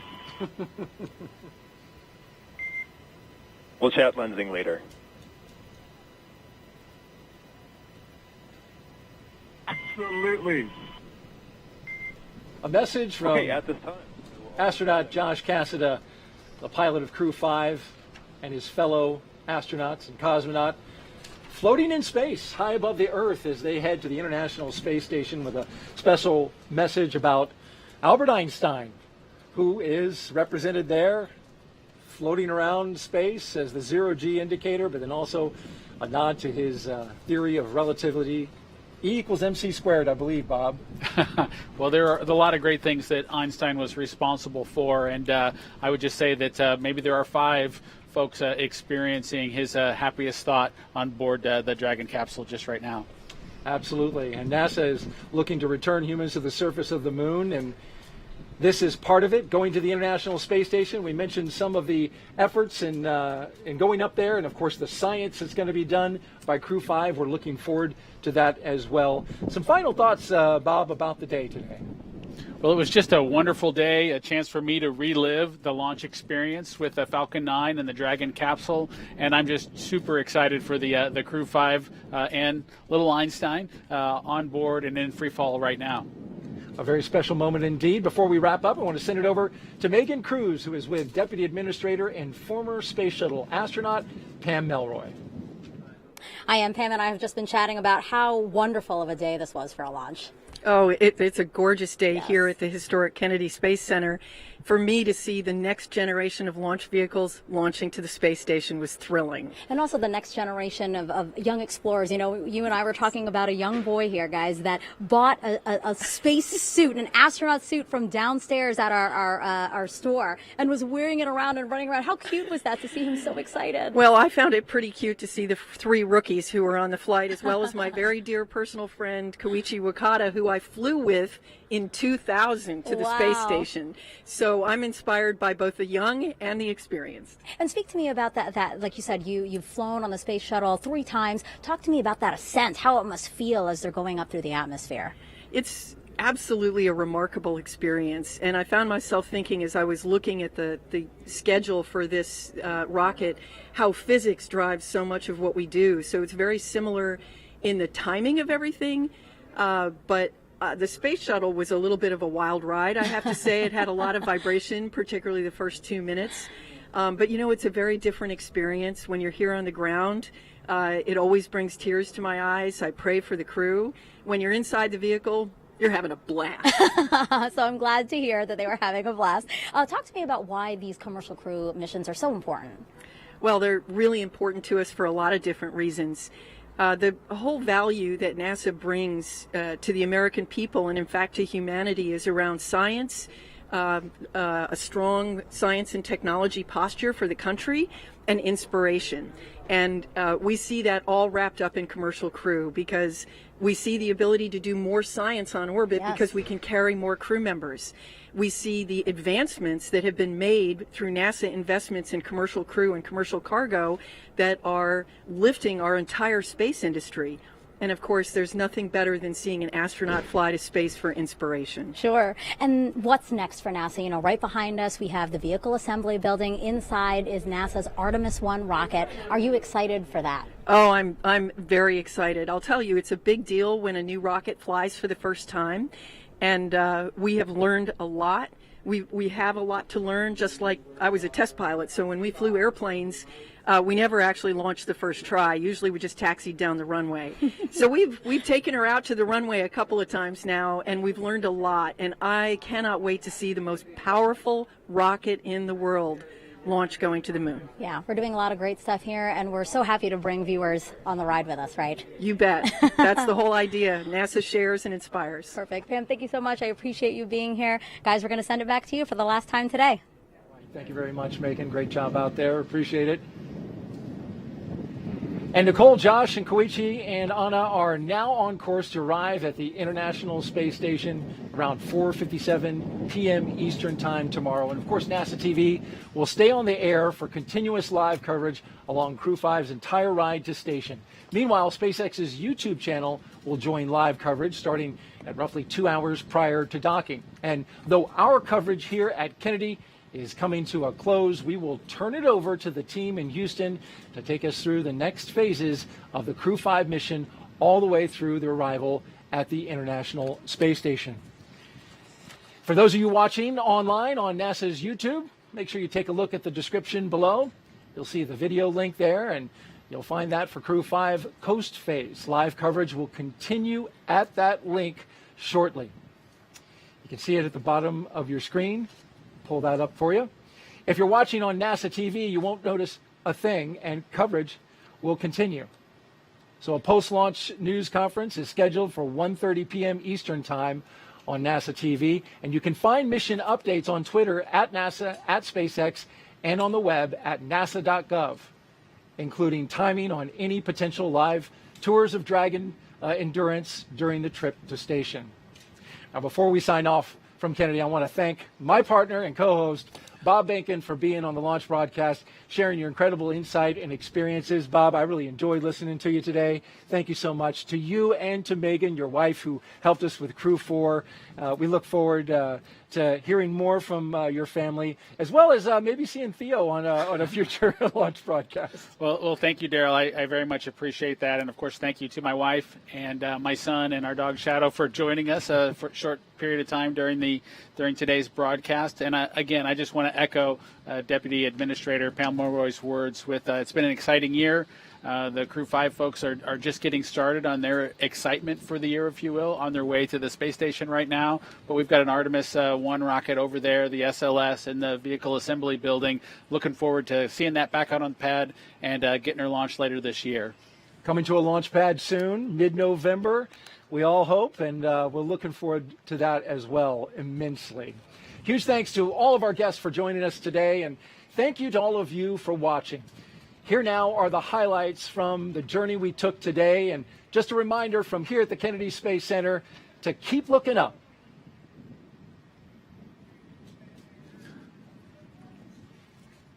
So they're getting suited up inside that historic suit-up room, everything going smoothly. And there they are, the astronauts of Crew 5 taking their first steps outside.